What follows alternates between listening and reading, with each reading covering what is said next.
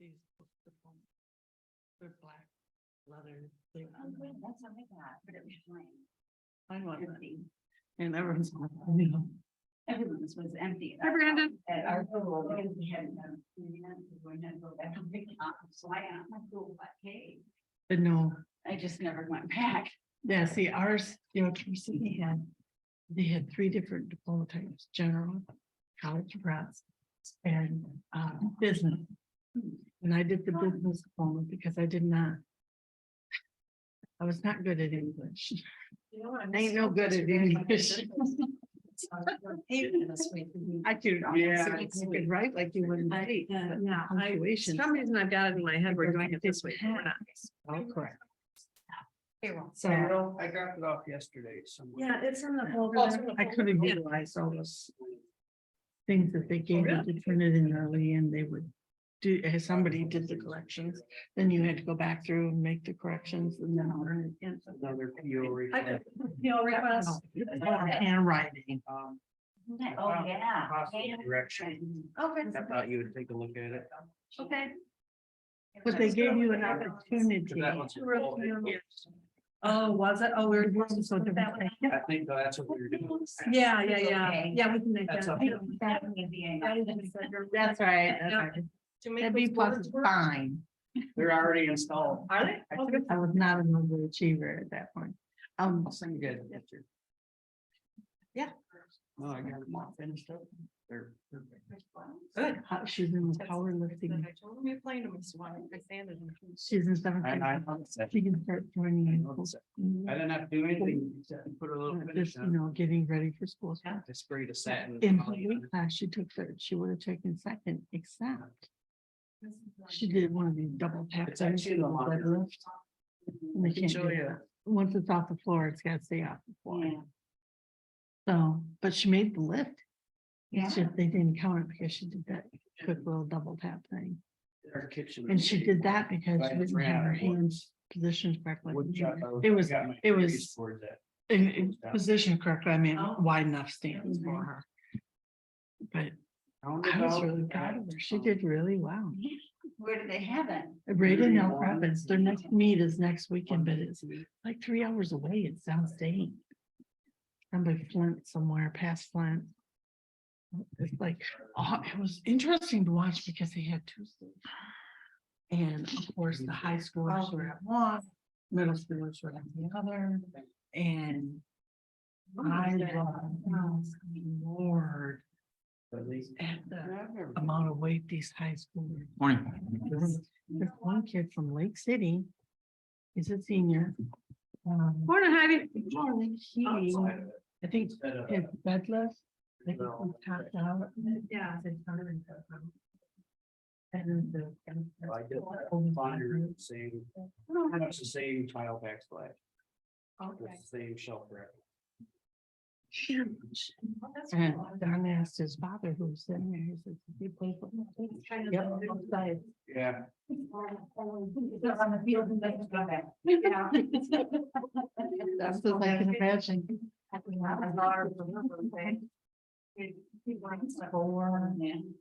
Different colors. Mhm.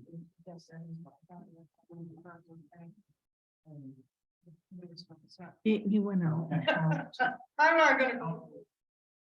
when heavy rains would hit. Good morning. Agriculture. When the other kids was just. It's good. Well, if I was gonna do that, I'd want that too. Yes, yes. Yes, more grace. Oh, really? Yeah, kind of like yours.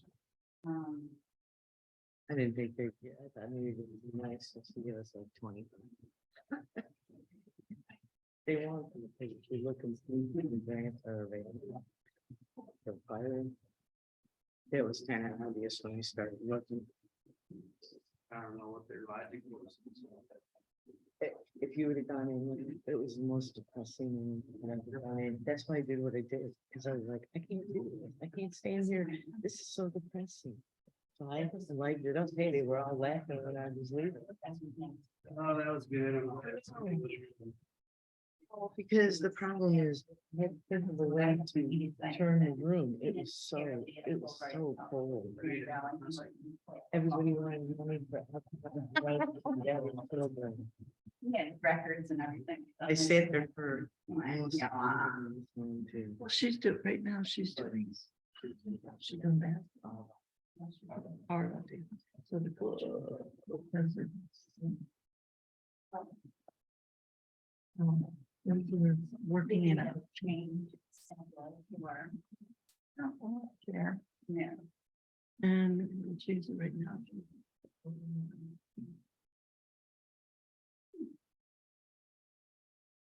Oh, wow.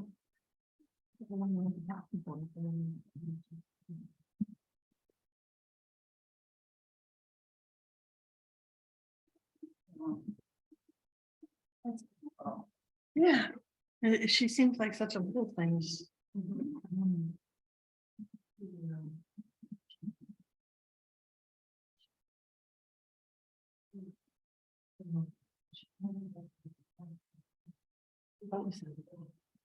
She's good. Sorry. Volleyball. Those are two things that really destroy your mood. Oh, yeah. Well, she's not playing that game. Thank you. That's Not the long ones, or- That's. No, no. No. Agenda, so it's Because probably has been, 50 gonna yeah. get really nothing. It's something. When it for I've got passports. put them all in a folder, sure, give you a break on the holiday. Oh, yeah. that time.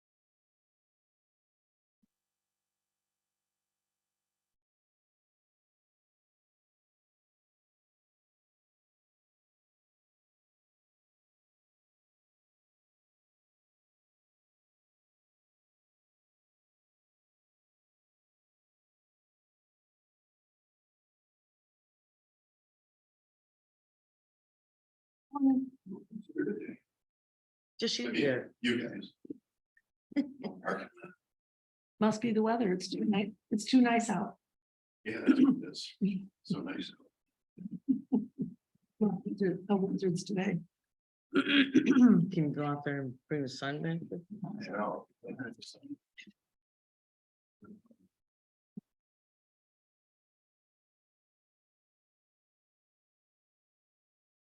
It almost made it the other day. It tried so hard to come up. Oh, yeah. Might be the afternoon there, but I'm glad it is. I was excited because it was like almost 6 o'clock and it was still light out. Cheryl, the new transfer thing that you sent out, what did you name that file? I didn't send it out. The treasurer did. Are you talking about this memo? No. Sure. Did you send out a budget transfer? Yeah, you sent out a budget. Like January 4th or so, you sent an email with the revised. Yeah, The accounts. No. You guys have had the budgeted transfer menu since October 6th. The budgeted transfer menu, I'm sorry, memo. has not been revised. There were no revisions necessary. I did provide on December 30th a revised budget amendments Yes. document, as well as there was, I believe, the revenue and expenditure for the first 9 or the first 3 quarters of the fiscal year were also in that email. And I provided that on Friday, December 30th. Yes, okay. It's And- budget and so- amendment 0. Right, Just and what- I'm to monitor the budget and bring budget amendments, okay? And so I do that at the end of every quarter. Mhm. And since the budget amendments through the September 30 quarter were not ever acted upon except for the one audit, I re-monitored the budget Mhm. through the end of December, and that's why that document was revised. So And it's- that is the document that we need to be Ron, I've dealing got with. it labeled as budget amendments 0401. Yep. 0.22 through 12/31/2022. okay, yep. But I sent it on Yes. you December did. 30th. Yes. 30th. Yep. Before the packet was sent out. Or posted to the website. Everybody ready? Heidi? Yep. Well, it looks like you got water, you got coffee, you got food over there or what? Not yet. It might come later. Della, I'm good. good to go? Cheryl, are you ready? Yep. Don? Yes. All right, we'll call this meeting to order at 9:01. Good morning. If you'll please stand and join me in the pledge of allegiance. I pledge allegiance to the flag of the United States of America and to the republic for which it stands, one nation, under God, indivisible, with liberty and justice for all. Roll call when ready. Goss here, Bennett. Here. Pop, Here. Balmuth. Here. Glenn. Here.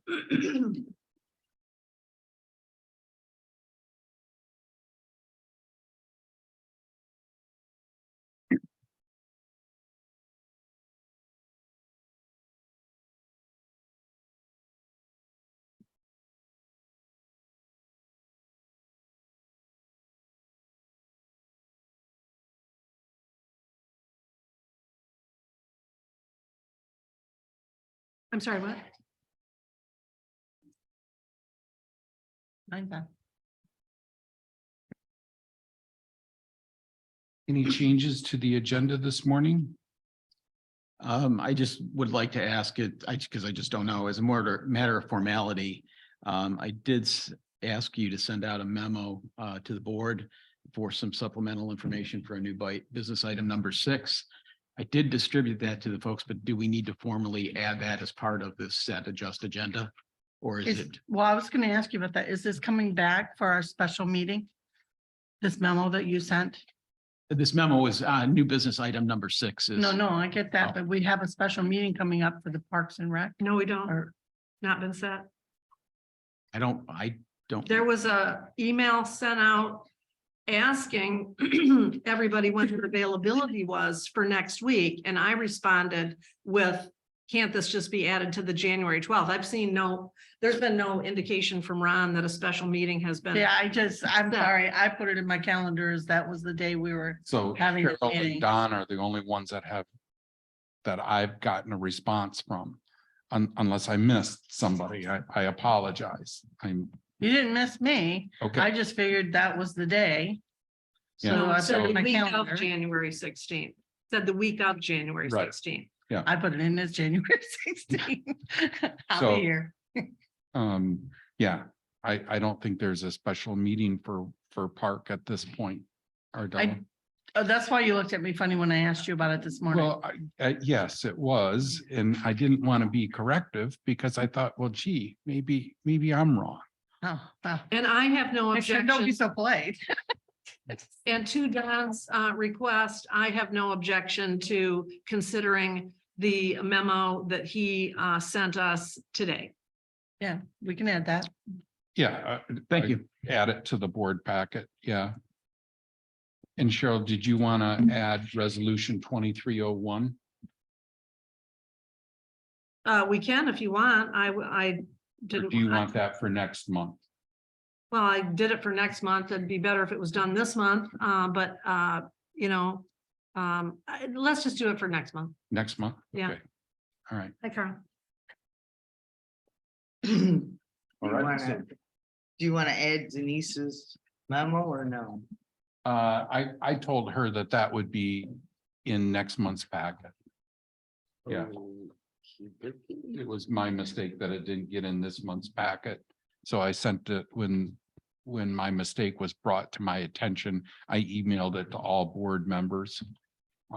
So my apologies. That's good. I had two meetings that almost overlapped, and actually when I was filing my board of review paperwork is when I found her public comment. So Okay. I do apologize. Any other changes? Any conflicts of interest this morning? Okay, we are on to public comment. So is there anyone in the house that would like to have some public comment? Good morning. Happy New Year to everyone. I just am here to let the public know that I have submitted some FOA requests regarding the payments of lowest wage as recording secretary for the township clerk's statutory duties from April 1 through the end of September. I'm hoping that I will receive some help from the clerk's office and the treasurer's office in providing documentation, and that it will be a speedy process. It's gone on for quite some time. Well known to everybody. Let's just get it done. If restitution is needed for the taxpayer money, let's get it paid back. I don't care exactly who pays it back anymore, but the taxpayers need to have their money refunded. And I appreciate your time. Thank you for your cooperation. I look forward to working with the Treasurer Bennett in this oversight review. Thank you.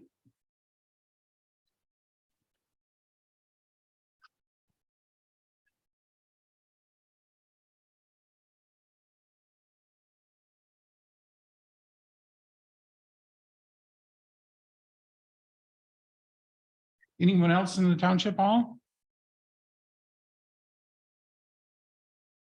And I see no one on Zoom. Oh, I see Rachel Steelman on Zoom. Wait a minute, how come these people aren't showing? Well, there they are. Almost went by all of our folks in Zoom land. I do apologize. So Connie Highmore, good morning. I see your hand is up. Good morning. Happy New Year to the members of the board and residents of Whitewater Township. With a new year, we have new hope. Hope for unity in Township Hall between the board, PC, and all the contractors and employees. At last week's PC meeting, I witnessed the spark.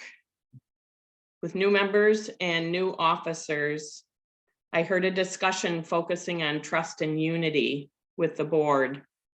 An olive branch has been extended. We need to do what's best for the citizen and land in Whitewater Township. The master plan, zoning ordinances, and general ordinances are an integral part of the township. Without these things, we have no direction or cares about what happens here. The master plan is the guide. The zoning ordinances are the law.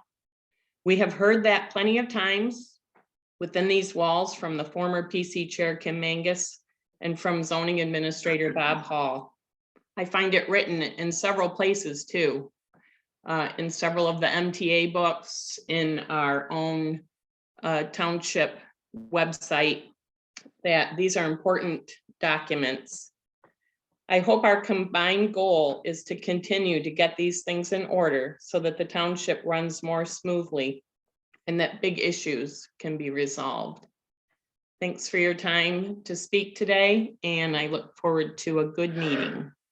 Thank you. Anyone else out in Zoom land wishing to make a public comment? If you would, please use the raise your hand function and we can get to you. I see no hands at this time. So anyone here in Township Hall, would you like to make a public comment? Hearing none, we will move on then. Daryl? Mr. Commissioner, sir? You're the first one up. Carol's way more comfortable.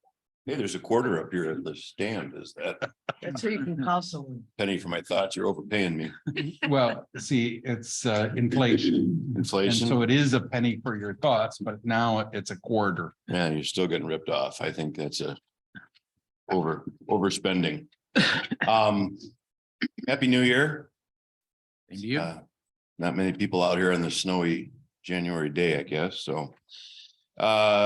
We have a new board at Grand Traverse County. There are now 9 members, 5 new members. We went through our organizational meeting last, I guess that was last week. We changed the meeting time to 9 o'clock on Wednesday mornings rather than 8 o'clock.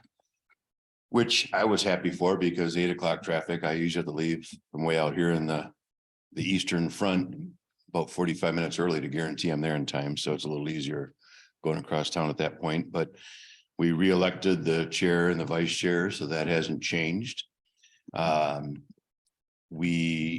proposed actually some kind of a volunteer work bee between all the board members as a way to kind of get to know each other.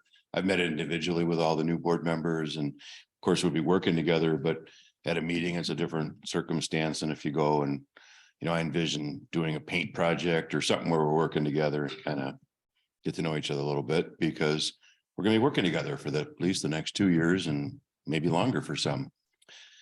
So really not a lot has happened yet this year, but we ended the year big with the ARPA award process, which was a grueling process. We spent a lot of hours on it. I know a lot of people in the community spent a lot of hours on it with submissions and everything.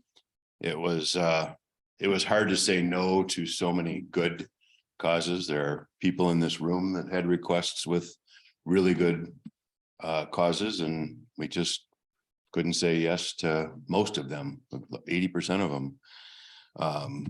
But we were able to get, there's about, is it $9,700,000 approximately for the Lossy Trail for Whitewater Township. And so that's, thank you. That's coming here. So I've already had conversations with Cheryl on the process that's going to go through, but PSC and administration of the county is going to handle the processing of that paperwork. That's going to be important to do. It's federal form, so I'm sure it'll be very complicated and cumbersome, but kind of has to be done. And we're going to help you get through that. I'm going to do everybody a favor and stay out of the paperwork side of it, but I'll certainly help coordinate between anyone else. So that's really all I have for the report today. We did try to spend the ARPA money around the county and around different things. I should explain, we set aside, we didn't allocate, but we set aside $5 million for healthcare infrastructure. We know we have a problem in this county with healthcare, with community mental health availability. We are working with Northern Lakes Community Mental Health to get that piece of it fixed. There was a lot of press and stuff last year about how we were causing problems, but it has actually worked out really well. All the other players like Munson, some of the big players are coming back to the table. The 6 counties are working together on a new operating agreement. So after that is done, we are looking at some kind of a community mental health wellness center, which we're kind of think of in short, a one-stop shop where we can funnel you out rather than having a bunch of silos. So all the organizations, whether it's rehabilitation, mental health, suicide, any of those type of things can kind of flow through one center. There's $5 million that we've set aside, plus there's $3 million from the state that we have. So we have a significant amount of money there. We also spent money on housing, affordable housing. We spent money with Goodwill for homeless shelter improvements, daycare, infrastructure. So we tried to do our best, but it's difficult when you've got 7 different people. And I'm not at all being critical of anybody, but trying to get everyone's process in there. And I think the process went pretty well. I So, do apologize. That's all right.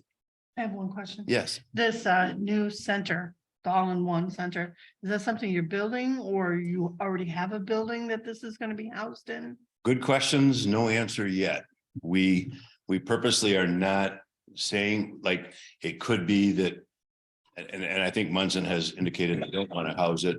Could be that Munson has a property. Could be that there is something that we purchase or that we build or that we. Well, it'd be nice to see that full 5 million actually go to services rather than structure. Well, and there's two ways we're looking at that. If it's a structure and a setup, like it's not just a building. It's like just building a building. We could do that right now, and it doesn't mean that the program is any better. We're looking at a program, and if that program needs a facility, then that might be part of it. Maybe some of that state money will be used toward that. We're trying to figure out what is the best way to move forward to provide so that when you call or someone you know calls, that they get an answer and they get channeled. So I don't want to say we will or won't do anything. We're kind of trying to stay away from just doing, like, we had some people that they asked for like 2 years of their operating fund. We're trying to stay away from that because we don't think that was what the ARPA funds were for.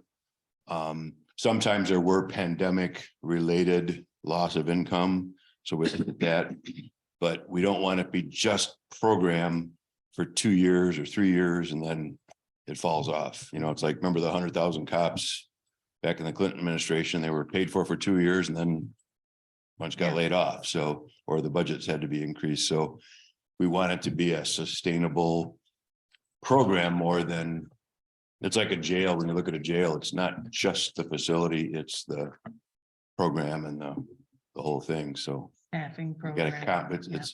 we got to complicate it. We can't make it easy, can we? So. No, but I like your idea of one place for them to go. Yeah, Because- not my idea, but yeah, thank you. Yeah, we can talk about this later, but people get shuffled around from place to place. Mhm.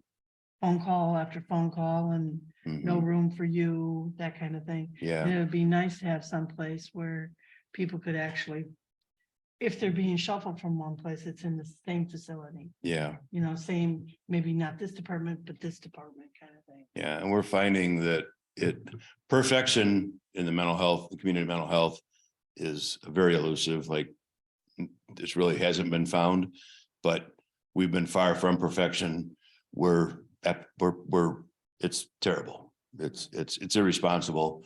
So we want to be better than that. So I don't want to stand up here and make any promises like, hey, 5 years from now, it's all going to be wonderful. But we feel like there are really good organizations that are kind of silos through no fault of their own, because there isn't this coordinated effort. So we're working with professionals and a consultant to try to come to what will work. And we're looking around the country to see what's worked in other parts of the country. We found from a lot of parts of the country, they're having the same problem. So we're certainly not alone. Well, if you have money, it's not a problem. Well, even, It's the people that don't, or the require, they need help. You know, being able to get these services, but they don't have the insurance for it. yeah, Those people are the ones that are. They're falling to the wayside. They're the ones that are being hurt by not having a one-stop shop or a place that's organized. yeah. And we know that we're probably we're going to spend more money in this, and we understand that. We're wanting to do that. I mean, we're going to look and see what it takes to make it right. But Okay, thank you. so I don't know what that looks like yet, but I'm not, But you're looking at. I'm not the expert, but You're we have, looking at it. and we're looking that's at it. We're important. trying. We're trying. So we're not the first people to try those, so. And Maybe you're the first one that has $5 million put towards it. Yeah, I don't know. We'll see. It's a very slippery nut. That's for sure. And thank you for the consideration that the Board of Commissioners did give Whitewater Township with respect to the ARPA funds.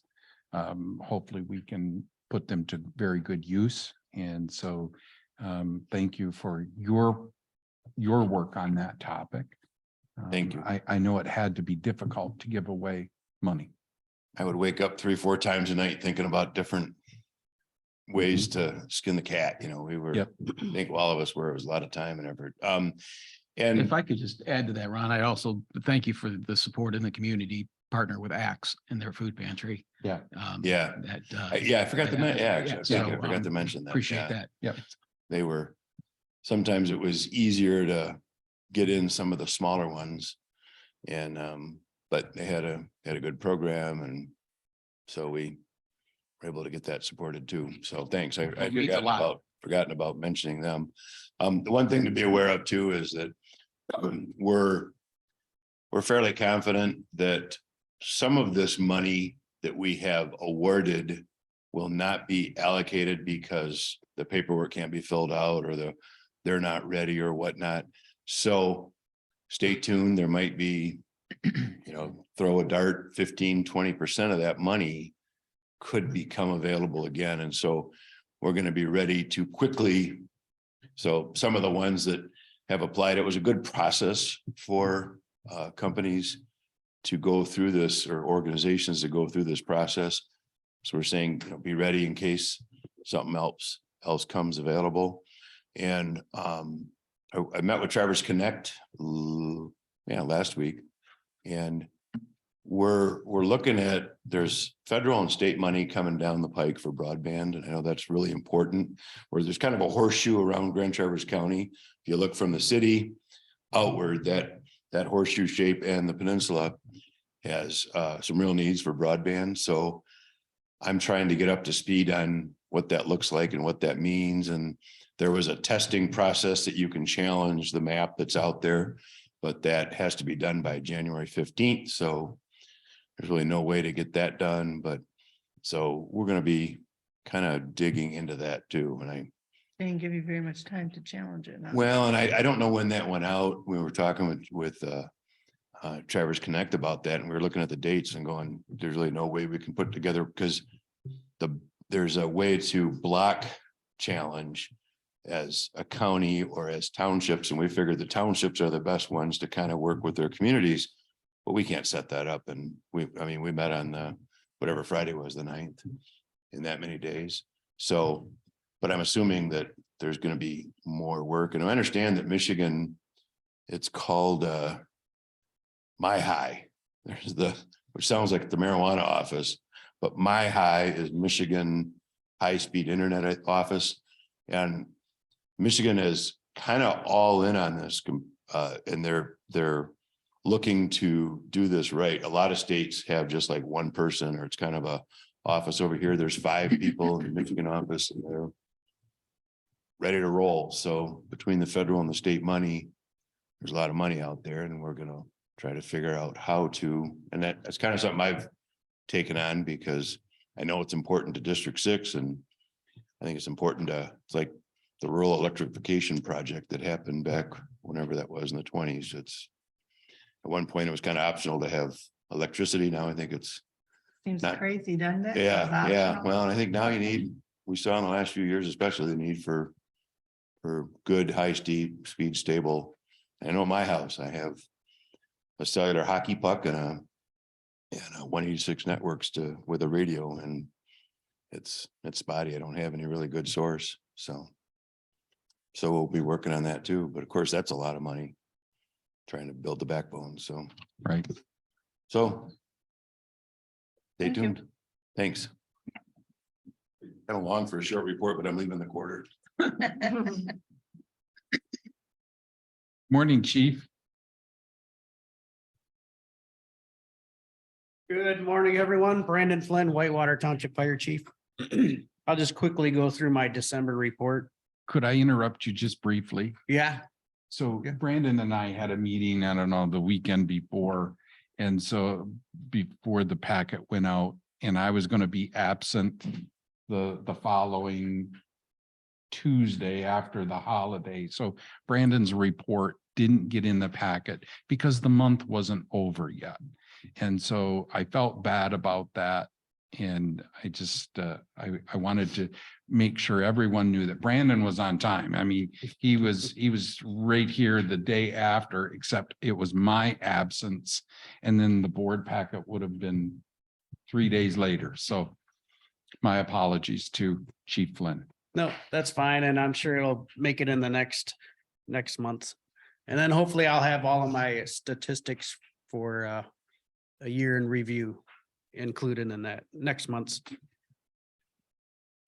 So, yeah, it takes a few minutes to get all that compiled, especially when I put together the training reports and stuff like that. So we had 3 emergency calls in December. Nice quiet month in the EMS assist, an outdoor smoke investigation, and a vehicle crash. We only had 3 training sessions of vehicle maintenance, which we do every month, and target solutions. And then we had our end of year business meeting, which we paid for our dinner. We greatly appreciate that. So I like to throw some food at the guys and we sit around and talk about the year, and I give them an opportunity to critique me and give me any kind of, Helpful suggestion. suggestions perhaps, all year long, I'm on these guys about doing stuff and training. So it's the end of the year review, which they have a chance to give it back to me. But they never say anything. I don't know what the deal is. Need a big whiteboard. Yeah. And you leave the room and they write on it, then you come back in, then you Yep. don't know who wrote it. Yep, maybe a suggestion box, it can be anonymous. There you go.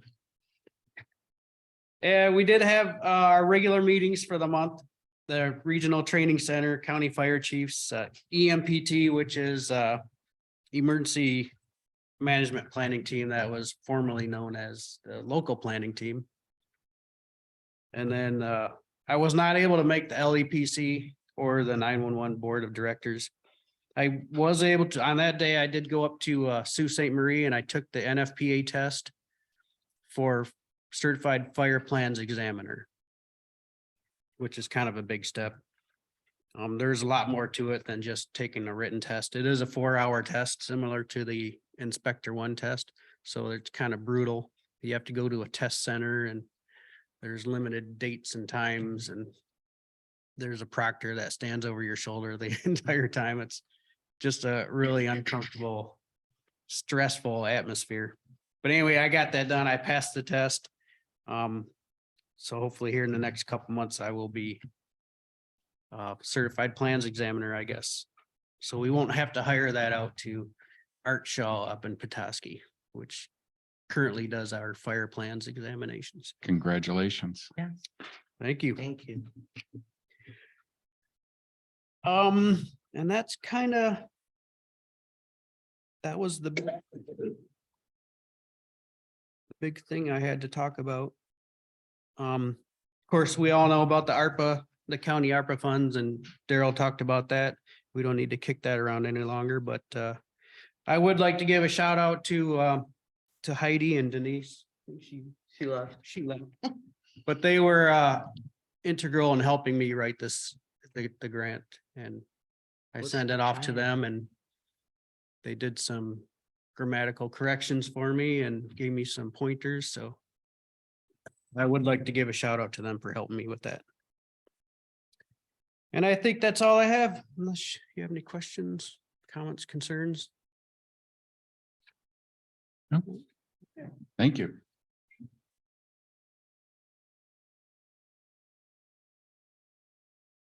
Heidi, is there a planning commission report?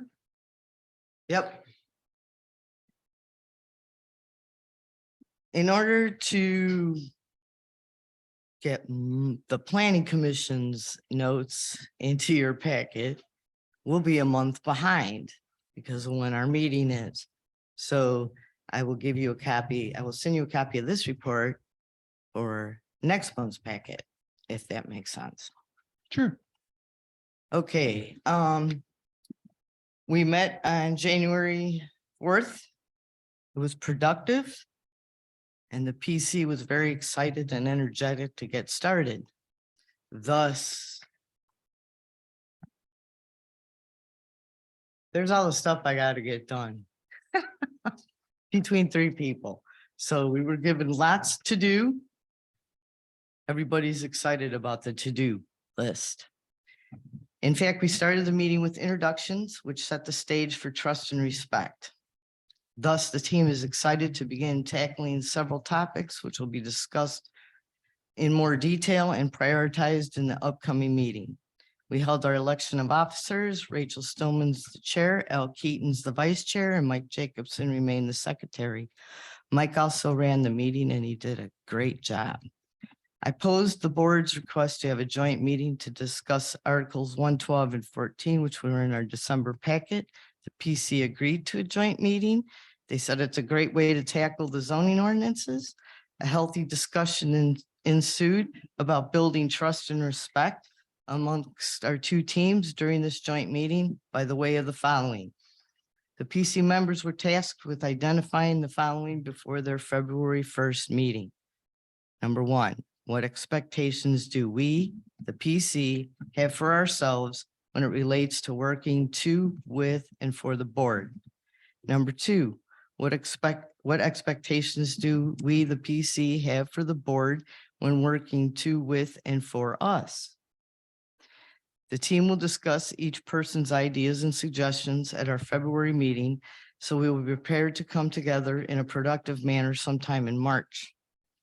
The Planning Commission respectively asks you to ask yourself the same questions, and I will send each of you a copy of this email so that you know what the questions are. Ponder them between now and the board's February meeting and add this to your February 14 meeting as an agenda item to combine your ideas and thoughts. Then as a team, we can all sit down together in March, putting the teams in better position to identify both teams' needs and requests timely and efficiently so that no time is wasted. The PC discussed our bylaws and we found several areas for improvement. Each member was given a sample of our bylaws as well as another township sample. Members will review and submit their ideas to Randy, the planner, before the next meeting so he can combine the thoughts and have a discussion and adopt at our February meeting. Randy's suggestion to create an outreach subcommittee to begin the master plan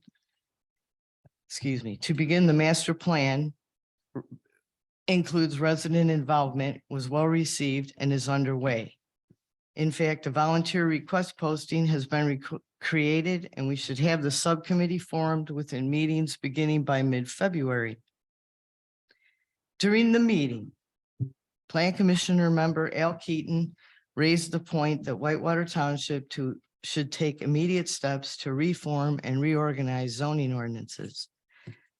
This would not be focused on changing requirements, only steps to clarify development standards, formatting, cross-reference checks, and steps to identify areas of inconsistencies across the whole document. Conflicts and inconsistencies of any substance would be addressed individually afterwards. The goal is to clean up our zoning ordinances and have a better foundation to work with once our master plan is done. The update master plan will likely contain a list of recommendations to implement a plan, and many will likely include zoning amendments. Randy Melnick has done this kind of work before and said it might take about 2 to 3 months to get it rolling. It would involve some costs to be determined later, and there's a better understanding of giving us a better understanding of existing available documents. Each PC member was engaged, participated, and the action items were ready to tackle. It involves a team. It involves everyone working together and involves everyone to do what they need to do. The PC members were engaged. We had a great meeting. They're looking forward to having a meeting with you And I just ask that you remember that trust and respect, and we're all new at this, and we're doing the best we can. Thank you. I have a couple of questions. Am I supposed to put something on the February agenda? I'm for gonna the give it out PC? to you in writing.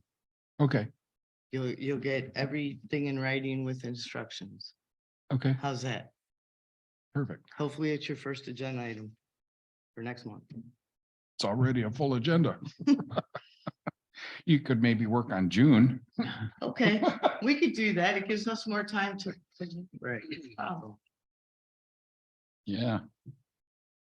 Thank you, Heidi. Mhm. Don, are you number 4 now? Yes, I am.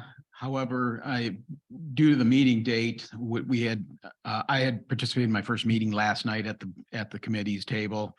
I will provide a written report, to this board, at the February meeting, which is consistent with what we've been asking. I did not prepare any verbal report for today to stay away from that. I'll simply write that up, and then questions can be handled then. We do have a unfinished business item, I believe it's number 5, to potentially adjust the bylaws to change their meeting date, which would reflect a halfway point between regular meetings. And we'll discuss that further, but that will, I think that would, that is a good discussion for us to have, so. Okay.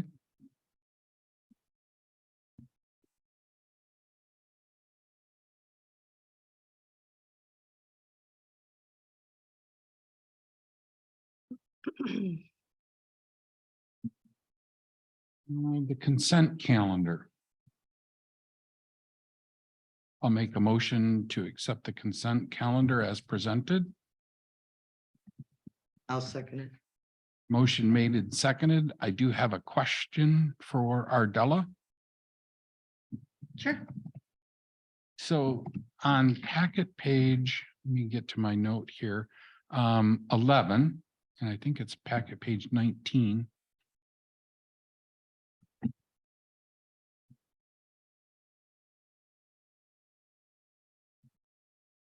11 or 19? No, 2 different documents, 11 and 19, I believe are the pages. So 11 is the first document. Yeah.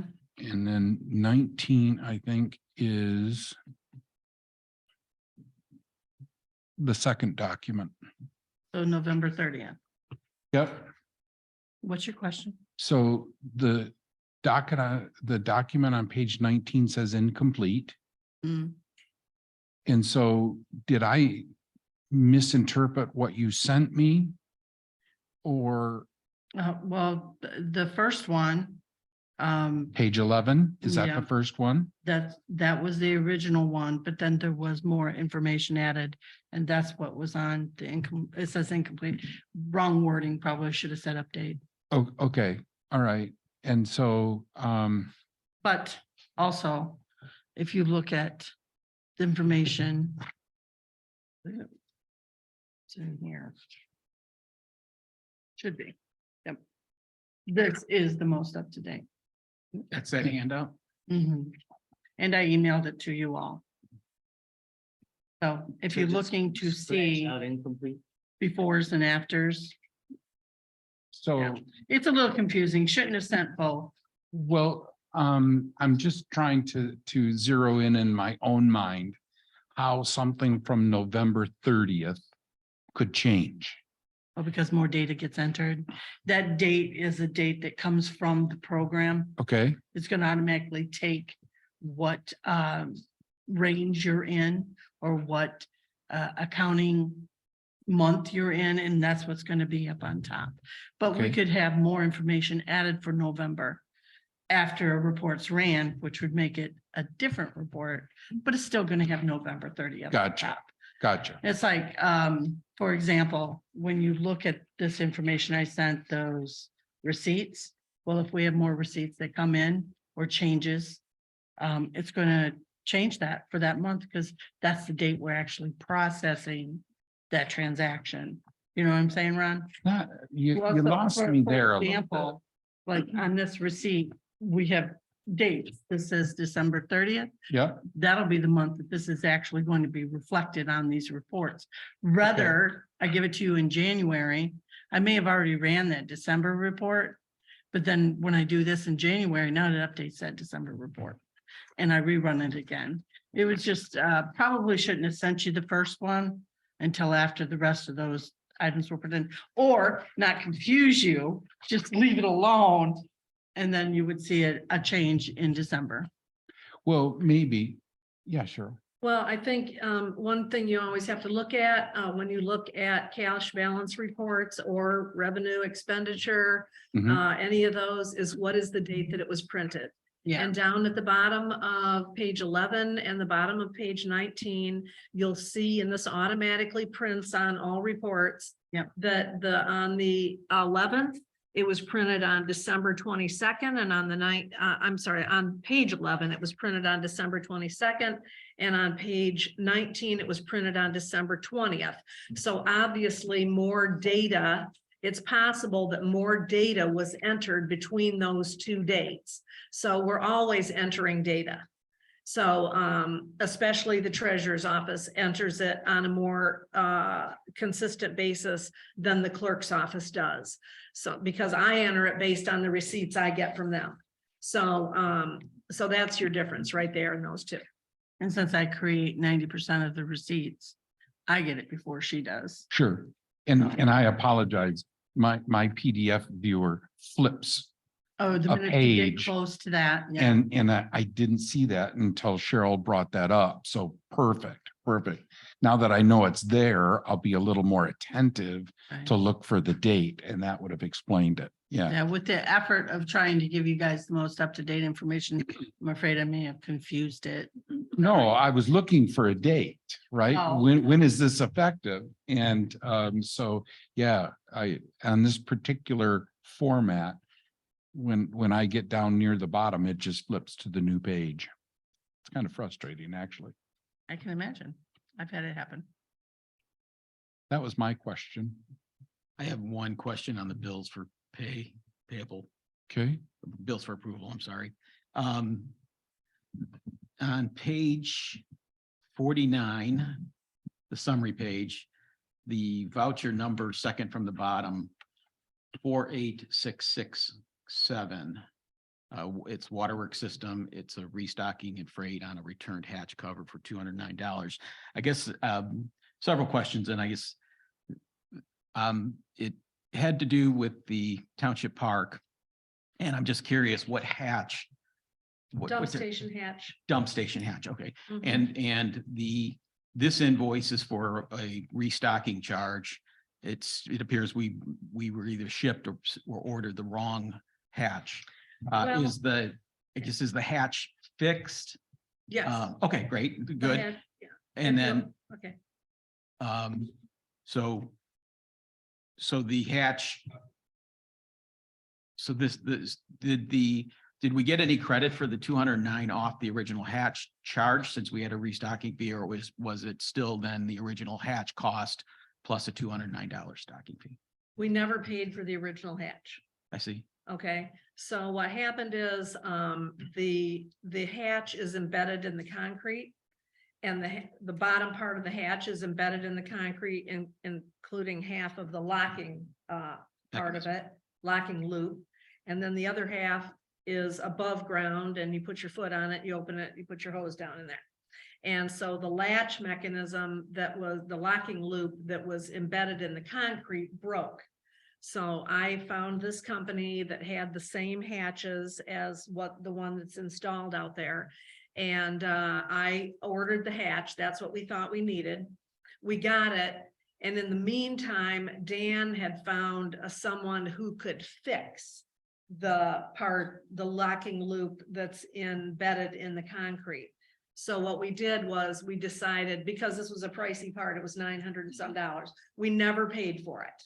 But there is a restocking fee on items like this, and it took them several months to get us the restocking fee invoice. So that's why it's just being paid on December 20th, because we didn't receive it until sometime in December. And just as important, the mechanism is fixed. Oh, yes. Yeah, okay. Yes, oh, yes, we Okay, didn't very leave good. it unfixed. Yeah, I We just have didn't to know get it what- fixed. Right, yeah, we would never leave it on. Well, I wouldn't think to, I just, but. Right, just yeah. want to make sure. Now, that- we don't, it's supposed to be locked at night. I don't know if every night the Rangers do get it locked, but we started locking it a number of years ago, due to vandalism. We found some things. We've had to have Northern A1 come and fish a few things out of it that people have lost down there, or I say lost in quotes, kind of sarcastic. There's no way they went down there from their tank. No. Through the hose. Fall off there. So anyways, and of course, yes, it's locked at the end of the season, you know, permanently for the winter. Okay. Thank you.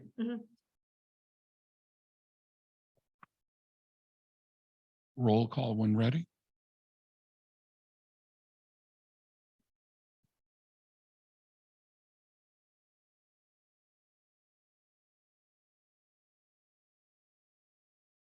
Bowman, Yes. Bennett. Yes. Pop, Yes. Glenn, Yes. Goss, yes.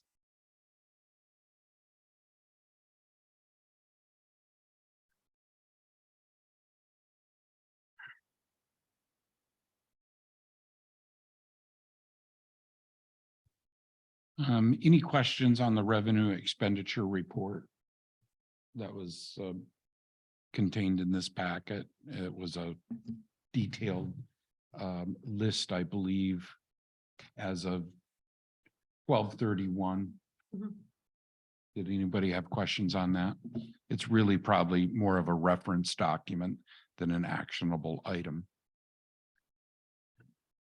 The only thing I would say is I didn't bring anything with me. I went through much of it, looking at questions that may be and adding them to like budget meetings for discussion then, so Okay. not necessarily for a general discussion today. Okay, anyone else?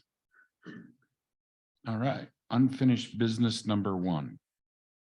Well, I did not include a motion, and first of all, we should be dealing with the budget amendment document that goes through 12/31/2022, which incorporates budget amendments, some of the budget amendments that were in the 9/30 document. One was already dealt with, one the chief does not need anymore. And so the budget, which I'm to monitor quarterly, was looked at the end of December. So this is a more updated document. Some of those amendments are the same as they were because nothing changed on those. And I think there's a couple additional ones. So to start the discussion, I will make a motion to approve budget amendments as detailed in clerk's memo dated 12/30/2022. I'll second that motion. Motion made and seconded. Further discussion. And just to be clear, this was a separate email that Cheryl sent out. Does everybody have that available to them? Heidi, are you good? Yep. Okay. Don? Yes, yeah.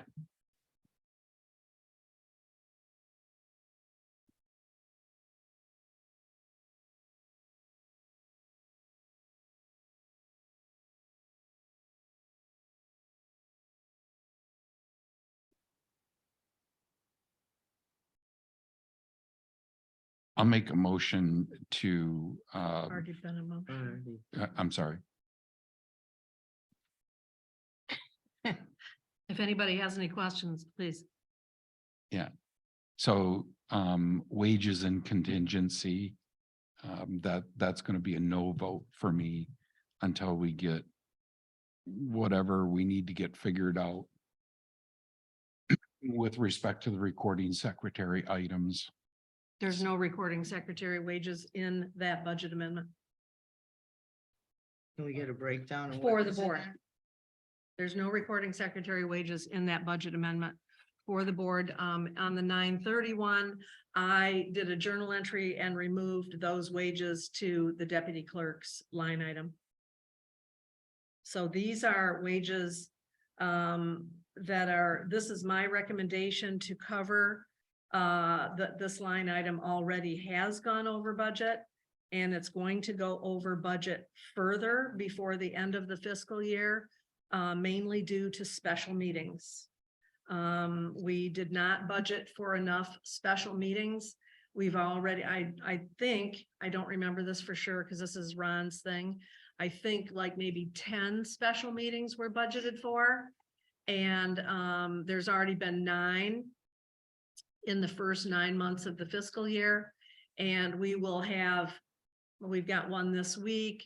We'll have 4 to 6 special meetings to hammer out and adopt the budget.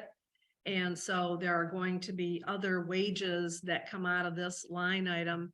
I think on the September 30th document, I might have made a list of all the things that come out of this. See what page is that in here?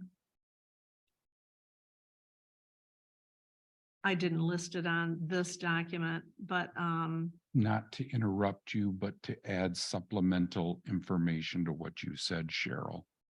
The 2022 2023 budget, our current budget we're in, we allowed for 22 meetings at the township board level. right, and that's 12 regular Yeah. and 10 special. Yeah, just confirming what you had said. Okay, yeah, Just okay, confirming yeah, what you had said. exactly. But we're already at 9 and we've still got a quarter of the fiscal year to go. That was taken Understood. into consideration there. Does anybody know what page that 9:30 memo was on? I'm looking for it. Yeah, Coming up with it real One quick. 59. yeah, 159. 159. Okay, so these are all the things that are paid out of 101, 101, 703. Trustee wages, newsletter wages, marijuana subcommittee wages, which of course we don't have that anymore. And so it's not just those special meetings. We do have to account for newsletter wages in there. And of course, the marijuana subcommittee was a one-off thing that, but it did add to the deficit in this line item. And So that was not a budgeted item last year, if I remember correctly. I know, but we approved it. Yeah, Yeah, no, it was I approved. agree. Right, Yeah, I right, totally because agree. we didn't know we were gonna have it Right. apparently. Yep. I don't remember. Well, yeah, we didn't know when we were gonna have it the year before. Right, Because they first met in February of 22. So, right, yeah. So, and I don't know if you take into account newsletter wages that Lois gets paid for helping get the newsletter out. so Um, I have the following notations on 703, which is abandoned building, yeah, Zoom, newsletter at 20 Yeah. hours per newsletter. mhm. Abandoned building is 200. We don't have one of those, but Right, but that's what's Right. in our number Right, yeah, currently. yeah. And then the rest of it was all Zoom dollars. yeah. Yeah, that's right. Zoom fees come out of there too. For a total of 115 hours. Yeah, whatever Yeah. that was. Yeah, Yeah. again, this was a Well, all budget from a year ago. Yeah, I get Mhm. it. And it just wasn't enough. So we need to do a budget amendment, wage line items. While we don't adopt the budget by line item, a wage line item is one that is supposed to have a budget amendment to correct it so that it's not over budget. So that's why my recommendation is for the 5,000 budget amendment there to get us through the rest of this fiscal year. Which hopefully that will. And then the Social Security and Medicare are just additional based on that. So those kind of go hand in hand. This really is very few budget amendments for 9 months of operation. It is, Yeah. especially everything that we've come through with all Yeah. the special meetings and Right, so on and so forth. Right. It is very few. So Cheryl, could I could you explain one more time to me on page 159? In the recording secretary wages of 2450 have been moved to 101, 215, 703. Where were those moved from? They moved from where? From this line item. From 101, 703? 1703, yeah. So just to be clear, and correct me when I'm wrong here, Cheryl, 101 is the 101 is township board, Yes. correct? Township So board what does wages. the first 101 stand for? General fund. General fund. Mhm. Then 101 is the board under the general fund, The department, Correct. township board. the department. Thank you. Yeah. That was the Fund, term I was looking department, for. account. That was the term I was looking Mhm. for. Department, otherwise known in our lingo as cost center. Sure, yep. Yeah. So does that help? Does that bring it a better, clearer picture, Don? I think it does.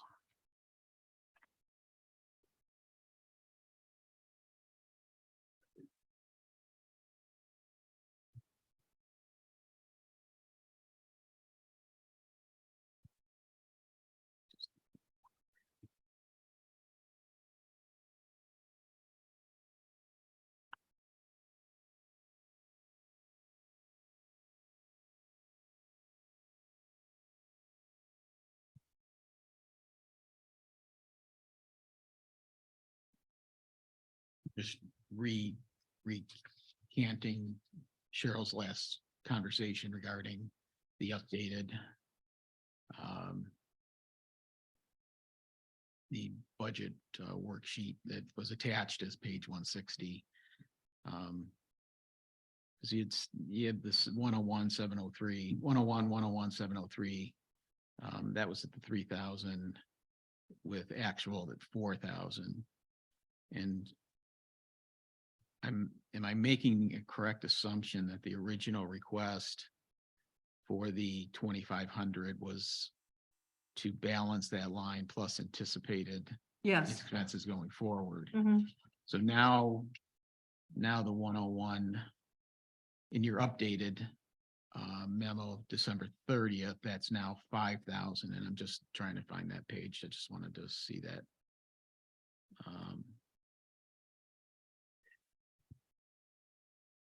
Should have written the page down. So it came in as a separate document.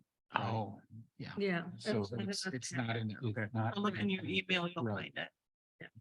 Yeah, That's Um, why I'm struck. That's what it took me. so Yeah, I long. just did it too. Okay. what, take a moment So- and find the email if you want. And that's what I had, I had trouble locating it in my file. And you gave me the name earlier, Don, and you called it budget amendments.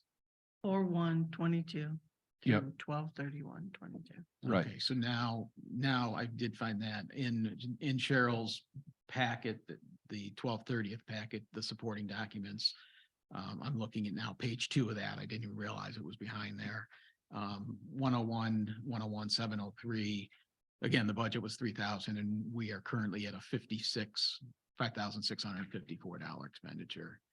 And so therefore I was just trying to tie those two numbers, but doesn't that 5,000 still leave us short? It might.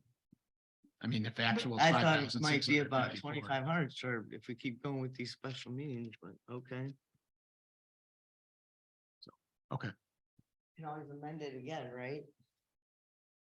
And that amendment would come at the budget public hearing for the fourth quarter amendments. Mhm. so the action on that 101, 703 would still, but technically leave us $654 over an amended budget amount. What's that now? So by reading this, if we transferring the $5,000 leaves us, oh, no. No, because you No, would because add you it have the to the other three. 8, yes, right, It'd be 8. got it, got it. The amended budget column will be 8. The original budget column will not change. Got it. Yeah. The minute I said it. Okay, Sometimes we have to talk these things out. there I'm there. Okay.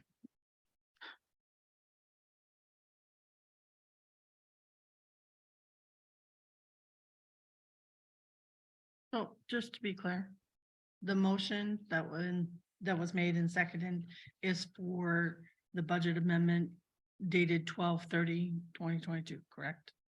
Okay, which is a separate document. got it.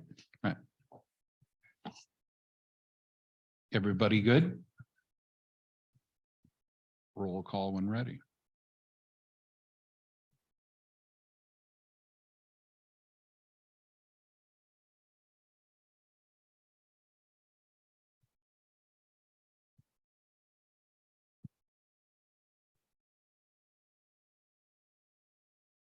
Goss, yes. Valmuth, Yes.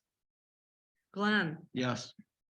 Pop, Yes, Bennett, Yes,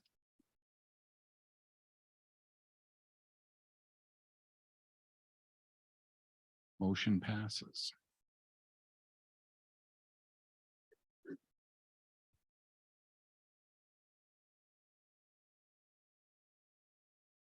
So just to be clear, we still need to address the second item, which would be budget transfers. And I think this is the document you said that would not change. right. And I because- assumed both of them would not change when I put the Oh, packet together. And yeah. I didn't see how that would come to fruition. So again, Right. I apologize. I believe I said I would do an updated budget amendment document, but not this one, because this is, if you look at your adopted budget, this is what the board adopted as transfers to be made during the fiscal year. Yes, This is exactly what the board adopted. So, but we have to formally make these motions in order for me to formally transfer, or Della, we both have to transfer the money on paper. Right. Into these other funds. So, and I think the original, maybe the other observation of this document was it was dated 2021, not 2022. So it was a simple typographical. and I error. corrected that. And yeah. it is, yep. I corrected that. Yeah, so we're on packet page 184, electronic packet page 184. So I'll make a motion to transfer $18,000 from the general fund to the road fund. I'll second that. Motion made and seconded. Further discussion? Roll call when ready.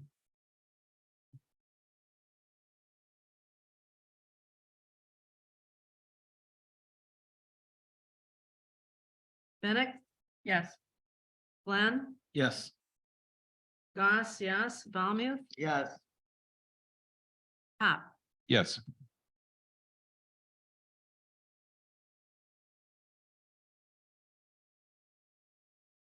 I'll make a motion to transfer 35,000 from the general fund to the fire fund. I'll second that.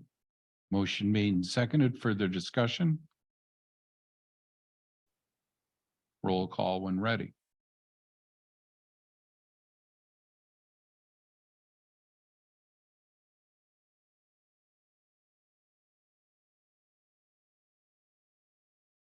Pop, Yes. Goss, yes. Valmuth, Yes. Bennett, yes, Glenn. Yes.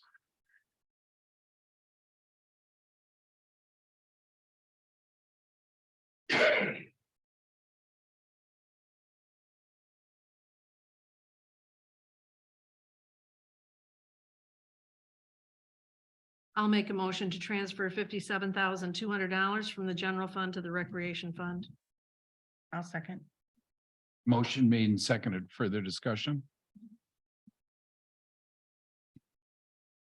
Remember that this, The rec fund doesn't have its own revenue, so this was to cover the proposed expenditures in the as adopted in the rec fund. Chiefly the storm damage, which we thought was going to be more than it is, than it wound up being, although it's not complete. Does any board member have questions on what Cheryl just said?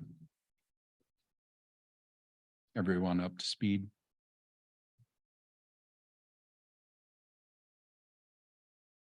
Della, you seconded it, correct? did. Okay, thank you. Roll call when ready. Glenn, Yes. Pop, Yes. Bennett, Yes. Goss, yes, Valmuth, Yes.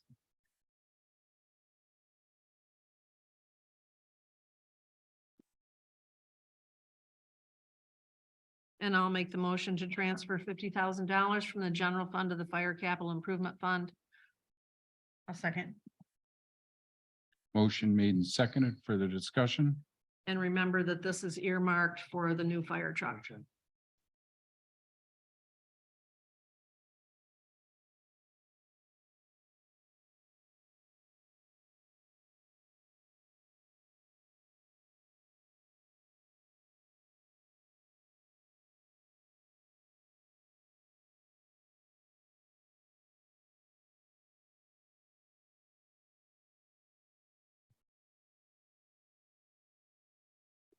Which will bring that to $95,000 set aside for a new fire truck. Did I call for a roll call? Not yet. Question, right? All right. Roll call when ready. Bennett, Yes. Valmuth, Yes. Pop, Yes. Glenn, Yes. Goss, yes.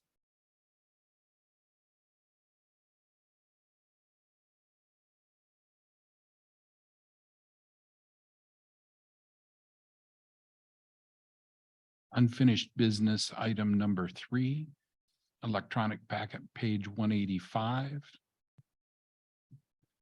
I'll make a motion to discuss the December 13th Whitewater Township Board consent calendar.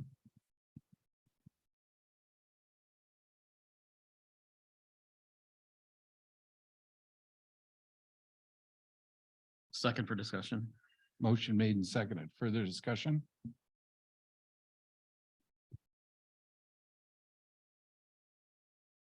All my questions have been answered.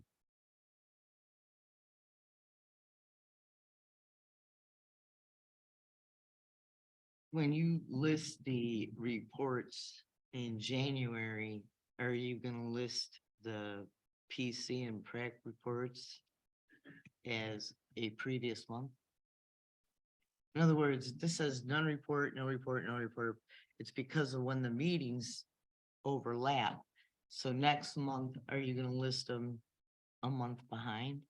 Yeah, Okay. so like your report, that's gonna get kind of confusing, right? That's what I 'cause- was gonna say. Maybe you wanna put a little blurb in there next month.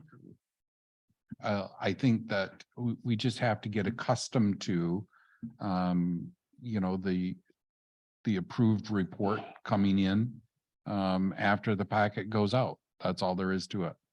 And so then last month's written report, like you gave here today, will show up in writing, but it'll actually be for your January report, but Okay. it shows up on the February agenda.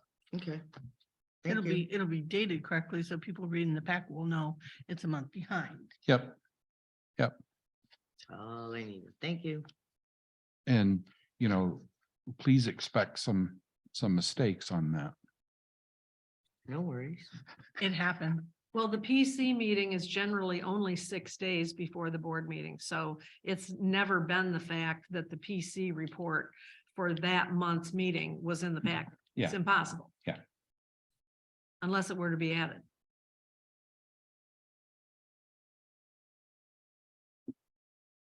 Any other questions or comments? None. Roll call when ready.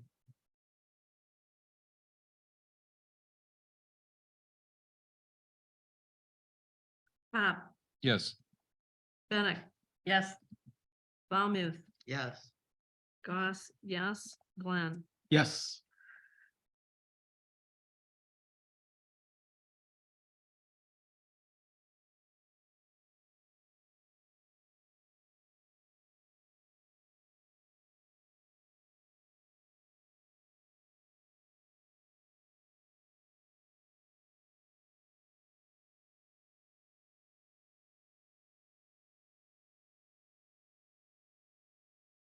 I'll make a motion to approve the Fahey Schultz Roads letter to redate and send by certified mail. Letter dated October 28th, 2022 to Roland Oosterhouse. I will second.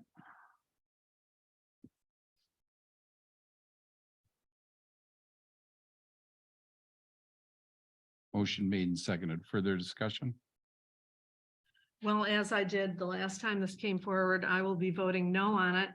And I do not want anyone to mischaracterize my no vote as meaning that I do not support Lossy Road Nature Trail being a non-motorized trail.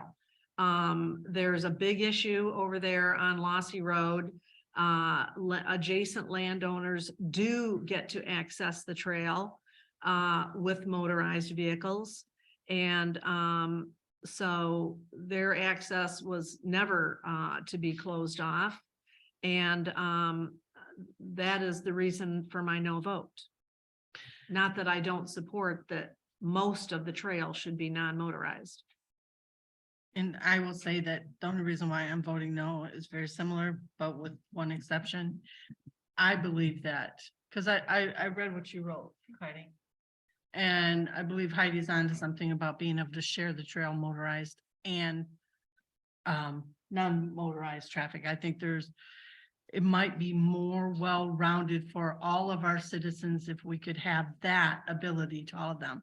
I'm not saying it's going to be used as somebody's driveway. That's not what I'm saying. I'm still a little foggy on why Mr. Osterhaus can't use Skigmog Point Road to enter his property. Is it topographically not possible? Is it a wetland? I mean, because he has quite a bit of frontage. Why can he not enter his property through Skigmog? Did I miss something? Yeah, Bob gave him permission to use it as a driveway on that napkin, whatever they sent in. Okay, so beside that, is there a reason, do you know, Ron? Well, Bob Hall did a site inspection a couple years ago. And if I recall correctly, it's a challenge to put in a driveway off of Skigmog Point Road. But is it Possible? impossible? mean, I is don't it- think that's even been, Get a permit for a driveway there? well, There's gotta be some They used to reason. access through a parking lot. Now, I have walked with Mike Jacobson twice, and this parking lot is supposedly not a parking lot anymore. Something happened to it. I mean, overgrown, they stopped using it, or somebody filled it in or whatever off of Skigmont Point. That part is still a mystery to me, because I went back and looked at all my notes, and I've got 2 parking lots, and then I got in parentheses, 1, where did it go?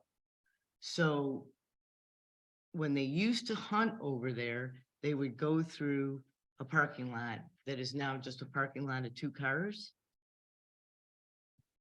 So it's just been filled in. there's like it's a never field been or a parking lot on that side, That's on either correct. side. Yeah, well, there's a parking lot at Lossy Road entrance. Off of, Road, you mean? yeah, Cook Road, yeah. Well, So I kind of like that question answered. Why Mr. Osterhaus, I can't say his name right, I'm sorry. no, Osterhaus, is so insistent on coming in through the Lossy Trail. Why isn't he coming in on the road frontage his property? Yeah. Is on. I kind of like to know that before I say absolutely no to him. And I'm in the like mind with Heidi. Don't be shocked. I'm not, because I've been researching this forever, and I just think that if you Google it and you start looking down on Earth, there's more tire tracks and footmarks on that section of the trail. Well, I think there are a lot of people that would use that trail if they were able to. If it was motorized, older people especially, people handicapped would use it. And that doesn't mean you're gonna get a bunch of people rip roaring through there. You do set the rules. There's etiquette. I mean, there's Yeah. trail etiquette. It's not like there's no rules. There's signage, I mean, I tried to research this as much as I could, and I've been on shared trails. I have two, mostly with snowmobiles. But So, they're shared trails and you have a set of rules that Speed people, limit. they try to live by. I mean, sure. Well, I would correct the statement that Bob gave this property owner permission to enter via Lossy Road Nature Trail. He did not. The property owner submitted a drawing and showed the trail on the drawing, but that was not to be construed.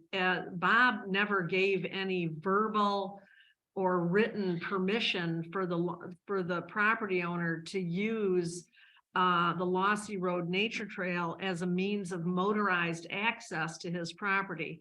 And as Ron said, there has never been a parking lot on the east end of the Lossy Road Trail. And we declined to purchase the piece of property. There was a 1 acre piece of property just south of the trail there that the board declined to purchase, mainly because it's a very steep drop off from the road. It's wooded. It was going to be extremely expensive to create a parking lot there when there's a natural parking area further down the trail that would actually be past where Roland's house is, or where his planning of a house or whatever this building is. I don't even know what it is. Some ag agricultural building or building. something like that. No, it's Um, also a house. well, see, but wasn't the, Okay, can I just finish? sorry, And then you can talk. There's a natural parking area further down that would, because currently people are parking on the road. I've parked on the road myself there to access that trail because I've been up and down that trail. Are you talking about from one- Spiegelman? I'm talking about the Lossy Road Nature Trail. Off Skegmont Point, but the whole length of it. I'm talking about the whole length of it. And so anyways, I guess that's the end of my comments. So, I'd like to weigh in for a second. okay, I think there are several issues here at play. And I believe a lot of those issues do have merit for further discussion, but I don't think that they're at the matter at hand. I believe that if there wants to be a coexistence of motorized vehicles, which for reasons that you articulated, Ardella, seem to make a lot of sense. And there certainly are things that need to go along with that. It's not just as simple as doing that and saying it. I think that in my mind, there is going to be a significant investment of capital funds, the likes that we probably haven't seen for years, to improve that overall trail system. I mean, look at the ARPA grant that PrAC was able to get, and if they use the other ARPA funds, you're looking at $150,000. They still have a Sparks grant out there. So there's quite a significant amount of money being put into that. One would hope that with all those improvements, there would be certainly an increase in pedestrian traffic. I think it's going to be an incentive for probably motorized traffic. And then I think that brings in a secondary issue that's tied directly to that, and that is the parking issues, both on the east and the west end, whether they're adequate, properly sized. But again, I think those conversations and projects, I think, are part and parcel to a separate discussion and strategy on that. I go back and those are all good points that we should probably be revisiting to change the fact that the property is restricted to non-motorized vehicles at this point in time. Mhm. And so I respect all those points, and I think that they're a great basis for probably looking at how do we handle that in the future. But the matter at hand is that access is not permitted as we sit here today, which is the matter in front of us. And it's, the law's the law on that. And so, you know, it's like other things. I think those are all good ideas that we should be exploring to change. But that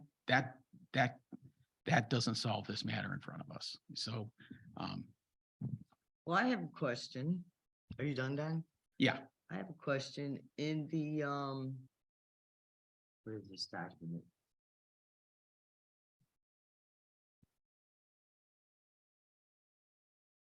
I went to the recorder of deeds and pulled the agreement when they relinquished, when Grand Traverse County relinquished the right of the road. And it says on here that there was a petition of 10 people. Do we know who the 10 people were? It says, whereas a petition of June 5th, 1992 has been received, signed by 10 freeholders of Whitewater Township requesting relinquishment of jurisdiction and control over said portion of Lassie Road. So does anybody know who the 10 people were? That's in 92, so. I know a few. But was it board members or was it, so we did this for citizens. Yeah. So is there any way we know what the petition said besides the they'll take it over or relinquish it? Do we know why they did it to start with? But you guys did the research on this, or you got to a certain point in it when you were looking for the history. What did you find? Anything on that? So the A lot of petition, nothing. Nope. to my knowledge, I've never seen that. And Heidi and I did not come up with it. I don't know, Yeah. Cheryl, would you keep a petition? I would assume they would have kept a petition. Petitions are kept. So Everything I I would can have to think look of through the is- Parks and Rec drawer to see if there's any folder in there that has a petition in it, or there's lots of park I got it documents in there. narrowed down between 696 June and July of 92. Well, the petition, I think, would probably have been filed not in the minutes.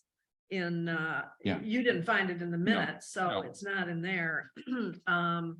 So if the petition was kept, maybe it's in a drawer in there somewhere. I would think we have one drawer that's kind of dedicated to Parks and Rec, so. So the and- historical document. And that comes from the road commission, correct? Right. That document you're reading from is a statement that was made from the road commission, And they correct? filed that document, and Yeah. maybe, Yeah. and- So they and- filed the document. so- They may have it in the files, the petition. I did outreach on that, looking for all of the original taking documents. And so this is when the land was originally taken from the people who owned it. It happened between 1932 and 1934. They do have a map that they provided. Let's see, Steve By, I believe, was the surveyor's name. I think he just retired for the road commission. And he did a deep dive on basically many of our roads here with respect, or many of our roads were taken about the same time frame. Skigawag Point Road seems to me like Drake Lane was in there, that type of thing. Yeah, but I know that townships have to be involved in that when there's a taking. There is. When you abandon a road and it becomes property of the township or a landowner, townships have to agree. I know that because we are involved in one. Yeah, so be careful of your choice of words. Abandonment is a different process than relinquish. Yep. Okay. it is. Okay. So abandon generally is thought, at least to my understanding, to revert back to the underlying landowner. Whereas a relinquishment, it's a transfer of those rights. See, we called it an abandonment because the county no longer supported the road. But it had to be transferred into a new owner's name. That's what it says on number 2 here. And we were the owners at that point. So we were responsible for the upkeep of that road. Sure. So maybe I'm using the wrong words, but it's the same thing. You remember the Manor Road behind the business? That used to be an actual road that the county upkept. And we asked for them to abandon it and they transferred it into our name. But Acme Township had to be involved in it and they had to approve it. Sure. So I'm wondering, wouldn't Now, that have have you been ever the same thing here for that particular? Have you ever seen this document? Probably. So, Read number 2. Except I think it's supposed to say resolution, not resolution.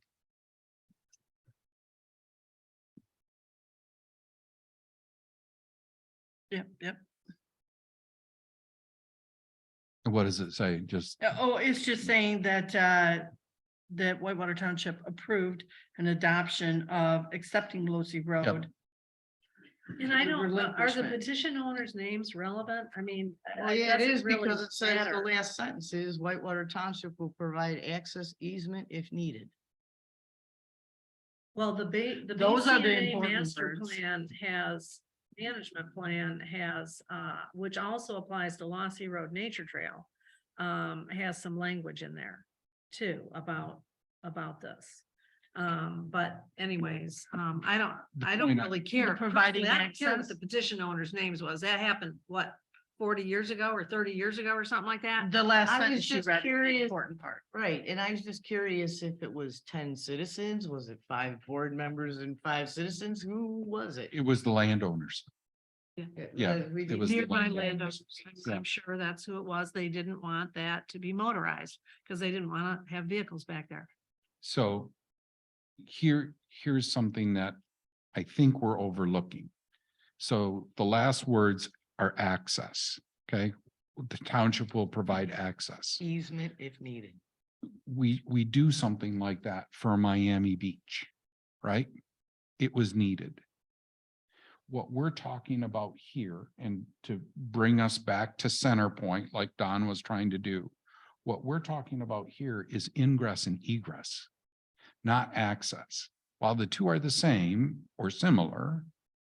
So imagine, if you will, somebody wanting to site condoize a 50-acre piece back there. That is going to be an ingress and egress for that site condominium development. That's not a shared trail anymore, kids. Nope, it's not. That's a driveway. Yep. And I think that's what we're trying to protect here. At least that's my goal. Now, Question, when the attorney wrote this letter, Mhm. did they have that document that Yeah. said? yeah, Okay, Uh, the one did that he? you just Yeah. got from the county. Okay, Yeah. I sent to him after I got that, so, cause I said, did you ever see this document? Question mark, never heard anything. so, again, ingress and egress is different than a motorized trail. Because that would give you a road versus a trail. Cheryl? And my only comment about that is that now this doesn't apply to Mr. Oosterhouse's property, but you can't landlock a piece of property. It has to have access. There are at least, I believe, 2 parcels, because I've looked at this on the GIS system, which are landlocked back there and don't have access to the highway or Cook Road. So, What 2 parcels are those? well, one of the Art Schneider parcels, the ones that Kettlewell used to own, that was maybe going to be added to the Battle Creek Natural Area and was not. There's that parcel, and then there's, I believe there's a parcel next to it. But that That, fronts Cook Road. Huh? The Snyder stuff fronts Cook Road. No, he's got more than one parcel. There's a Yeah. parcel that's totally landlocked. So if he was to sell the one that fronts Cook Road, now it's truly landlocked. If he didn't sell that one also. Okay, So just, okay, that doesn't mean the parcel is landlocked, is what I'm trying to say. The parcel does not have a road, a main road that accesses the parcel. You're not required to access a landlocked parcel through another parcel to get to it, which you may or may not be the owner of. You have to give them an easement. So, And it has been illegal for quite a while to create a landlocked parcel. that's what I mean. But that parcel, That's- it probably So- was created quite a while ago. It might have been. That's right. It might have been. I don't know what George Webster owned there. But, you know. At any the- rate. The caveat that was put in that said, that we were going to allow easement and the fact, or the supposition that the people, the 10 petitioners were actually landowners of that trail at the time. That to me is a commitment to them, those parcel owners, whether they're the same or not, that we're going to allow access. That's what that says I'm to me. curious why nobody ever put it in a deed. Yeah. I Yeah. would've. That's what I don't understand. But the question I have still is, why is he not accessing through Skigmog Point Road? Because this one is there. And Okay, if you take a look at the land use permit, I mean, his house is 25 feet off the trail, who wants that? maybe 50. Who really wants that? I mean, is it, Well, you can, that's is it a money Not up thing? to It's me. gonna cost a lot to bring that in from Skigmog Point, or you can't get a driveway permit because it's wetlands right there? I really would like that I'd like to answer. know a question, man. I'd like that answer. too. Somebody has to. Why did he give him the trail? Did he go out and look and see if, there were other opportunities? Did he Well- look for a shared easement somewhere else? That's a great question. And so again, to Cheryl's point and to that question, one of the items that is mandatory on a land use permit is existing and or proposed driveways. Right. That must be shown on the drawing. It's not. And I believe it And so- shows the trail. And he It's shows gonna the show trailer. So I'm sorry, Cheryl. The land use permit, Okay, I stand corrected. no, it wasn't a correction.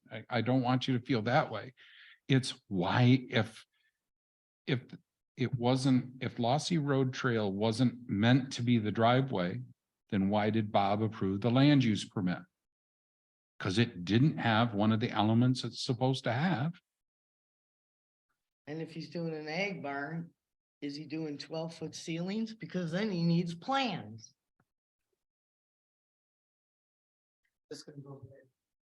Doesn't agricultural doesn't even require a building permit, does it? Okay, so they don't require a land use permit either? I think I don't We think s- it does. we still have to come out and verify that what you want to put on your land is on your land. And I think it has to comply with the setbacks, but I don't think we charge for, Well, in order to Agricultural comply, building. in order to be eligible for that, you have to actually be have to be, qualified yes, and you have to follow the GAMS. And if, I'm not sure what he's farming here. Yep. Do you know what I'm Okay, so saying? maybe that doesn't. Well, apply. I could put an ag building up on my property, but I'm not going to get exempted from any of the rules because I'm not really farming. I'm just putting an ag building up. well. We call them pole barns. I just Not thought that was funny. Not supposed to be pole barns. Do you know what I'm saying? It just, I understand. is there a farm there that I don't know about? And so I understand there are trees. So he's a tree farmer. Well, tree farmer or wood lot? I don't know. They're not Christmas trees, which is a viable agricultural activity. But actual tree nursery, I don't believe is an agricultural use. At any rate, before us is as Don indicated, a lot of questions. And I myself, without another driveway being shown, I have to conclude that the Lossy Road Nature Trail will be used for an ingress and egress driveway. Now, Did you get a clarification from Bob of why he did it? There was communications an with email. Bob are like everybody else.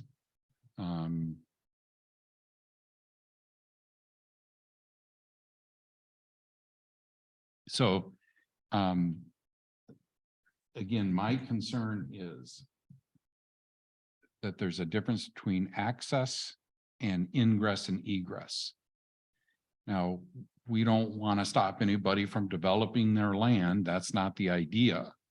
But do we want Lossy Road Trail being used as a driveway? That's really the question here. We may not be able to prevent it. I mean, we can vote on this motion and send a letter, but I don't know, he might even sue the township. Who knows? He has threatened Did that in the past. anybody look at? He has threatened that, but again, as Mr. You ever seen? Patterson says, if you have some access, some document that says you have this ability, please send it to us. Well, but he's claiming prescriptive easement, so he Which does, doesn't apply, but that's okay. well, he says it does, so would be decided by a court. Yep. If You know, Bob says, through that memo to you, that he reissued the permit and letting him know that, Lossy, the driveway off Lossy Trail, it's a non-motorized trail. So again, why did Bob issue a permit without a driveway? Hmm. Now, maybe you can do that. Maybe you don't have to have a driveway.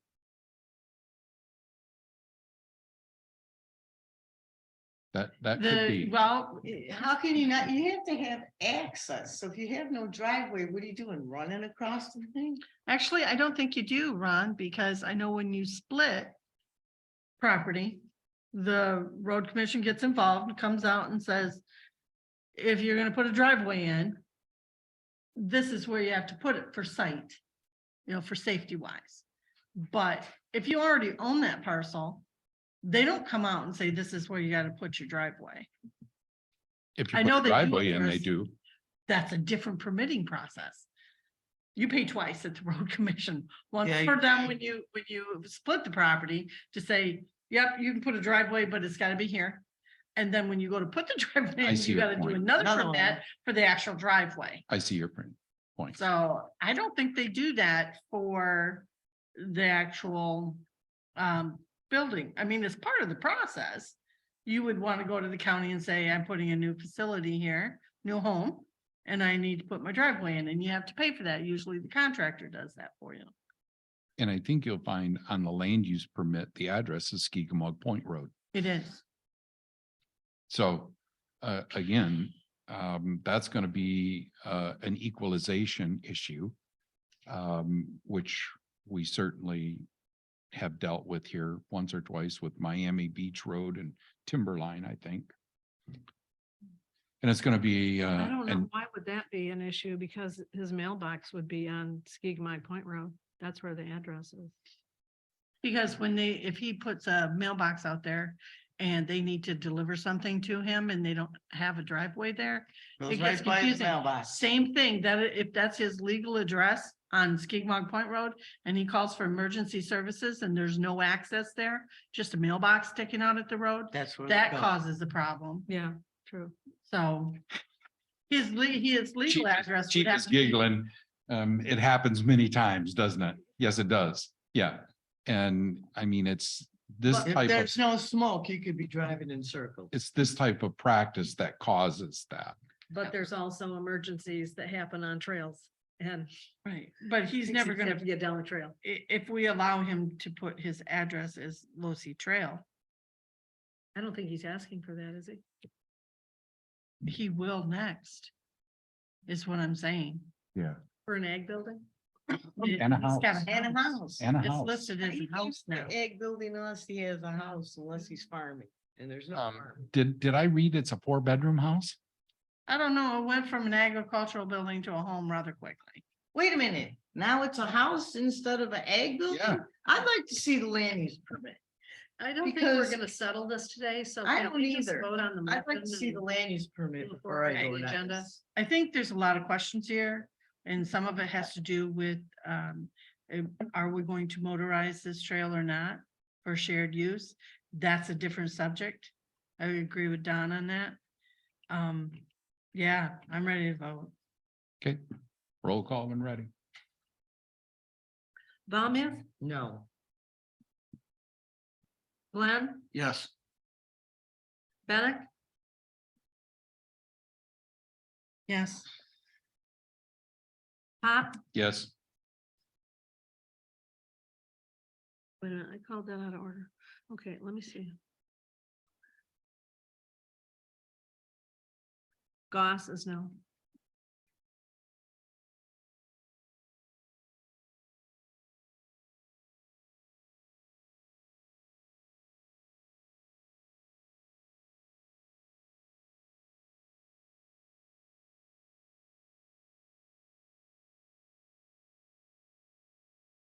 If I'd like a copy of the land use permit, do I need to FOIA that? Or should I just email Bob and wait? he's here on Thursday. I might just sit down in the office. Okay, thank you.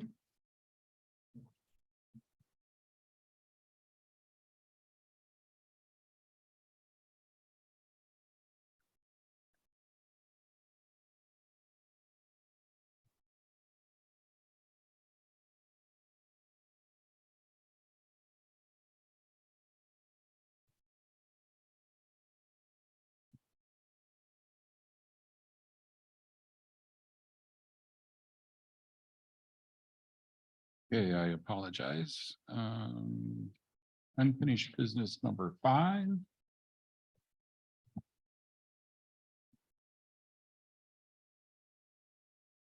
I make a motion to approve Prax's request to change the body's meeting date from the second Monday to the third Tuesday of each month. I'll second. Motion made and seconded. Further discussion? I've got question on that. Just let me back up here. I'm on So- packet page 2, 3, 4. Yeah, I'm just looking for the wording here to make sure we get this.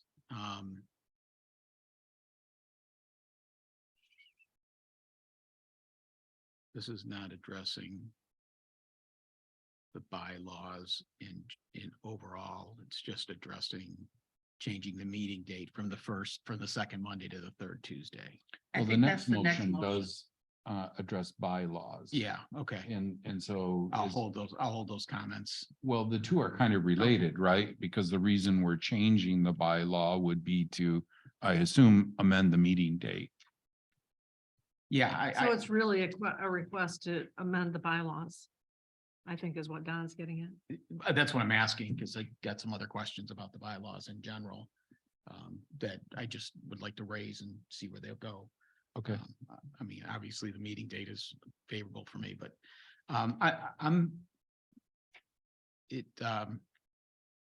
there's different, again, we talk about different versions out there,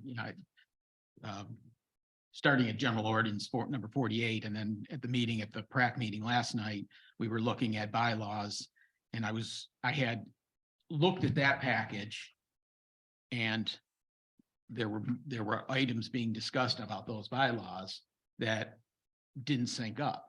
And I just thought, I'm crazy. I misread something here completely. And so when I got home last night and I looked, what I'm finding is that Dates the again. bylaws in this package are not the bylaws that were in the PrAC package last night. That's what happened at the PC. Oh. I had 4 copies sitting there. Because and I'll one use date. for one point, they voted on officers and one was a secretary. The bylaws that were in the PrAC packet last night do not address a secretary. It only addresses a chairperson and a vice chairperson. And then Melissa brought up that it was a general ordinance 48, which we looked at and we agreed it's not in there. So I'm thinking, I know I read it somewhere. Why didn't, and then looking at today's meeting, going through just, so that was one, but that matter's cleared up for me. A lot of my questions from yesterday are cleared up because I'm looking at these, what I consider the most updated bylaws. So, being a liaison out on here, I'm still trying to understand the rationale for may have 2 alternate members. That seems inconsistent to me in the sense that if alternate members are available, popping in and out, I'm just concerned about continuity on projects or somebody, if somebody's out long-term, maybe that's a different issue to address. I'm not necessarily challenging it. I'm just trying to get Understand it. getting Yeah. some understanding on And that. that was an amendment to the bylaws that the board made in 2012, Yes. late. I saw that. Not this board. Yes, Right. right. Well, Della was on there, but that's the only one. Just put So I dates don't on know stuff. what their So much easier. rationale was, but Revive. they can have up to 2 alternates. And I do know that at one point, there was a member who used to go south for the winter. And so I think that was when an alternate stepped in, and I don't know what the rationale was for 2 alternates. But It Mostly is- it had to do with the what it fact is. that we did have a lot of elderly people on it and they do miss meetings for Mhm. various reasons. So having an alternate that could step in made it so they could continue having their meetings instead of, we don't have a quorum. Because the board liaison doesn't vote. Correct. And also, when you have a couple alternates, and we've had Dennis Leach was an alternate at one time and then became a member. Linda Slopesima was an alternate and then became a member. So that's, you've got somebody who's interested and has been, Paying attention. was it, also, Chuck Decker was an alternate at one time, and I don't know if he ever was a member or not. I think he was. I don't remember now for sure. Yeah, I think he got appointed. I can't remember for sure. Anyways, there's been a lot of different appointments. But so you've got someone who's already basically familiar with what the Parks and Rec Committee is doing. And so then you can slide somebody from an alternate to a member position more easily when you've got an alternate. I mean, isn't it, it's required, I believe, that the Zoning Board of Appeals have an alternate, and they don't. So I think it's just something that, here again, I wasn't on that board. I think that they saw value in. Yeah, I can stick a pin in it. I can see both sides of it. I just wanted done. And I don't know that I have a strong, I lean more strongly one way or another. There aren't But any. I hear. There aren't any. Yes, right. Right. So, So, and then on page 240 or 238, we have section 1 membership, liaisons. And I'm suggesting that we probably make that neutral. I don't know what we do going forward as far as a Parks and Recreation administrator. And maybe that should read the township board representative. And then that will, I think, would be more encompassing of making that change. I found my secretary one. but can we bring that back at another meeting, since we don't have that verbiage and the change in front of us? Are you suggesting that we do that also today? Because I'm gonna be updating the bylaws, so I need to know exactly what the wording changes if we're gonna entertain that today. Why would you update the bylaws? I have all the bylaws for Planning Commission, ZBA, PrAC. She has the master Yes, document. I have Okay. the originals. The Because Word there's been a document. recent movement away from you doing that, and it's, No, I said I'm not updating the zoning ordinance because that's a 200 and some page document, or will be. the bylaws are easy to update Okay, and keep all right. updated, yeah. I think Cheryl, looking through the balance of my notes, and I think that, you make a good point that there's other changes in there that depending on where we land, on this Parks and Recreation Administrator, whether that's a renewal or a change or some function, if Right. there's different, I think there's almost all of my other questions pertain to that, and they pop in on, let's see, I mean, I'll do, probably 6 or 8 points in here. So maybe that's an item to bring back, pending resolution of what we do with, let's say, new business item number 6, or how we land. So I see, And I want to make sure that the PC, I mean, we can change their bylaws, I guess, without their request.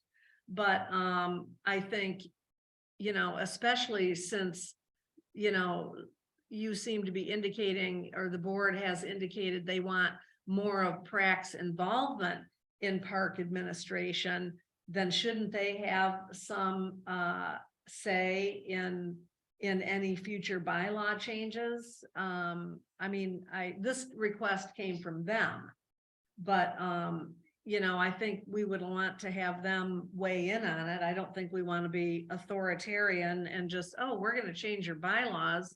And here's what they are. Well, let me be clear. The intent of changing the bylaws was to clean up the language. Yeah, right. It was not to be overbearing on. Right, the yeah, PrAC okay, board. yeah. So let me make that perfectly clear. Okay, So, and if that, as an intermediate, could we make the date change? And could we agree that wherever it says Township Park and Recreation Administrator, we change it to Board Representative? I think. Would that take care of?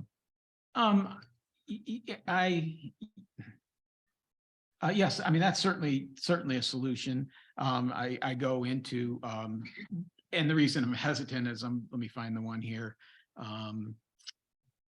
I'll let your attention. Okay, for example, on page 240. Okay, section 5A. To be excused, members of the committee shall notify the Parks and Rec Advisory Committee chairperson, and then in your case would be the township representative. That doesn't seem. no, No. That doesn't seem to apply to me. Right, It just- right. So that's the only reason I'm hesitating, is just making that Blanket. blanket change. No. It does. No. Section 5A, to be excused, members of the committee shall notify the Park and Recreation Advisory Committee chairperson or the Park and Recreation Administrator. Correct. And I'm saying if, I don't know what the outcome of that position is going to be. I don't, are we? We're not changing the chair, No, correct. but we are changing the Park and Recs Administrator to Board Representative.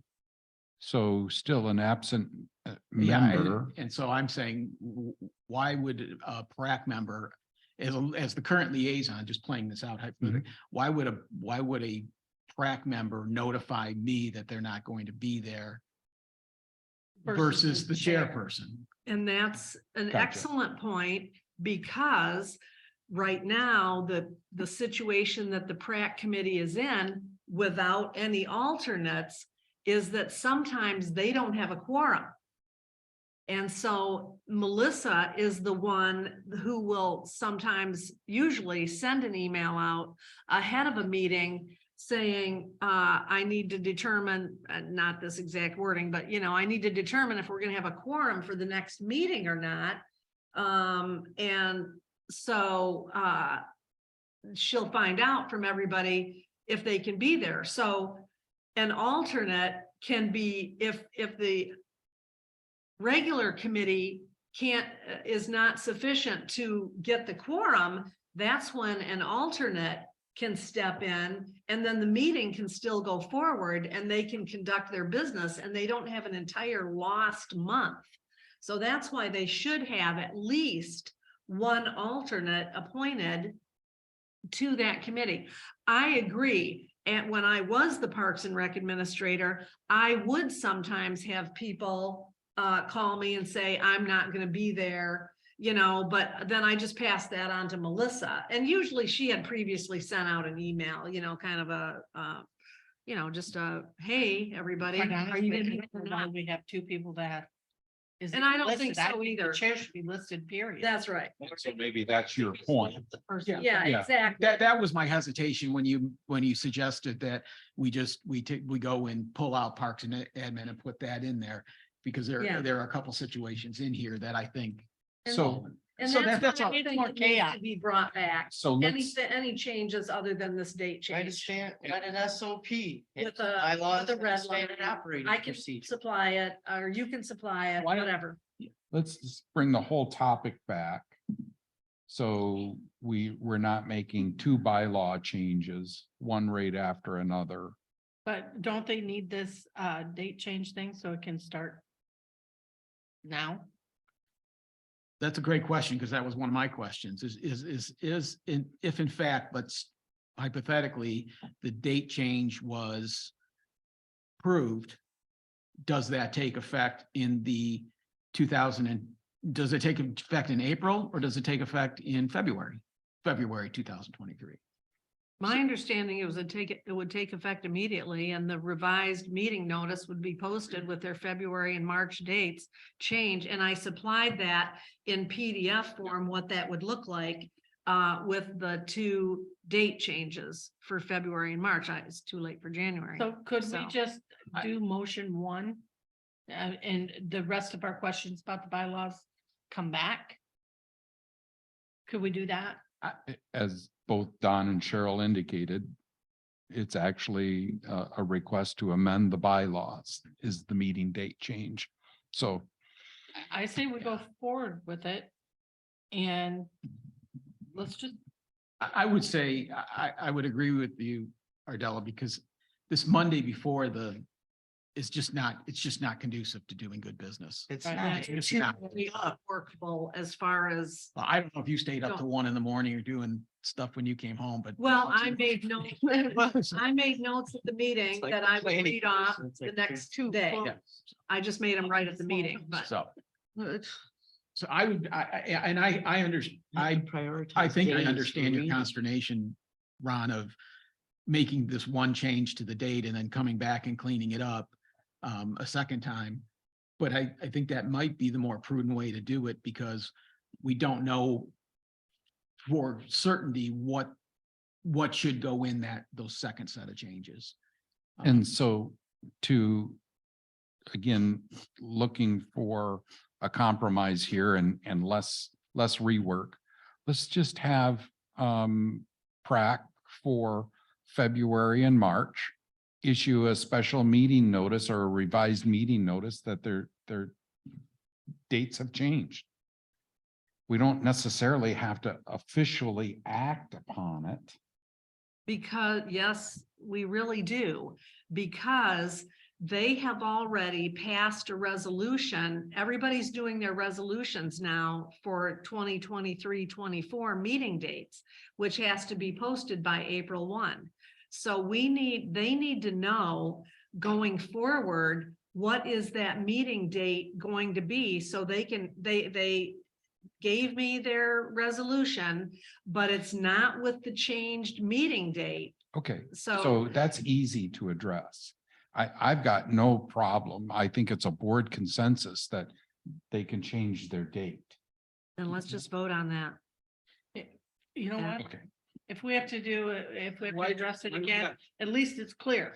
This meeting, we've done this. The next meeting, we'll do whatever else needs. Well, if we're just changing the meeting dates, why is it a motion and not just a consensus?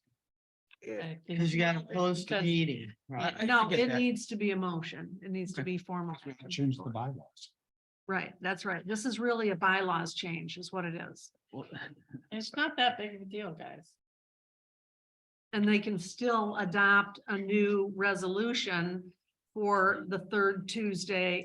Was it the third Tuesday? Yeah. Yeah, the third Tuesday of the month. They can get that done before I have to post the regular meeting notice for all township bodies. Like you say, there's some other issues in those bylaws, but we don't really have those solidly in front of us right now. I think if we just deal with this agenda item, we can deal with those But- later. And maybe Right. those don't even get dealt with until after budget's done, because we have a lot to do. And isn't the PrAC gonna be the ones that's gonna go through the bylaws under your guidance to make the changes that there's gonna be suggested to the board? I don't know. That's what we're doing. That's what we're doing. They've requested this change. They're I've gonna got 2 request hours in the role, so. Give me some other ones. under your guidance. there. Um, We're basically doing the same thing, but we're gonna. Everybody took a piece of a bylaw and it'll come back as a finished product. Because our goal was to not send anything to the board unless it was finished, perfect, and ready to go.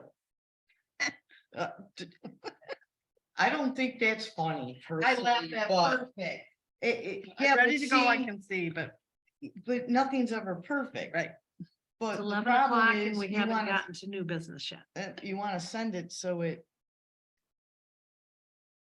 So Can we vote? we're going to motion to approve PrAC's request to change the body's meeting date from the second Monday to the third Tuesday of each month, no problem. But we could actually delay the modification of the bylaws until after Don Glenn comes back from the group and says, Here these are they the are. other changes. I'm That fine. will change the bylaws. That is going to change the bylaws. All right. Because it has to be in the bylaws. And then, like I say, they've got to do a resolution Yep. for these meeting dates. Okay, So so we just eliminate number 2 at this Nope. point. nope. We're still on Yep. motion number 1. If the bylaws get changed, I want the new copy to everybody. Nope. Because that's been a problem, like Don just said.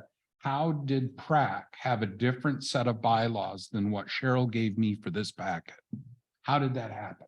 same Because thing. we with have executives. revision dates on these documents. Yep, You Yeah. have to have a revision date on the document in order for it to be able to be trackable. I have the most up-to-date version of the PrAC bylaws, and I will update it with this slight 2-word change and send it out to everybody, including PrAC. Okay. And is there a revision date on that document in the header or footer, Cheryl?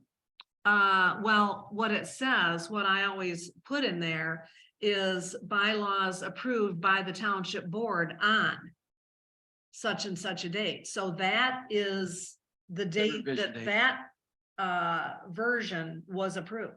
So in essence, with this, So- if we move on this motion to change dates, and to your point, Ron, I agree. It's about process. So we're just gonna rinse and repeat twice. And that's fine. And that, If that's the way it's gonna be. That's fine. So- Yep, I'm good So- with that. I am as well. There may be other things that get changed in there. Exactly. mean- So, okay. Roll call when ready. Goss, yes. Glenn, Yes. Bennett, Yes. Pop, Yes. Balmuth, yes.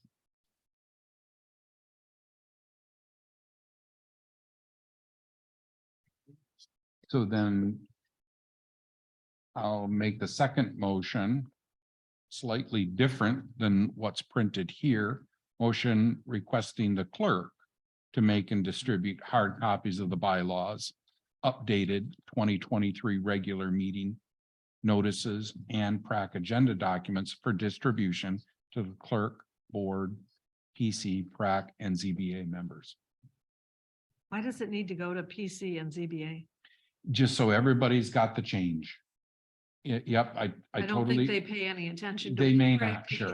Cheryl. But again, if we're thinking about internal control and processes, I we followed the should, same process. we should you're let telling me, right? everybody know. Correct? I debated whether or not to put Hold Brandon on. Flynn I'll on. second that, and then now we can discuss. Motion made and seconded, I'm sorry. Yep. Further discussion.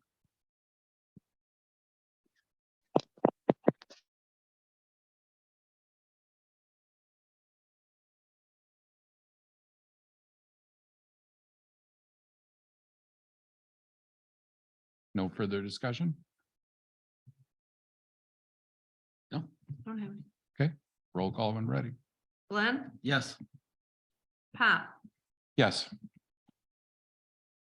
Goss, yes, Valmir, Yes. and Bennett. Yes.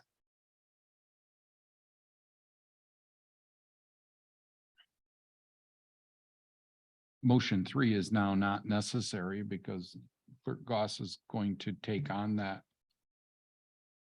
responsibility.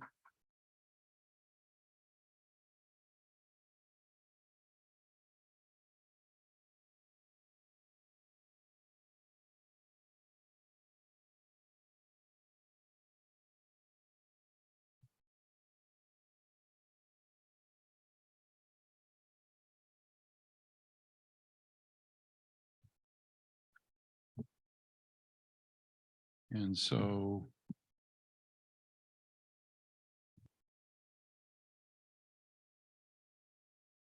motion number 4 is appointing Don Glenn to verify Prax's request for meeting change date has been fully processed according to the above internal control process.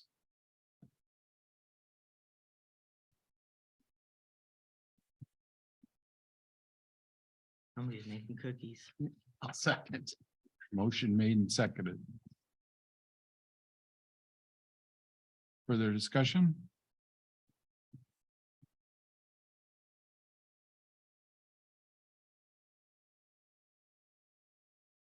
Roll call when ready.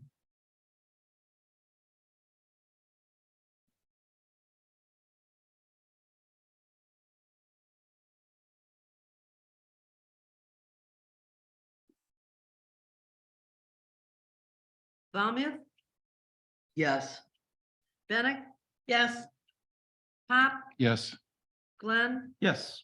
Goss, yes. I don't see anybody who's not muted. Do you?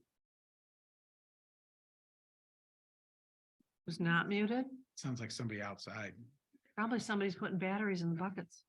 Oh, speaking of that, I was told yesterday the buckets have been stole out of. Yeah, there's only one left. I got that email You too. gotta be kidding me. I'm just gonna get some cool signs with some Yeah. feet. Well, And of course, they're specially modified because that box out there is blow molded. And so while the maximum height does allow for the bucket to sit in there, it's got to sit precisely in one spot only. Otherwise, the lid doesn't close, stays open. So, I mean, there's a lot of time into those buckets. So whoever stole it, thank you very much. I appreciate it. To the point where I got some new ones coming. should be on the camera. it should be on the camera. And I think we just get rid of the battery recycling completely. But Oh, that's, boy, the. No. that's fine. If those people Tanner- respect this property that much, get rid of it. Well, there's a Why lot of don't we people. try a that don't sign respect first? Domestic. What, don't steal? No, put a sign on the How about ring this? that says go to We the got battery that box. camera. We'll blow it up, laminate it and put it out there. These people stole it the last time. Please don't steal these. A bucket. Gee, Especially a kitty litter bucket, no less. It was a kitty litter bucket. yeah. But in defense of the dude that picks up the battery. I'm sorry, this is not on the agenda. I started something. I apologize. I apologize. He's a kitty litter bucket. So I think there's a motion made and seconded on motion 4. We already had the vote on that. Did we vote on it? Okay.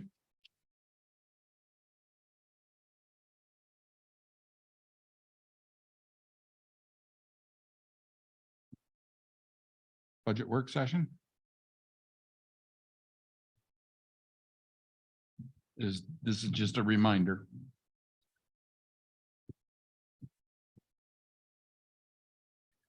Well, there was no motion provided, but my suggestion has been in the past and will be again today that we set at least 3 budget work session dates in order that people have them on their calendar.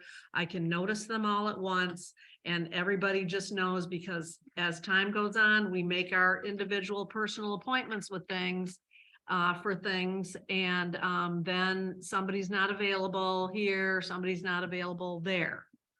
We know we have to go through this process, so to me, we just get at least 3. It usually takes 6 with the budget public hearing to complete the budget. So unless we're gonna go a lot faster on that process than we have in the past, we need to set more than one date. So people know.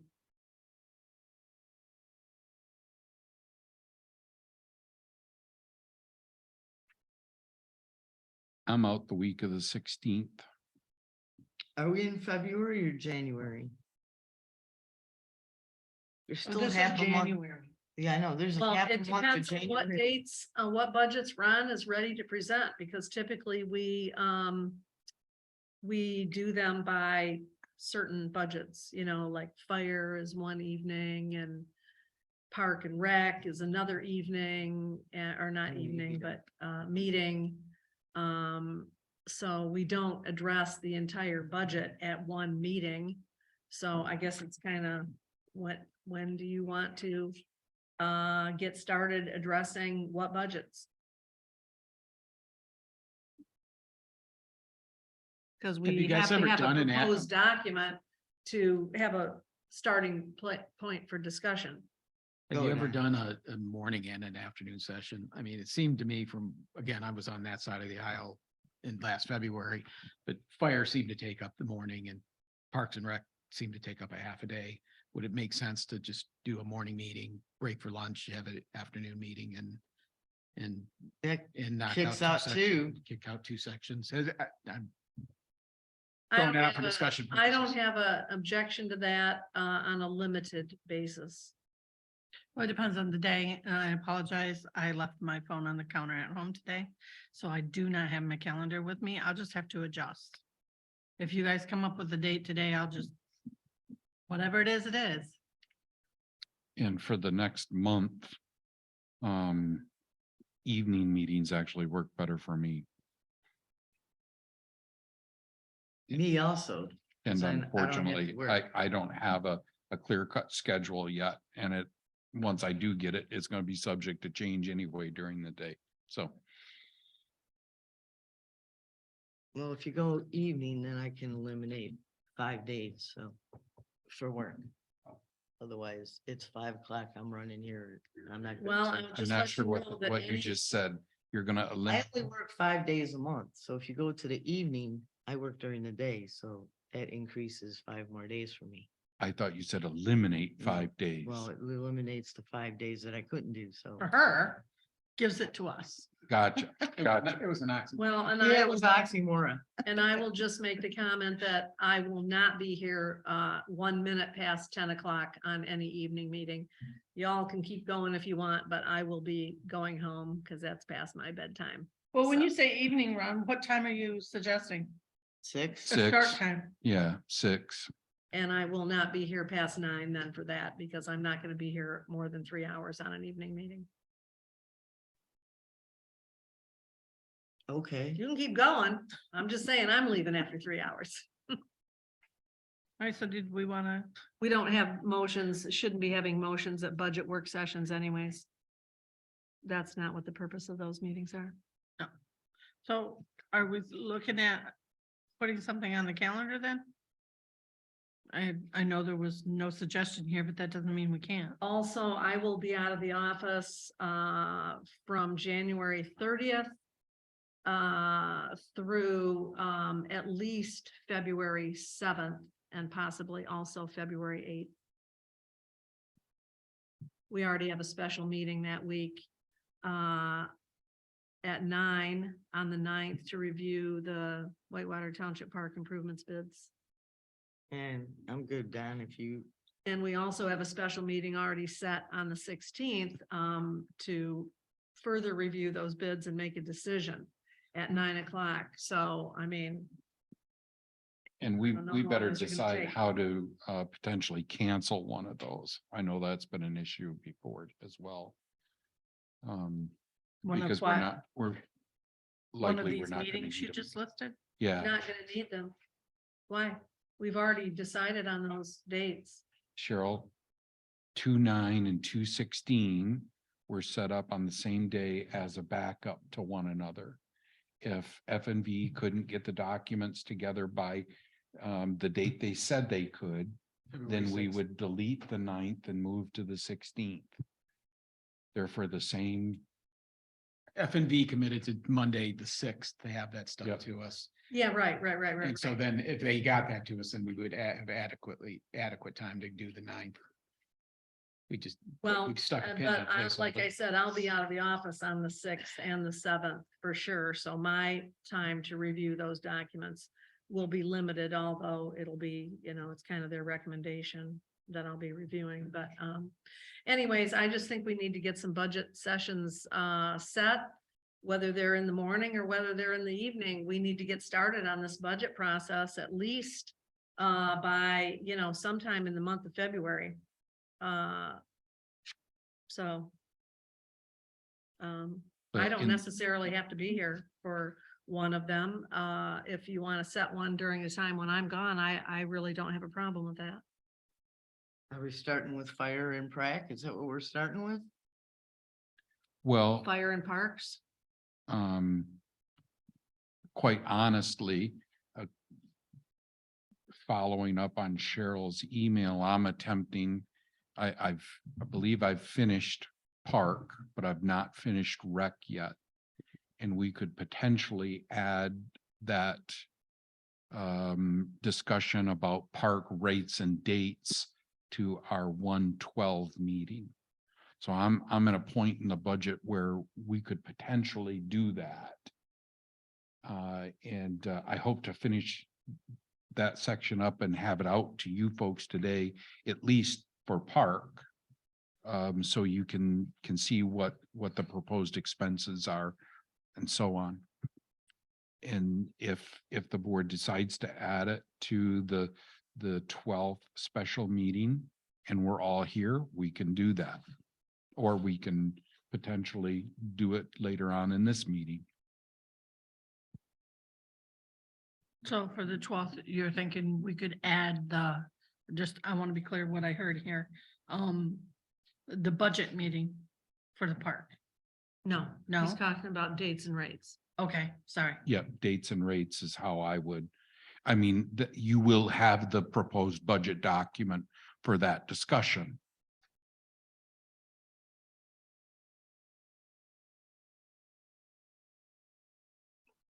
I'm good with doing I that. don't know. Do we need the budget document for dates and rates discussion? Absolutely, we Yes. do. Yeah. Absolutely, we do. Yes. I guess for rates, sure, certainly not for dates. I but, yeah. met somebody who paid $120 a night at the old Jellystone. $120 a night It's not to pull cheap. their camper in. Not cheap. That did what? Put their camper in. $120 a night Oh, paid $120. to pull their camper in at Jellystone. It was a premium lot, so it had water, sewer, and internet. Don't Or have was it right next to the pool? Doesn't I matter. don't You could know. just have a view and it's an extra $30. But $120. Not very many of our sites have views. What did you Okay. say? Bud? Well, So are we gonna add dates and rates for the park on this coming Thursday? Is that what we're discussing? Adding dates and rates? Yes. So then and I don't know if that's consensus at this point, but then we need to republish that agenda, correct? Public notice? Yeah, because it's a special meeting. well, we should, because otherwise, if everyone isn't here for some reason, then the Right. agenda cannot be changed. Yeah. And plus, we like to let the public know what we're gonna be Right, talking so about. that's, yeah, so. And so if that's our conclusion today, then let's go ahead and what would you think about making the 12th then just a budget discussion? As well as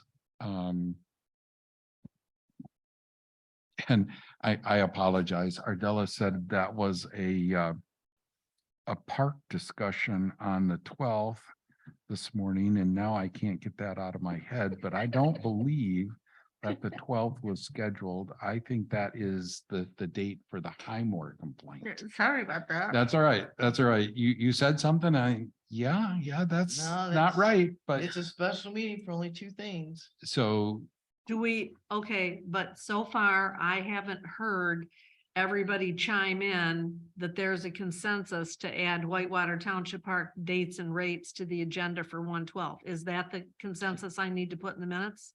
And I think the Yes. consensus for the minutes is not just dates and rates. Let's go ahead and make it a budget work session. There you go. And then we could at least cover that item. As well as Park Fund and Recreation Fund budget work sessions? I don't know if I'll have recreation done, but I can try.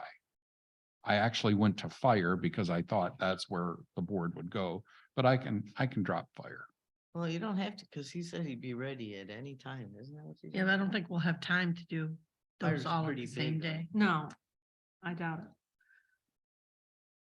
Okay, so the way I understand it, the 112 meeting needs to be renoticed to add 2 agenda items.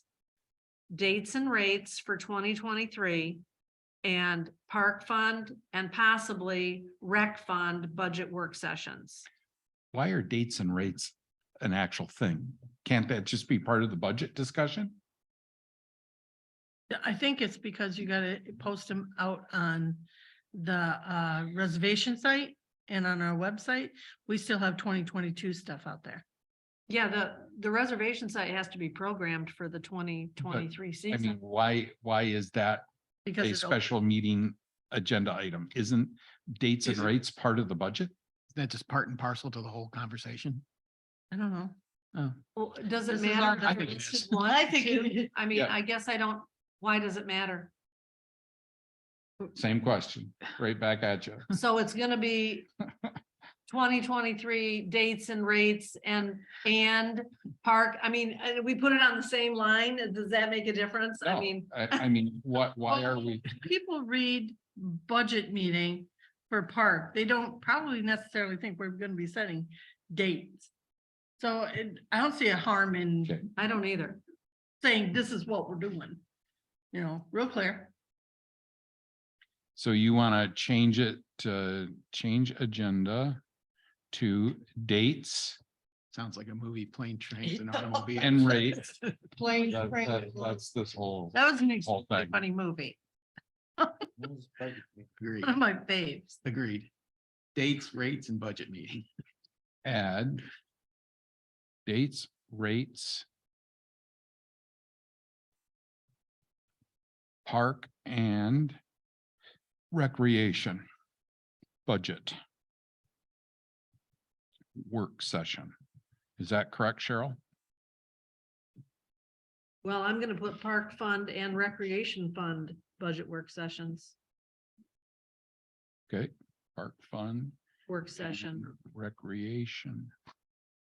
And you want that all in one line instead of, No, it doesn't matter. okay, I just want to know how to make the agenda because Right. our agenda Well, should, I'm gonna should match notice the it today. notice. I'm gonna change And the I'm going to notes change the today. agenda today. Okay, So right, I just want to make sure that whatever we do looks correct. right. And so at this point, we're going to treat them as separate line items. Is that your understanding, Yes. Cheryl? Yes, Okay. And the Highmore complaint stays as number 1. Dates and rates go to number 2. right. Park fund number 3.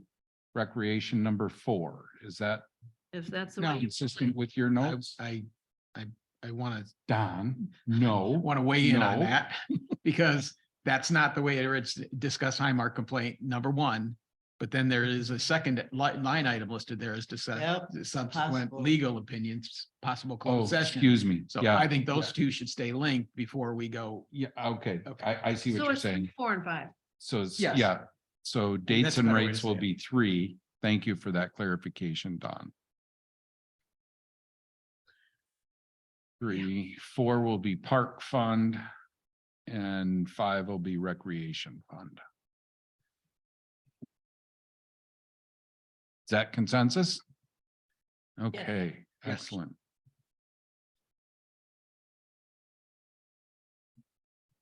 Okay, so that's 2 funds. So, I mean, I would suggest again that we set a date to do, usually we do the fire fund.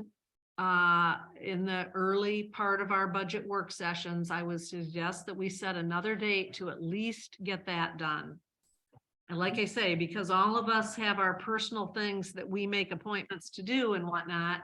And so, What so about- that we don't do that Do it on on days that the have already meeting? been established. What about the 24th of January for the fire fund?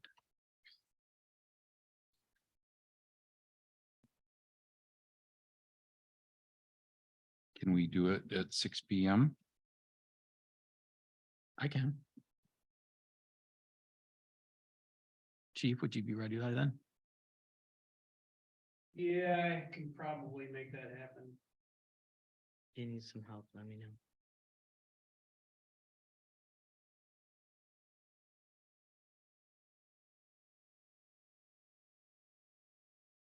So Chief, you and I normally get together. Once you put something together, we may not be able to do that this time around.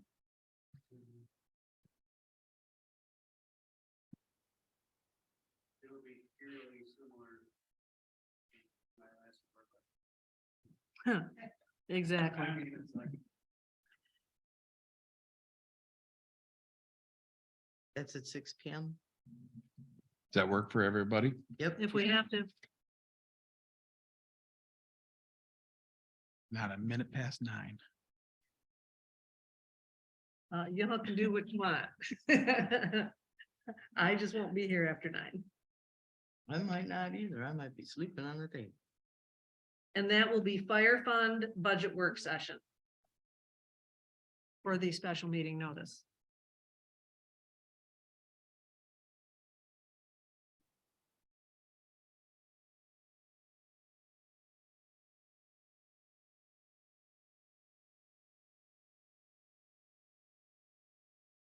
Fire fund and fire cap, right? That's typically what we do.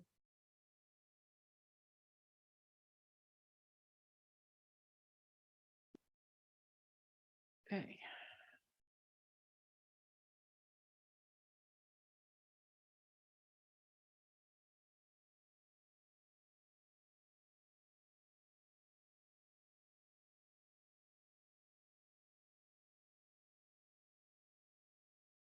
Anything else, sir? When do you think we'll be doing general fund? No. I mean, sometime in February, obviously. That's the one that takes the longest, more than one meeting to do general fund. So,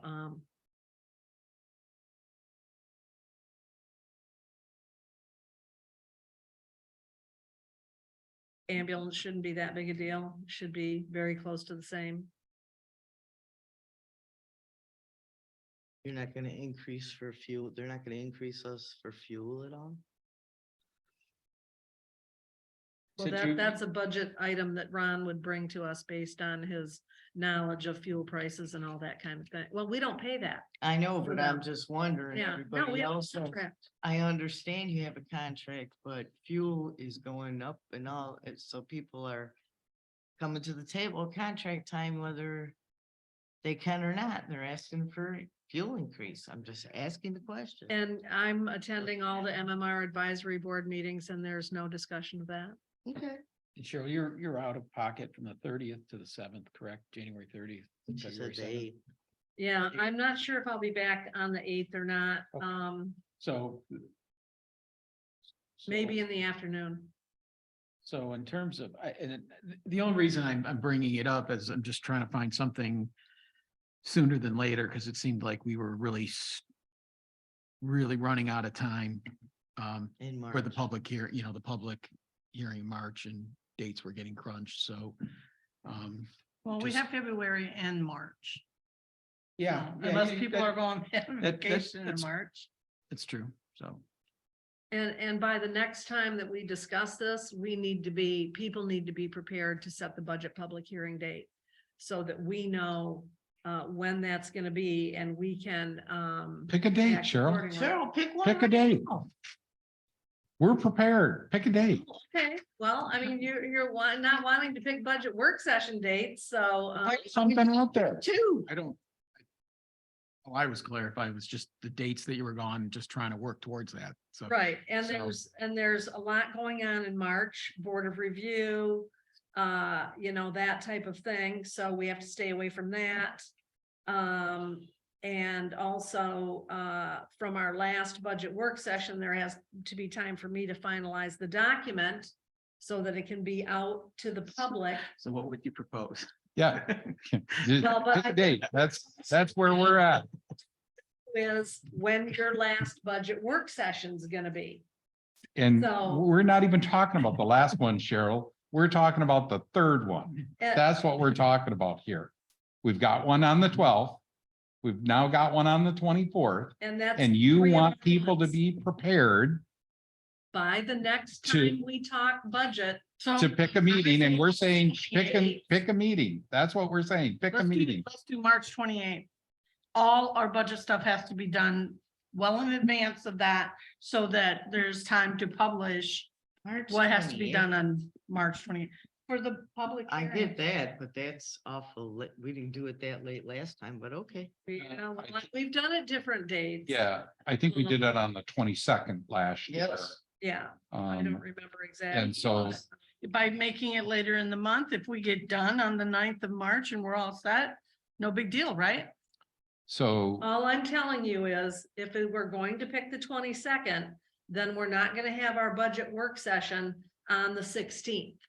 No, I get Because it. That's that's what I'm not saying. enough time for the public to. If be you able know to what your, review the your budget. drop dead date is for your hearing or your public hearing, then you know you can't set it any Yeah. later than a specific date. So let's just do Set that. the public hearing and work backwards. Yeah, that's what I'm saying. Thanks. It's never been this hard No, to set budget work sessions and budget public hearing dates. Oh, I take that back from what I watched last. Yes. Well, no, honestly, we're used to, I mean, actually, it's Ron's duty to bring us the budget. Mhm. And so, we need to set budget work sessions out, so we know, and he knows when he's gotta have various funds budgets done. So if we're Okay. setting, if So we're setting the- 22nd, all right, so if it's my duty, Pick Okay. number 3 right now. It is. yep, here's January 25th, 6 P.M. Well, it's. You're doing 2 in a row? subject to, Yep, no, I'm not gonna do 2 nights in a row. January Sorry. 25th. I'll notice it for you if you wanna have it, but I won't be here.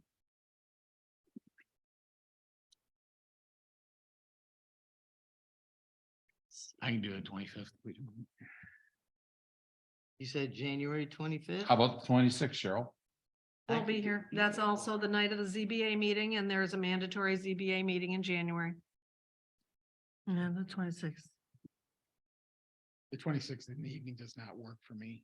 26th during the day works for me. 26 during the day works for me. Okay. Want to do it at 9 a.m.? January 26th, Yep, that works for me. And that's gonna be general. Correct? let's just say a budget meeting. But yeah, it can be general, that's fine. I will be absent. Then So why here did you again, schedule it? why are you scheduling something when you're gonna be I absent? didn't. If you remember correctly, I scheduled it for 6 P.M. If you remember correctly, I've already told the entire board that I won't be available during the daytime hours for those 2 weeks. Okay, then why are So you just like, budget work sessions? just like you said, you won't be available from January 30th to February 8th, Sure. but you said schedule a meeting without me. Well, when you're the one that's bringing us the budget and we have questions on the budget, that's the entire purpose for the budget work session is for the board to review and understand the budget that you've brought. You'll So have to it's ask not questions helpful. before the meeting. Could we do this? Could we do this? Pick Could- another could- day. Could we do this? We have already tentatively scheduled for the 9th. And we have a backup for the 16th, so we don't know in fact, if F and B is going to be ready for the 9th, why don't we layer in that general budget meeting On the on the 16th. 9th, on the 9th, Will you be ready by then, Ron? Will you? be February ready by 9th? then? Yeah. I mean, because we're asking him to get those budgets. Yeah, I should be, like I say, I'm well into it. So I don't have a problem being ready probably by the 24th or 25th. It'd be my goal to be ready yet this week. So Don, your suggestion of making it, was it on the 16th? On the 9th, On the 9th. on the 9th, What time was that meeting on the That- 9th? that's- 9 a.m. That's, 9? so on 2/9, we'll do general. At 9? We'll start the general budget. So we'd have to relist that, repost that to include a general budget. If we did that. Because I think all we did is posted a special meeting, right? No, posted the bids opening and everything else. Actually, 2/9 is to make a decision.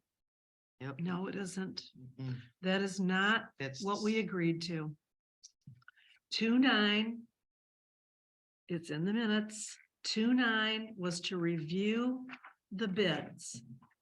F and V, I'm not concerned at all that they won't have their review and recommendations ready by February 6th.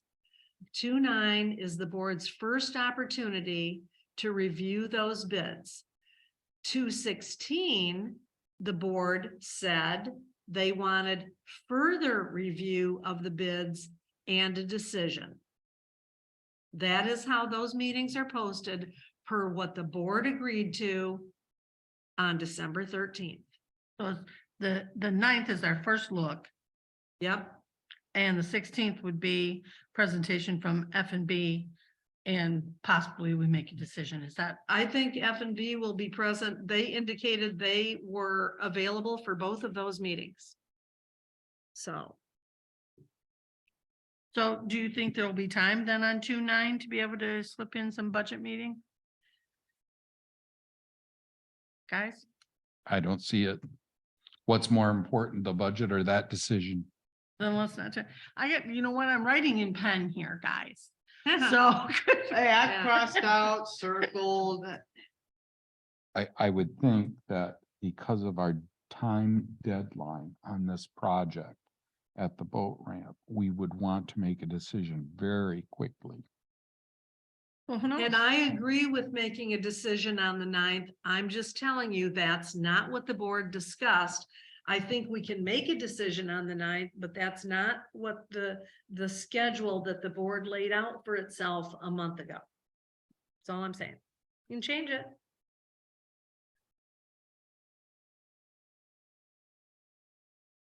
I thought you had something there, Don. Well, that boat's full of holes, We're sinking fast. no pun intended. I mean, how long do we think it's gonna take to review the bids? We're gonna have their review and recommendations. You know, the bid documents are, the bid, prices are gonna be the main thing, and then F and V will detail for us any, special, you know, little notes between the bidders or whatever. I don't actually see that taking. I mean, at the absolute outside till noon. You know, you could have a budget work session in the afternoon. Like you mentioned, I'm sorry, Don, take a break and come back in the afternoon from, thank you. Come back in the afternoon, you know, from 1 to 4 or something like that. I mean, I don't know. I just really think we need to set some dates because I know how people's schedules get away from them. But if you don't want to, if you want to just on this 1/24 at 6 p.m., I think that was agreed to. I am sorry I missed what fund or funds we are going to be addressing. Fire fund on the 24th, 6 p.m. Oh, yeah, fire fund, right. Okay, so we already chose that one. Okay, then you wanted 125 at 6 PM. What will be addressed? So this is for the notice. The agenda items on the notice. People weren't available on 125. I thought I was the only one that wasn't available. I think, Don, I think you said the one No, I'm, twenty-six. I'm available at 6 PM on the 25th. Yes. Somebody else said they weren't doing. I am too. It was the 26th that you weren't available in the evening, and we also have the conflict with the ZBA meeting. so are we doing 25th then? At 6 PM. Yep, You need 6 PM. yeah. That's okay. That works for me. Now, January 25th, we're doing? Yep. Yes, And then what funds will we be addressing? That'd General. be the general. General fund. Okay, Why don't you say in all other funds? So there's nothing happening on the 9th but reviewing the bids, right? February 9th.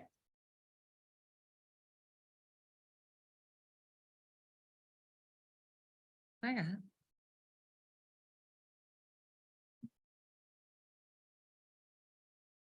All other funds on the 25th? yeah, that's what I thought. Okay, So maybe just so everybody knows, I want to make sure I have this correctly. So for 124 at 6 PM, that's for fire fund and fire capital improvement fund.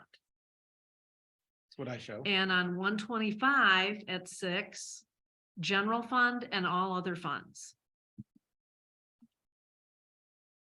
That's what I show. That's what I have. That's what I got. I mean, we likely won't even get through the general fund. It's never been done in one meeting before, It might be but, first for everything. it's a 6-page budget, so. Can Is be that good having for coffee that? by 7. Ease for dinner. I'm good with getting those scheduled. Okay.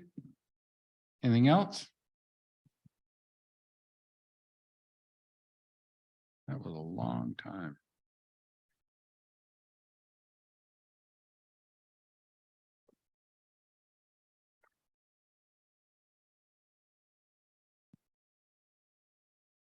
Board of Review appointments. These are reappointments, reappointments. Christmas holidays were kind of busy for a lot of folks. And some people didn't get in to take their oath within the mandatory 10 days. And thanks for sending me a note, Cheryl. No problem. That only applies to Board of Review. Right, this is the.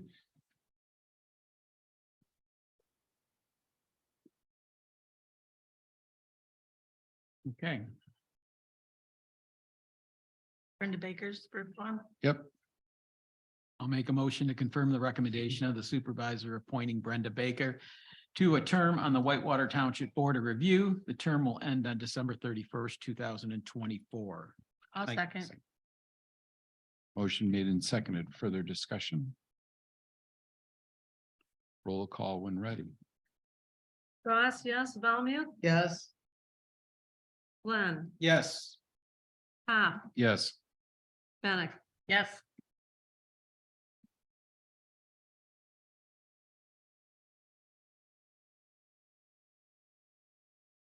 Ready, Cheryl? Yep. Okay. I would like to make a motion to confirm the recommendation of the supervisor appointing Tammy Jarvis to a 2-year term on the Whitewater Township Board of Review. The term will end on December 31st, 2024. I'll second. motion made and seconded. Further discussion? Roll call when ready.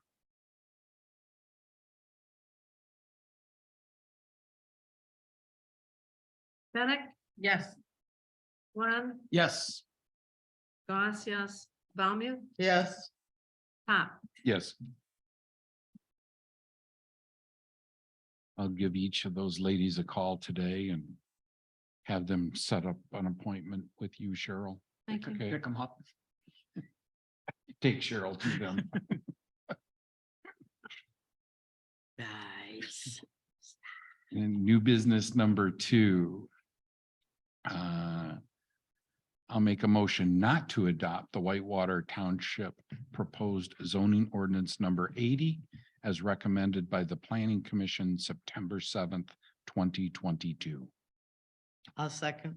Motion made and seconded. Further discussion?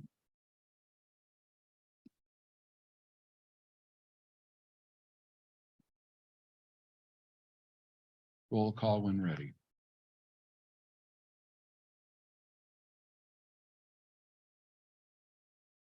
Pop, Yes. Goss, no, Valmute, Yes. Bennett, Yes, Glenn, Yes.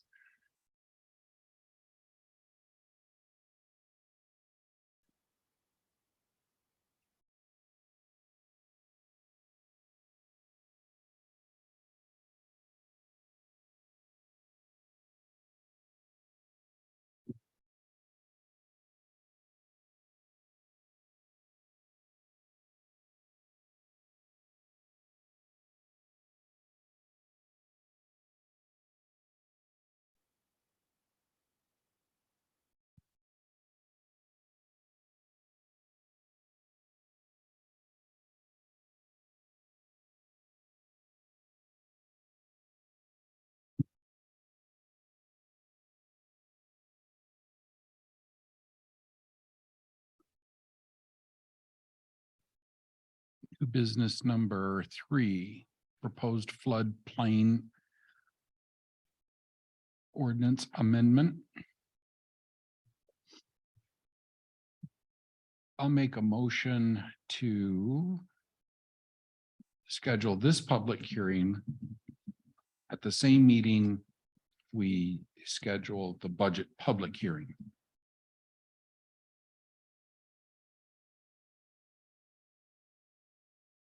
I'll second that. Motion made and seconded. Further discussion.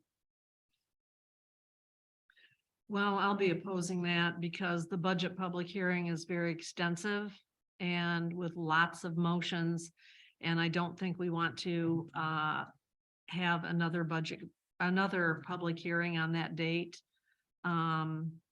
It could be set at the regular March meeting, or it could be set at the regular February meeting. Presuming, well, it's getting kind of late for the February meeting with notice to the paper and all that kind of stuff. Yeah, and I don't have clearance from FEMA back yet. I did get a note back from Donna that she had questions on our original ordinance. So, and that was an ordinance we had, I believe, reviewed and drafted by Fahey. So it'll be interesting to see what they come back with. no idea what their questions were, what it pertained No, to. Donna did not elaborate on that. I assumed it would be a slam dunk with what I provided here, but Now, who prepared this amendment number 1 to ordinance 53 document? I did. Where did you get the language? Specifically what? The whole thing? I generated it. Okay.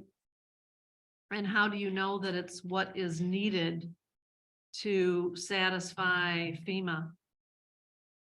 They said they had a sample ordinance. Is that what you followed? No, it is not. I followed our basic outline, which Fahey generated the last time we did this, I believe in 2019. Yeah, I really think this, if it wasn't generated by the attorney's office, it needs to be reviewed by the attorney's office to make sure it does everything that it is supposed to.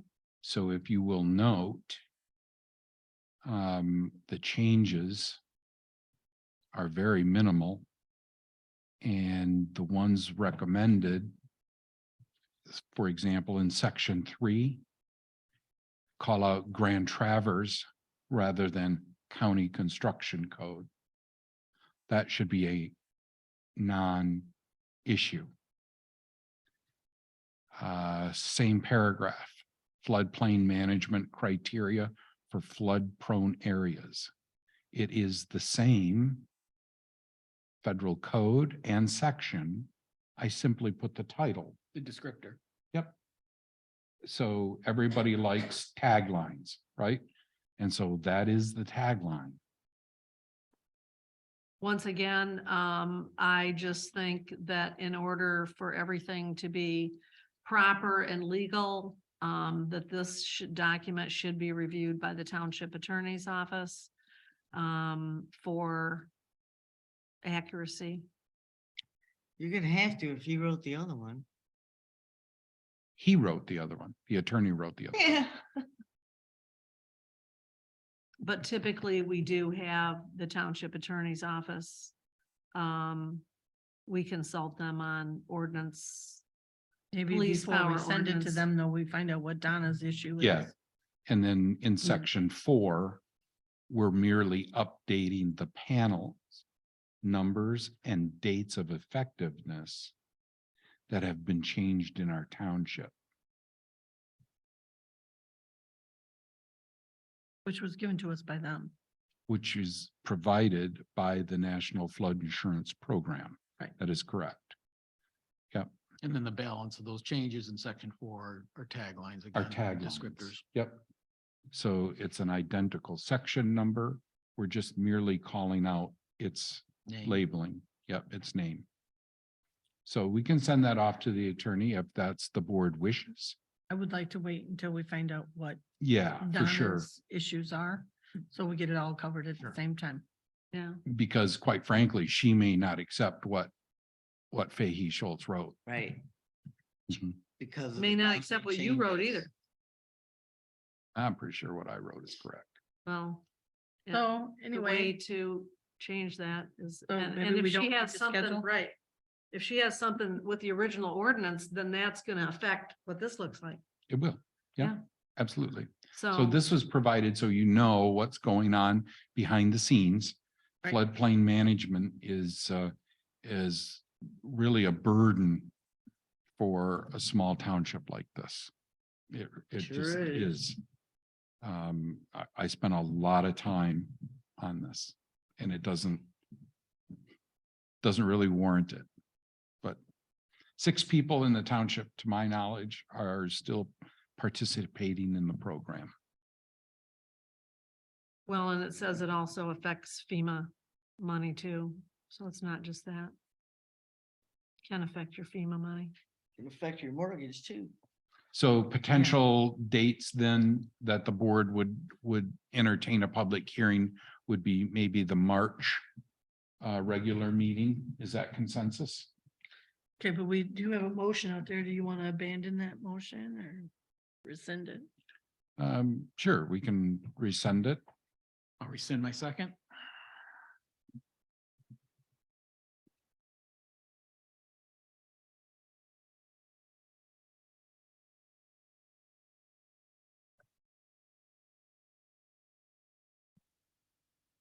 So we started talking about potential dates.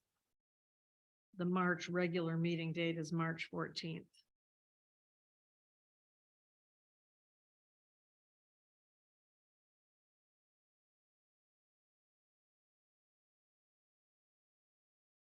And if we have to make legal changes, that's going to be tight. Well, they can review things quite quickly, especially this is a very short document. The deadline's April 19th. Did I read that somewhere? Yes, yep. So, and our board meeting in April is The 10th, 11th. The 11th. 11th. But we wouldn't want to wait that long because don't we have to publish? Yeah, we have to Oh, publish. okay. Yeah. Now, where did you get the 7 days, within 7 days? Because on a police power ordinance, we have 30 days to publish. That's the law. And not that we would need to take that long, but we do have 30 days. I'm pretty sure.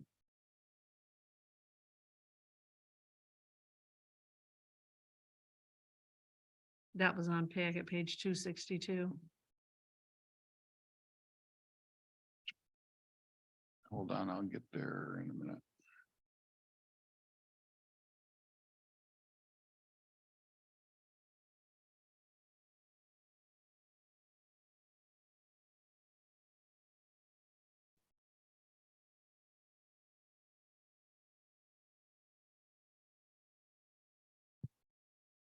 Two, 6, 2.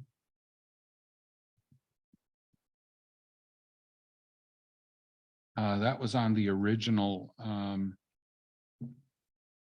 I believe on the original notice Mm, that Chris created in 2018. Well, that's why I say maybe there's something special about this ordinance or something. Also, I would note, and this is true on other ones too, number 5 on these, affidavit of posting and publication, that does not apply. I always white that out. That does not apply to Whitewater Township. We don't file our ordinances with the Grand Traverse County Clerk. That is only for townships which do not have regular meeting hours or regular business hours like Union Township. What page is this, Cheryl? This is Do we- page do we have a motion on the 262. table? We do. No, we were just talking about when we could add this back in after we hear from the attorney, Okay, which I believe Ron said. the I was March just meeting. mentioning that. Okay. We don't have to, just getting caught up here. I thought yeah, we got right. lost. It's just something that So you want to delete number 5? on all of these affidavits of posting and publication, because we don't do that. We are not required to do Okay. that. They wouldn't even accept it from us.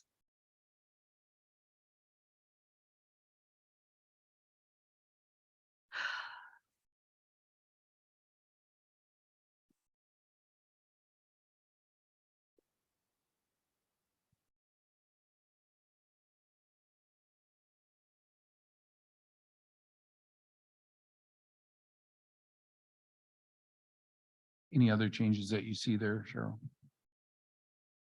Well, I don't, and also that notice of adoption, we would not put all that stuff in there. We would, that's why I would prefer to have the attorney write it.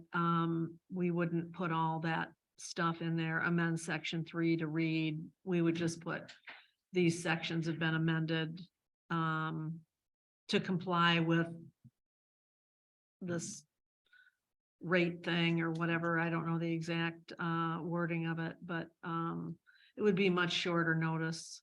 So shorter notice is understood, but we also have to provide a good cross-section of what is being amended in that section. Right, You and know- what you do is you just put the catch lines in there. Okay, so section 3, floodplain management provisions enforced.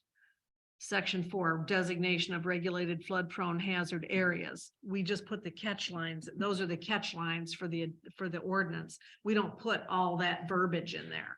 People can look that up, you know. Well, if you want to make amendments to that and forward it to me, I would appreciate it. If you want to do a red line or a strike through or something like that, I would appreciate it. Yeah, I mean, this doesn't even have to go to public hearing, the notice of adoption. I understand, Right, yeah. it doesn't have to go to public hearing. but I so, have to um, provide a continuity of documents to Donna. At least Okay. that was the expectation. Is- So can you provide a strike through? I'll just provide a new one. I don't want to have to go straight through all that stuff. Especially since I don't believe I have a Word copy of that. So, Well, I can provide that. That's not a problem. I'll just put Goss will prepare a notice of adoption. Or amendment 1. To ordinance number. What was that, 53? Before we move on to new business number 4, is it okay if we take a 10-minute break? Well, I'm going to be taking more than a 10-minute break because I already have a headache from not eating and I'm gonna have to eat my lunch. So, Use the restroom. and I have to do that too. Thank you, coffee. So I guess what is the final, we don't have a motion, so, I think we said we're gonna add it to the March meeting. well, We're that gonna was a send it to the potential attorney date. after we hear back from Donna on what her concerns are. And we're asking the attorney to look over the ordinance, the way it's been written, and make any suggested changes. Right, so that's what's coming back in March. Did I get that right? Yep, that's what I I have. think you wrote it in pen. Okay, the ordinance amendment will be set for public hearing on 3/14. The ordinance will be reviewed by the attorney's office. What was the last thing? After, After we hear back from Donna on her concerns about our ordinance, the way it was written. And she's communicating with Ron. about the ordinance 53.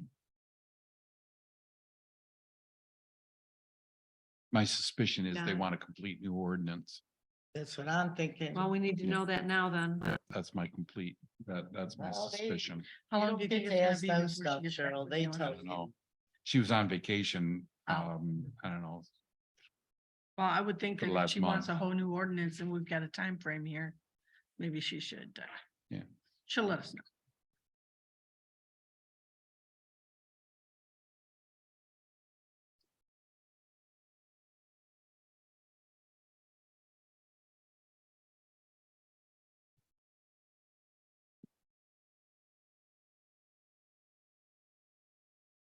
Are we breaking for a few minutes then? Is that board consensus?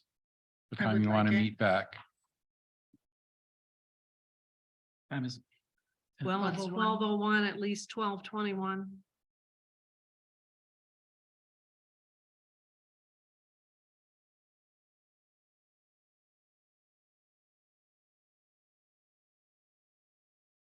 15-20 minutes. Very good. 12:21. 21. All right. I'm gonna beat you to the bathroom. So we will recess until 12:21.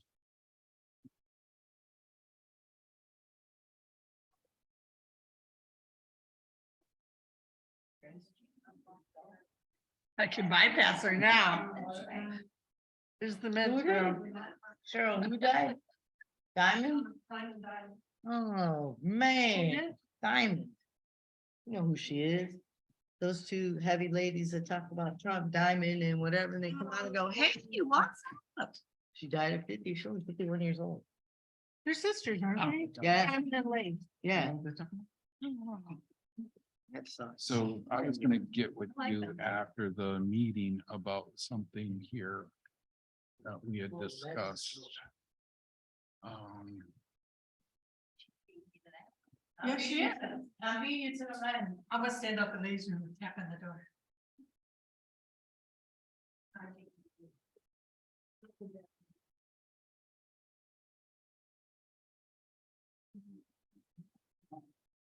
Think about all of them. Considering the meeting, Mhm. like how I do the welcome.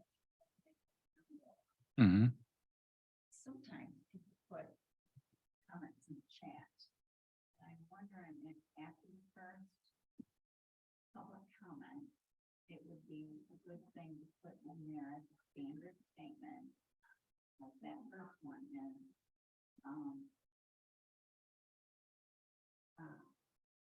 any comments posted in the chat. Literally, people aren't gonna get it anyway. More people who got down, or people who get the.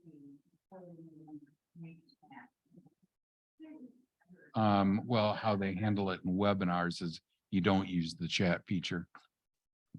Because that could certainly be considered an Open Meetings Act violation, especially if board members did it, right? How do you confirm the validity of it? Right. You know, I don't like the fact that they can chat through the whole meeting and unless I sign in, I can't see it. So I don't know anything that happens on Zoom unless you say something. Or the person says something. Well, then it has to be to everyone. The this person and that person can chat back and forth and you don't know it. Yeah, Yes, that can happen. I think that's Pandora's box. I think you just stay away from it. is, it's a big. Well, no, my thing was like last, No, I'm saying in terms of reading it in your public. yeah. Yeah, right. That's why I've never done that or even offered Right. that, but last time there was a lot of chat going on. Mhm. And whatever. Going on, you know, just wanted to put out there, please make that comment. And I was thinking maybe some standard statement and to go on here saying, if you want your tax information shared, you need to do it in public comment, something like that. Because people aren't getting that. Yeah. I mean, that's no different than them whispering to each other in the audience. But that's between them. Right. They're doing it to everyone, so that.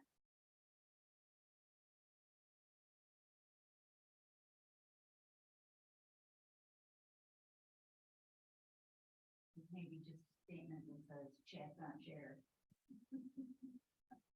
With the board. Or commission or committee, whoever it is.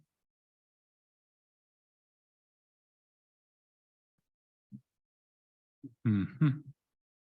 That would be a way to regulate it. Well, for one thing, if there is an issue, it is taking the board out of it. Right.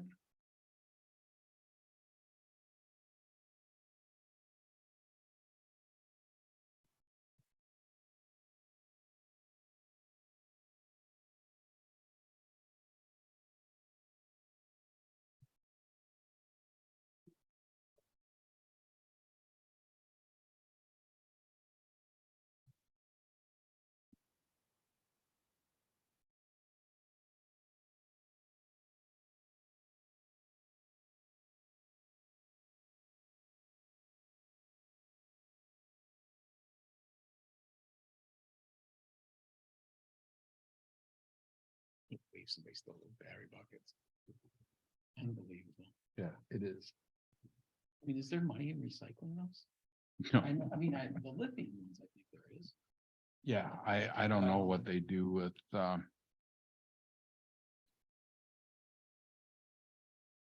the other ones.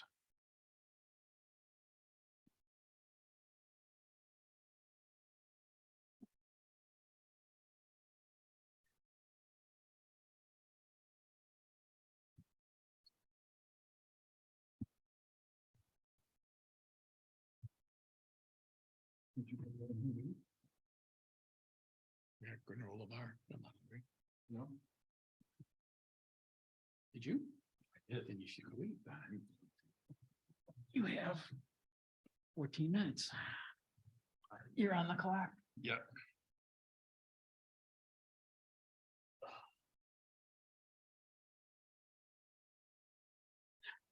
Hello, Miss Denise. How's the movie? How's the movie? Long. Yeah, no. You saw the other guy. 3 hour. Yeah, I saw the changing time. I had, it was funny. I wanted to go see it. She was all about, you know, okay, I'll go. And I'm like, just keep fully eyes, it's 3 hours. Yes. You know, I'm really working. I told you, if you're never seen this, I planned it. Here, I'm doing it.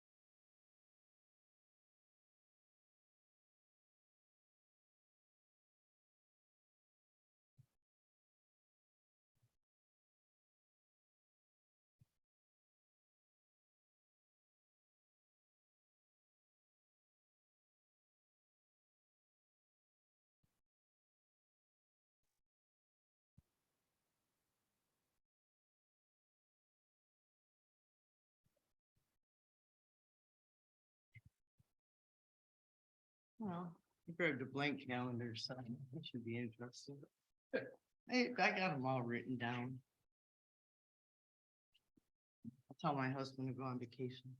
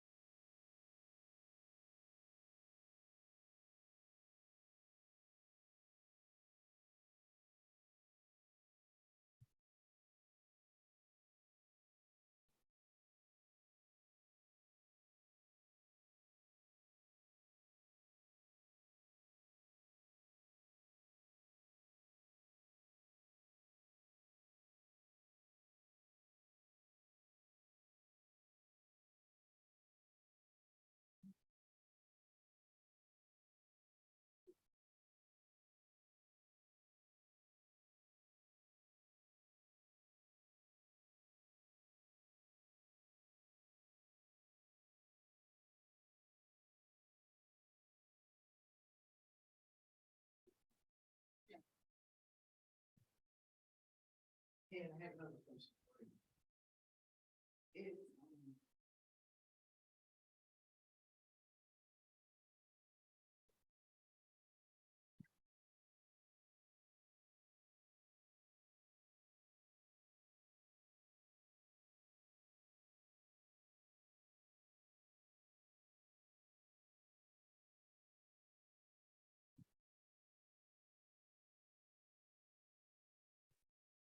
Yeah, I went to two all night, so.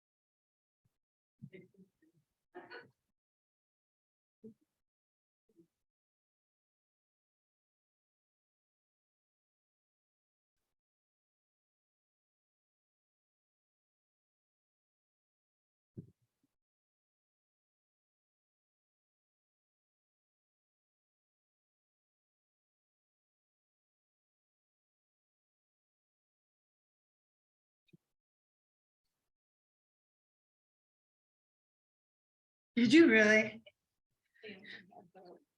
Little things with cheese and nuts. Yep, yep. Oranges. That's. Wishing everyone prosperity in the new year. Well, because I have 4 more people in my house right now and 2 more dogs. I still have. Oh, shit. I still have chaos. They're all. That's on the was- recording. That's up. Mike's on. Probably. Your mic's. Oh, They were into flock. Mother had flock of turkeys, 8, 7, so 7. I went through the house. They're down to 5.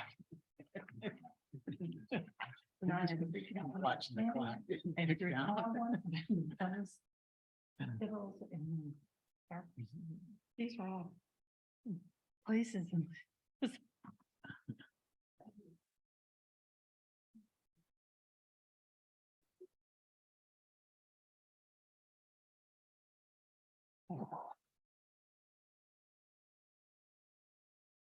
Need some more. I think I'm good. So I have it as 12:21. Shall we reconvene? Please do. Please do.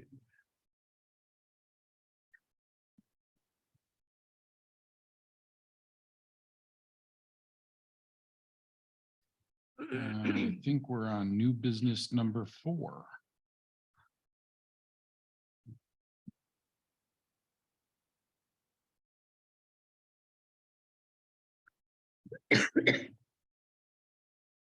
Packet page 266.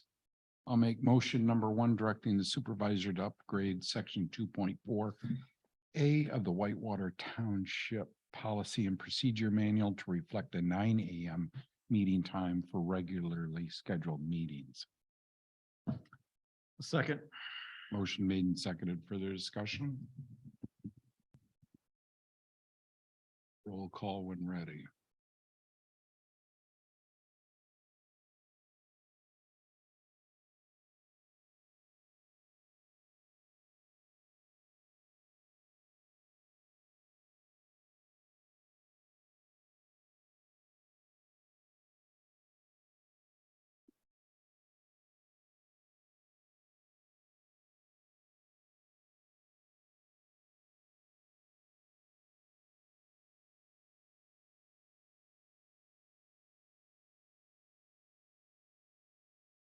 Glenn, Yes.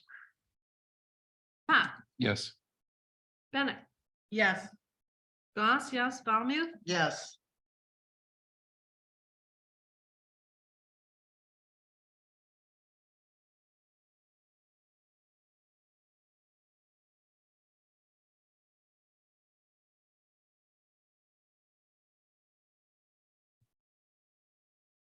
Packet page 267. Motion number 2. Motion for the clerk to post regular, special, and rescheduled meeting notices of all public bodies, including proposed and approved minutes operating in Whitewater Township to the Township Hall upcoming meeting table and upcoming meeting and hearing table, outdoor kiosk, and website, following guidance from Whitewater Township Board of Trustees and in accordance with MCL 15.264, Section 4 and Section 9 of the Michigan Open Meetings Act.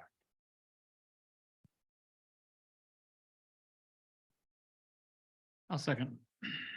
Motion made and seconded. Further discussion? well, several things. There's no such thing as a rescheduled meeting notice. There are only regular meeting notices. Sometimes they've been revised, and special meeting notices. Also, it's not my duty to post approved minutes. It's not my duty to post proposed and approved minutes of all public bodies in the township. that is the recording secretary for that, body. So I'm only the recording secretary for the township board, and that is in the recording secretary job description. Also, we don't have room and will not be posting minutes in the outdoor kiosk.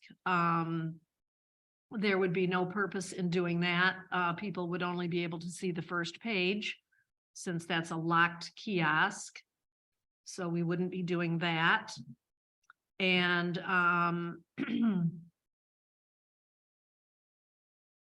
but yeah, as far as we're already doing this, posting regular and special meeting notices of all, I'm already doing this, regular and special meeting notices of all bodies inside the township hall, outside the township hall, and on the website. That's already being done. The motion is really kind of a waste of the board's time, in my opinion. Well, not exactly.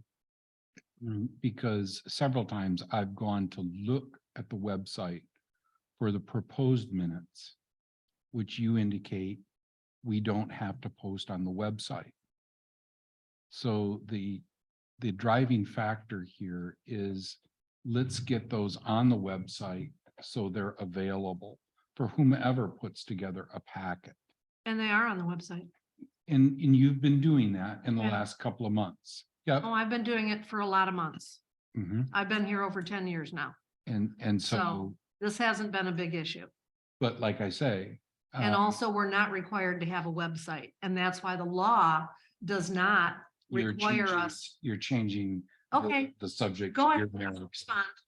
When I'm done, So when you're done. it's 8 days is when the proposed minutes are supposed to be available Supposed to be. yeah. to wherever the public body decides. Is it, And so Business it's not the or regular? clerks. I'm sorry. is it business, 8 business days? Yes, Yes, I believe it is. Okay. Yeah. yes, it's business days. Yep. Does have a point about the outdoor kiosk. She does, yeah, in the minutes, yeah. And so, we could, the thought is just get them available on this table. And so we could remove the outdoor kiosk from that motion. I would be fine with that.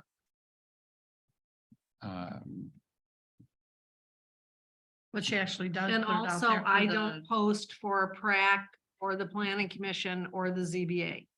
So that's the recording secretary's job who's taking those minutes. So, So, but, okay, you do take responsibility for the notices, yes. but not the minutes. No, And I can understand that. So we could break this motion down and I can bring it back. Might be easier because. Yeah, it might be it's gonna get easier, messy 'cause if we there's try to break it out now. Going to be a lot of wordsmithing, and I'm fine with that. So we're basically going to break out.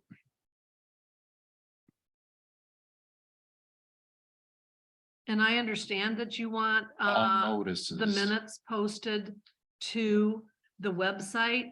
However, that is not a law.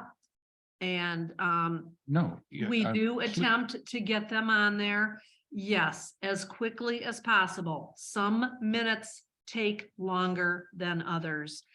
There may be other things going on. People are off work or whatever. And so we make every effort to get them on there even before the 8 business days. But it's not a law that they have to be posted on the website. I get it. That's where most people look. But, townships aren't even required to have websites and many don't.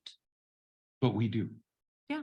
And And we put them on there. And as MCL 1564 says, public body can decide. That It's- section. It's not a Yes, and decision that a single person can make. And after reading your documents, 15.264 only refers to public notices, not minutes. That's not So- true. Yes, it is. No, Well, I think you've got it quoted in here, don't you? Somewhere? the public body can decide where notices are posted. Section 9, minutes are posted accordance to section 4. Okay, all right, So- well, whatever, you're gonna bring the motion back, correct? So I'm going to remove the minutes for other bodies. And so we'll make that the recording secretary for that body. What else? You're gonna take out the word rescheduled? Yeah, take out rescheduled. There's no such thing as a meeting notice that's titled rescheduled meeting notice. And we'll- So if we decided to have a meeting on the 5th and couldn't get a quorum, then we would post a special notice. Is that your point? Is the meeting on the 5th a regular meeting or a special meeting? It depends. Well, let's call it a special meeting on the 5th. Okay, if the meeting on the 5th is a special meeting and you don't have a quorum, if you know this ahead of time, you're not supposed to be canceling meetings. But sometimes that happens where the date is moved. That would be a revised special meeting notice. Okay, So So so, there's only regular and special meeting notices. so we'll change rescheduled from revised. Meeting. Revised, regular and special meeting notices. Can I just ask a dumb question here? But MCL 15.269 says approved minutes must be available for public inspection within 5 business days. That's approved minutes. Draft minutes are 8 Like at the business meetings, days. When we approve the consent calendar, we're approving the meetings of the minutes, then it has to be available for people to see Okay. in 5 days.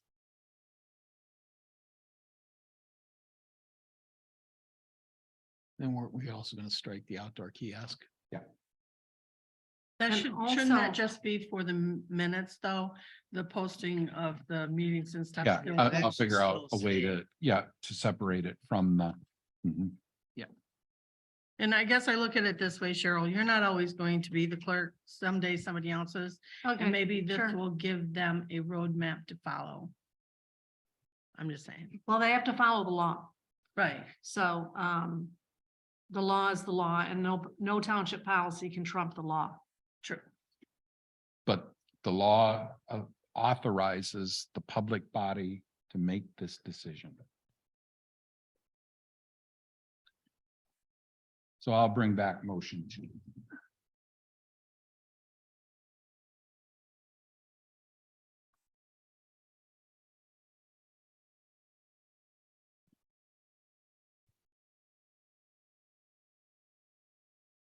And subsequently, motion 3.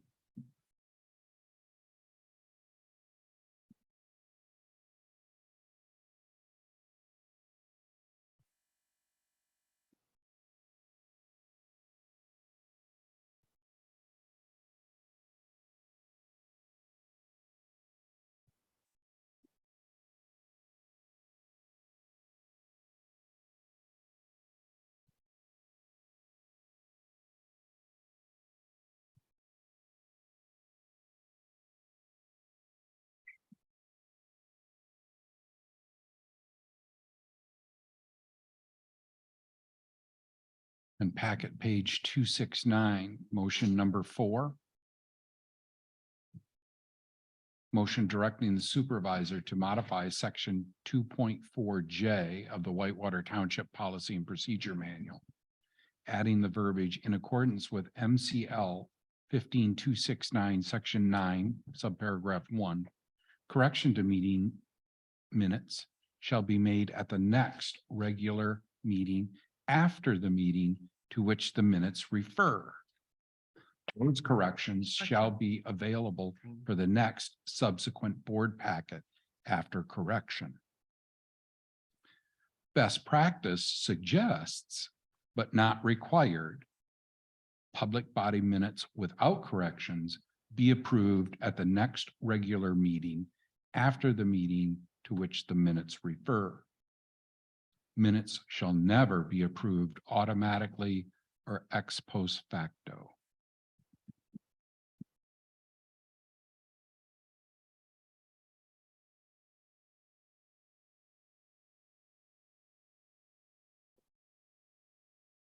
A second. Motion made and seconded. Further discussion? So today, the first part of that, today we make corrections to the minutes. Then those minutes in essence are being posted as finalized versus what this is saying is that corrections to the minutes are still in a draft form and they're subsequently, those corrections are brought back again for in a draft form to a subsequent meeting for final approval. Is that what I'm? That's how I read the law. Okay, Yeah. that's my interpretation as well. I suppose we could adopt a set of minutes as amended and skip the bring back, Yeah. right? And I think we've kind of done that from time to time. Yeah. But really, this is what the law states. So, sure. Okay, so that is not what the law states. I gave all of you, I don't know when it was, it might have been before Don got on the board, a copy of this little excerpt of authorities and responsibilities of Michigan townships, okay? On page 164, chapter 6, meetings 164, correcting minutes. MCL 15.269 states that, quote, the public body shall make any, and any is italicized, corrections in the minutes, also in italics, at the next meeting, non-italic, after the meeting to which the minutes refer. That's it. There's only one opportunity ever to make any corrections in a set of minutes, one bite at the apple. Even if the board does not vote to approve the minutes at the meeting where the minutes may be corrected, the minutes stand as approved. Okay, What was that now? let me repeat Because it for that's you. not what the law says. No, here. I'm going to show you how what you provided and what MTA provided tells you exactly what the law says, and this is the law, not your interpretation of it. Okay. That's there's not a law book. This come from the MCL. And I'll be happy to go with your Okay. MCL. Okay. Okay, I'm gonna show you how exactly you have misinterpreted the MCL and the Michigan Municipal League and the MTA back me up.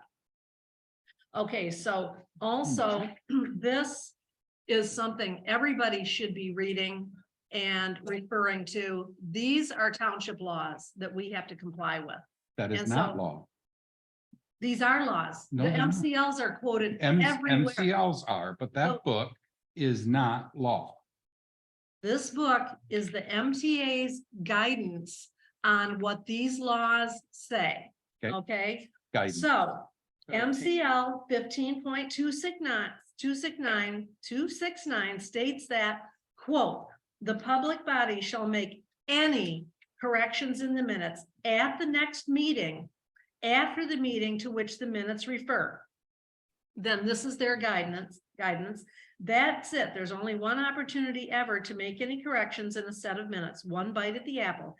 Even if the board does not vote to approve the minutes at the meeting where the minutes may be corrected, the minutes stand as approved. So let me just continue. That is not part of the law. You'll need to let me continue, okay? All right. I've got told to let you continue earlier, so I have quite a bit to go through on this. Okay, I've contacted the MTA. I've given this to you before. I think I gave this to Lois about correcting minutes, actually. Okay, so, and also, if you look in your document here. Yep. Okay, where it says, Page? Well, let me just get to it. I want to make sure I'm at the beginning of what I want to say here. Okay, let me get down here. I am on page 267. Okay. So I just read What paragraph? paragraph 3, your paragraph numbered 3 minutes, and your bold language. This is your language. The board has been informed minutes of a meeting must be considered for approval at the next regular meeting. And if they are not, then they are considered approved. Okay, so by the way, MTA is the source for townships, not Michigan Municipal League. They do all kinds of things with planning and all this kind of stuff. They do not focus only on township government, okay? The MTA focuses only on township government. Okay, but even then, what they say backs me up. Okay, now you say, according to the OMA, corrections in the minutes shall be made not later than the regular meeting, or maybe this you're quoting, you were quoting, yes, you were quoting No, 15. that's MML. Yeah, but it's Yeah. quoting 15.269 Yes, paragraph 1. Yes, it is. According to the OMA, corrections in the minutes shall be made not later than the regular meeting after the one in which the minutes in question were recorded. No argument there. Yep. Any None. corrections to be made have to be brought up at the next regular meeting. Yep. Okay. Corrected minutes shall be available no later than the next subsequent meeting after correction. No, they're available within 5 business days because they're approved. The corrected minutes shall show both the original entry and the correction. Yup, a suggested method of correction. Suggested method is to write the corrections in black or blue ink. I do it in red. In the outside margins of the minutes, I do it right in the text when there are many corrections. If the correction is only one word, then it may be written in above the original word with that word being crossed off. The correction should be indicated in the next meeting minutes. Yes, because you're correcting them at the next meeting. And it should be indicated that the minutes were approved with corrections. Okay, the minutes That's are. assuming they were approved with those corrections, like I. No, you don't approve the corrections. If we had made some changes today, if you had said, Cheryl, you misspelled some word in the 12-13 minutes, I would go back and I would cross out the misspelled word and I would insert the correct spelling because you have to show the original and the correction, but those minutes are approved as corrected. So let me just continue and tell you, and it should be indicated that the minutes were approved with corrections. So what that means, excuse me, what that means is that where I put approved up at the top with my initials and what meeting date they were approved, it should say approved with corrections. Usually I've put it under where the date of the meeting is. But anyways, that is the indication that the minutes were approved with the corrections. Once the minutes have been approved, generally at the next regular meeting, okay, this is still quoting, the motion will appear in the minutes of that meeting, but a notation should be made near the signature of the recorder or on the previous minutes with the following information. Here's the same thing we just went over, approved or approved as corrected. Now then you say, thus, according to the Michigan. What paragraph? I'm on page 268 and it is the paragraph 1, 2, 3. Okay, thus, according to the Michigan Municipal League, corrections of the minutes must be made no later than the regular meeting date after the one in which the minutes in question were recorded. Correct. It does not indicate they must be approved then. You're right. That it doesn't say they must be approved because they are approved with corrections. In fact, under the approval section, the author states generally at the next meeting. Then you say falsely, nowhere does this document indicate a board's decision not to review minutes for approval at the next meeting, they automatically become approved. That is not true. You can only change the minutes. You don't get to approve the corrections. You've already made the motion. Those minutes are then approved as corrected. Okay, so if we look down here, then you cite the MCL 15.269. Okay, and you have some things highlighted in here. And then you say MCL 15.269 states corrections shall be made at the next meeting, and those corrections shall be available at or before the next subsequent meeting after correction. The MCL does not state minutes or the corrected minutes shall be approved at the subsequent meeting, nor does it state anything about automatic approval of minutes if the board takes no action on the documents. Yes, this is an incorrect interpretation. Again, minutes are approved as corrected at the next regular meeting. Minutes are either approved. If there's no corrections, the minutes are approved. If there are corrections, the minutes are approved as corrected. Excuse me, I'm not done. I haven't interrupted. Okay, good. Well, you're shaking your head like you don't agree, which that's fine. And then you have conclusion, information provided to the board in regards to minute approval has not been factual. It has been 100% factual, as I'm getting in the process of telling you. Your motion 4 is an inappropriate motion. This is not the law. Okay. So I talked to Cindy Dodge yesterday, and Michael Selden and Catherine Mulhopt, MTA attorney Catherine Mulhopt, was on the email chain. Okay. And what she says here, so also with respect to corrections, that has to be, no one person gets to say, I want this or that in the minutes. Sure. Okay, it's the board's minutes. It's no one person's minutes. Okay. Unless it's a In fact, but even that has to be approved by the board. If anybody objects to it, no, that you can actually force a motion on whether that has to be put in the minutes or not. And that is the procedure for that. Okay, so Cindy Dodge, one of her last comments, in fact, there is nothing in statute that says minutes need to be approved, which is why they are automatically approved if you do not correct them at the next meeting from the meeting when they were taken. The OMA only speaks to correcting minutes, not approving minutes. You cannot take away the authority of the statute with an individual township policy. So they are either approved. Let's say here again, in the example, December 13th, let's say there was a correction. Today is the next regular meeting. If there were no corrections, those minutes are approved, even without a vote of the board. If there is a correction, the correction is made as I described to you how corrections are made. And then those are approved as corrected minutes. They do not come back to the board after that. That is not the law. According to that attorney. Well, this is Cindy Dodge. She's not an attorney, but she's been with the MTA a long time. She was a clerk at one time. And also Catherine Mulhopt is on this because they generally put her and Michael Selden.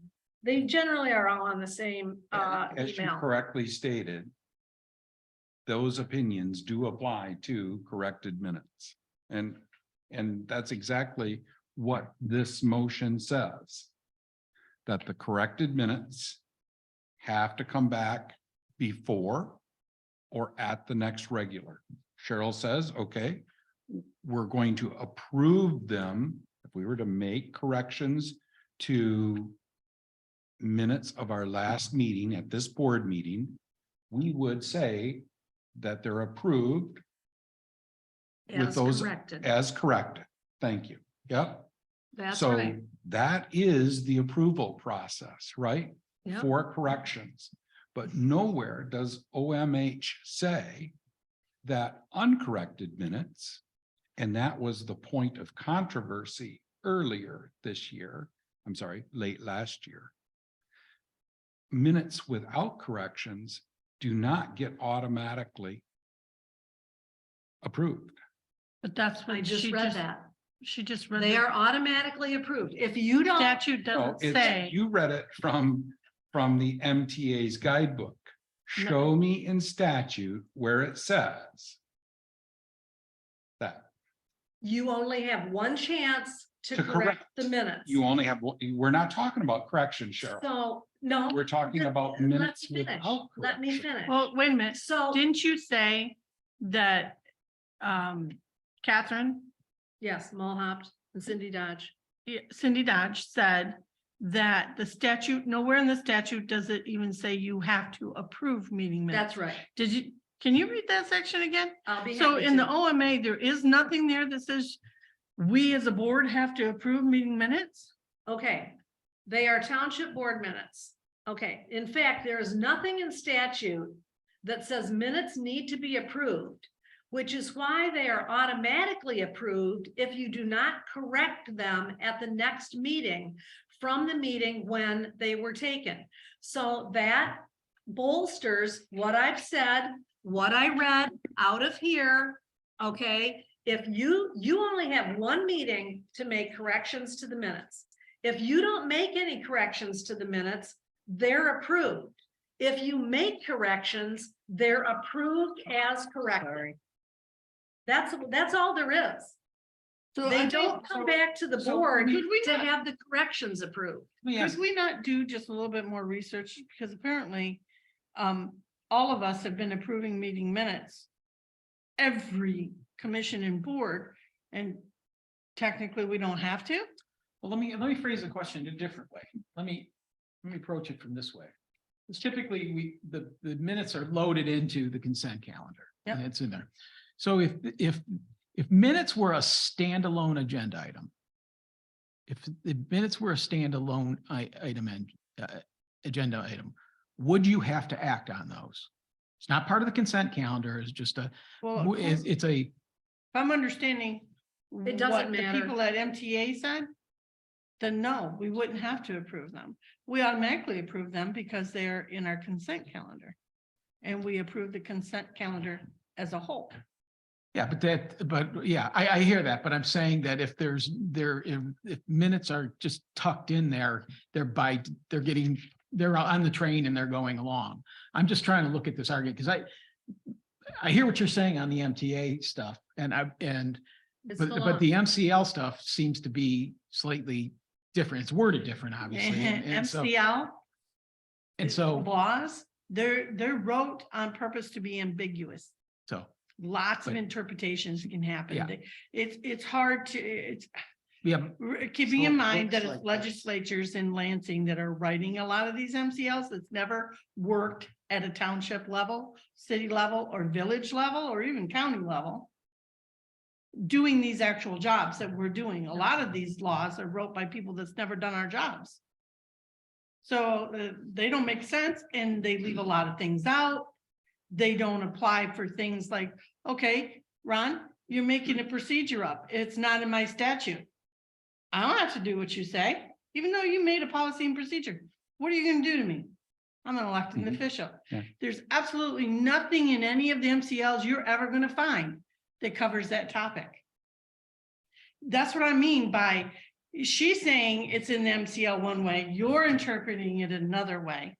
Same MCL. and I'm interpreting, I think, a third way. Yeah, and Catherine Mulholland and what's her name? Cindy is saying that if you look in the Open Meetings Act, it says you don't have to. No. What It it says you don't says have to. is that approve they're minutes. silent. It's silent. And on also, that topic. think of it this way, you've got your December minutes and no corrections were made to them, okay, today on January 10th. They're not just out there unapproved. We have 5 business days to mark them approved. No, So. we have yes. 5 days to get them to the public after they have been approved. Yes. Well, After they've okay, been- 5 days to get them to the public, but they are marked approved at that point because no corrections were made. And you can't make any corrections after that point. So their only status they can have is that they were approved. They can't just be floating out there in never land. And you say, well, we haven't approved those 6 months ago. And also you're going to run into a problem because there's times when you need approved minutes to attach to something that goes understand. to the state or something like that. Totally agree. You can't have the minutes languishing out there, and that's the reason for this statute. You can't have the minutes languishing out there in some kind of, well, what's the status of these minutes? No, you have one meeting to make corrections to the minutes. Otherwise, they are approved. And And you have- simple you can- example of what she just said, when I bring to you this approval for these new bank accounts, the banks want your meeting minutes showing the board's That's right. approved I the understand. banks. Yeah, no, I So, understand. lots of reasons. There's not an argument here about not approving minutes, and there's no argument about the correction of minutes. That's Right. precisely what this says.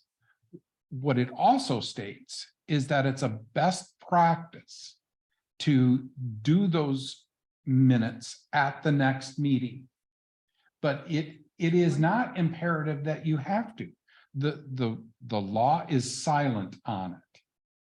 No. And that does not mean that you approve the minutes just because there's no corrections to them. Yes, So it take my- does, so take because my you step only forward. have one meeting to make corrections. After that, you cannot make a correction to minutes, so they are approved.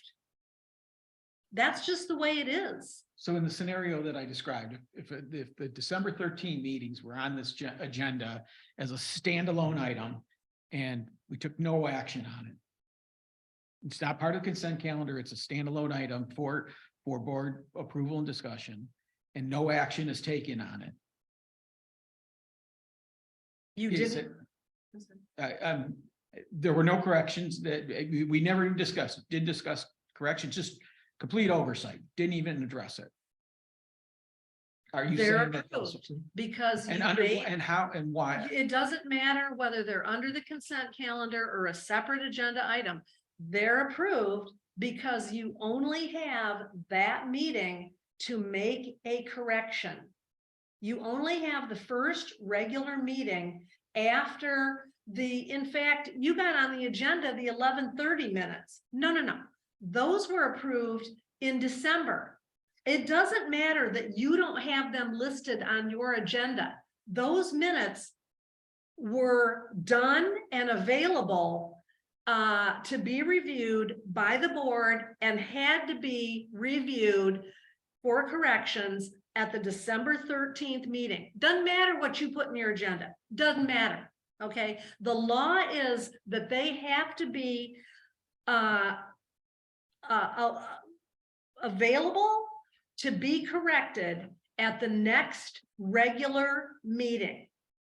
It Yep, doesn't- no argument. Right, And so. your, just to be clear, your point of view is if there are no corrections, then therefore It's there's no not. further actions that can be taken. That's right. So therefore they must be approved. That's what the law says. No, the law doesn't say that. Yes, it does. No, it doesn't. Because the law says those minutes have to be available for the next regular meeting. And you only have, and everybody agrees that you only have, so here it is. The law says, I'm talking about the law now. This isn't my opinion, okay? The law says meeting minutes have to be available at the next regular meeting. Are you defining Point law number as one. MCL or MTA in this case? MCL, Okay, thank you. yes, those are laws. Okay, Michigan compiled I just laws. want to make sure I'm. It's usually I'm on the MCLA, Same definition. but MCL, Michigan compiled laws say that the minutes shall be available at the next regular meeting. Boom. Incorrect. No, they do say I think that. what we have here is a differing of opinions that So maybe we could. I get can some better understand by clarification. default if you can't make corrections after the meeting, then they're considered, there are no other actions to consider because That's right. MCL is silent on those minutes That's exactly that right. don't need correction. That's exactly Matter of fact, right. the only document that I could find that spoke to minutes without correction is in fact the MML document. And that's quoted here, not necessarily quoted, but they said best practice is that the minutes are then approved at the next regular meeting. And just to be honest here, guys, if we're gonna say, that MTA shouldn't be followed, then we have to say MML can't be followed either. No, we- Sure, which I think they're, would they're be- both in the business of providing guidance. But you keep in Both mind, will they're tell you, both in the business for townships. and So and they both will tell customize you this. to go to your legal counsel. Sure they do. Yep. So, I mean, I can see your point of view, Cheryl, It's where, not my point of view, it's the law. no, it's not the law. Yes, Okay. it is the law. Back again. So I can see your point of view, Cheryl, that if there's no further actions that can be taken on a document, then the document is dead. That the document is approved. I can see that. Here's a little further elaboration on page 169. Once again, this is this book that interprets statutes for township board It does members. what? It interprets Okay. statutes for township board members. If a board forgets or does not vote to correct or approve minutes, those minutes still stand as approved in the sense that they cannot be changed after that meeting. Sure. They cannot be changed. So they are approved. And that is the status of the minutes. They're not just out there still draft minutes after the next regular meeting date of the public body. What I'm hearing is what I've always thought is that if there's a problem with the meeting minutes, you make the correction at the next meeting and the corrections stand. That's what I always thought it was. I didn't think it had to be brought back the next meeting and the No. next agenda. The law doesn't provide. It just for seems that. more confusing if I you agree. keep with you. reading I all think- that. I think it says you have to bring them back. It does. I think yeah, The law does. if you make a correction, you have to bring those back. No. You don't bring them back. You do not bring them back. No, you don't. Once the board has voted to approve the minutes, including approving with corrections, they are approved. You don't, you. So you MCL can't You're just reading it as something, make you're reading something changes. completely different, The Cheryl. public body shall make any corrections in the minutes at the next meeting after the meeting to which the minutes refer. The public body shall make corrected minutes available at or before the next subsequent meeting after correction. And Doesn't that how just we mean you do post that, it? how we do that, Don, is that we post the approved minutes. They are supposed to be available within 5 business days. That's the available. It doesn't say they come back to the board for further action. It's that they're available. I'll agree with that. I'm reading that into it. Yeah. Yes, you are. Yeah. Yes, I'm sorry.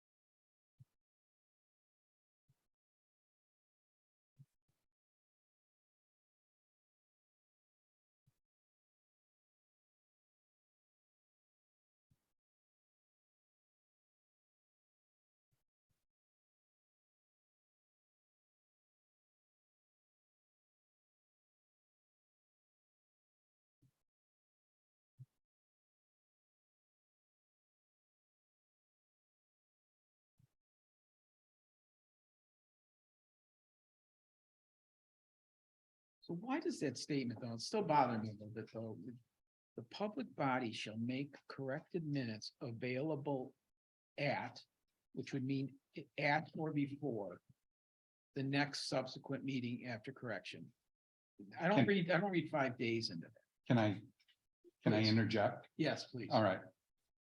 Cheryl is assuming that we as a board read the document and we say, we approve the minutes with these corrections. The law is not making that assumption as written. The law says that you can make those corrections and it has to be available by the next board meeting. And so It has to be available. Okay, you can put it in the board packet if you want to, but you can't make any changes to it. Because I you agree. only. I agree. You get one meeting shot. I, To make Yep, yeah, no, I don't- changes. no You can press. put it in, but they're approved as corrected. And no, I am not making an assumption about when you're reading the minutes or anything like that. I just know that you only have one meeting to make corrections. And by the way, you all are the ones that make corrections. I don't propose corrections to the minutes. I have done the minutes. Per the statute, my minutes meet all of the statutory requirements for minutes.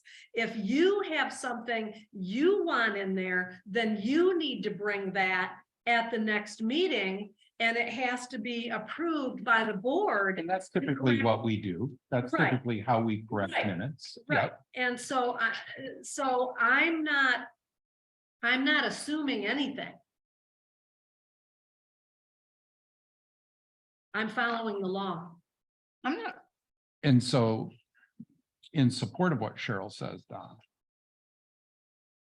MCL 15-269 does not say that the correction shall be approved on or before the next meeting. yeah, I see that. So by matter of omission and the fact that the board agreed to make those corrections, ergo, they're approved. Yep. Or the board agrees that Otherwise, that, why would you continued? Unless, if you still have issues, why are you moving on to another app? correct, So, yep. So do we really need motion number 4, Ron? So I think what I would do is still kind of recapture this discussion and still put it in our policy and procedure to help those people that come after us. You can't put in there something that's not the law. Okay, in accordance with MCL 15.26991, corrections to meeting minutes shall be What made. page are you on, please? I'm sorry, 269, motion 4. I'm reading from this motion, yes, that you gave, but I'm reading it out of 269, not where I put it in the minutes. Okay, corrections to meeting minutes shall be made at the next regular meeting after the meeting to which the minutes refer. Those corrections shall be available for the next subsequent board packet after correction. Okay, that's already. That's correct. They'll And be available, you can put them in the next board packet if Right. you want, but there's no action to be taken on them. They should not be under consent calendar because you're not approving them. Mhm. They're already approved. Now, if you want to put approved board minutes in the board packet, you could do that, but it needs to be noted that they are approved Or board under minutes. correspondence or something Well, of that. something, I mean, Sure. I don't see the Right. point. Packets are way too big already. In an effort to get our packet smaller, couldn't we just put a notation that corrected minutes are available on our website instead of putting all the meeting minutes back in the packet? No, that is, yeah, I mean, these last board packets, 405 pages, 317 pages, this is ridiculous. Okay, it's like reading a book. We don't need board packet. It's the laughing stock of the entire county, the size of our board packets, okay? 130 pages was just to budget. Well, Well, if we got those, periodically through the year, it would make it so. Another big. 120 pages was just to park. But I think yeah, if okay, we, but anyways, if but we had an opportunity to reduce the size of our packets, which Yeah. would be better for the public. too, Yeah, by doing communications of certain things, and I talked to you about this morning. Where Ron doesn't have to put them all in the board packet so that he knows we all see it, just like I did with mine about the park fund. I didn't need to put it in the board packet. This is just information, let you guys know it's done. So instead of putting this 6 or 7 other pages in there for you to have to look at, I sent it to you by email, and I assumed if you had any questions, you'd contact me. So maybe we could do, I know it's not on our agenda, but make Ron's life a little bit easier too. Maybe we could do some of these other things like that, like, and if you're gonna put something in the policy and procedure manual that is quoting an MCL, then it needs to be a direct quote with quotation marks around it. This doesn't have quotation marks. And then the second paragraph about best practice, that and minutes shall never be approved automatically or ex post facto. That's not the law. That's not the law. That can't go in the policy and procedure manual. I can see where that should not go in the policy and procedure manual. No. Yep, I It can see can't. where that would drop off. And quite frankly, I don't think MCLs need to be in the policy and procedure manual, because that's just gonna clutter up the policy and procedure manual. Every elected official that comes in here has certain MCLs that they have to comply with. Yeah. We can't put all the MCLs that we have to comply with in the policy and procedure manual. It's just duplication. It's unnecessary duplication. There's the MTA manuals for clerk, supervisor, treasurer, trustee, which I think you're in the middle of reading, or maybe you've completed reading. Good for you. But those are put out to give us the most important MCLs that we all have to deal with. That all doesn't go in a policy and procedure manual. Policies just and doesn't need procedures to. manual is supposed to be a gap between what statutories are. And it's a guideline for us. But like I said before, you can't force somebody to do something, even if you have a policies and procedures manual. You can't.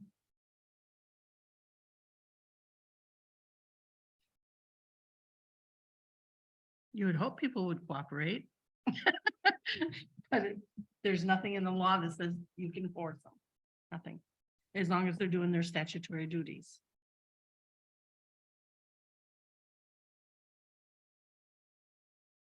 Did not mean to say that in a controversial way. I'm just No, letting you know. I heard what you said, but employees you can. Well, okay, you're right. I should have prefaced that with elected officials cannot be forced. They have to follow their statutory duties. Absolutely. I'm fine with withdrawing motion number 4. The motion and second are rescinded. A second is rescinded.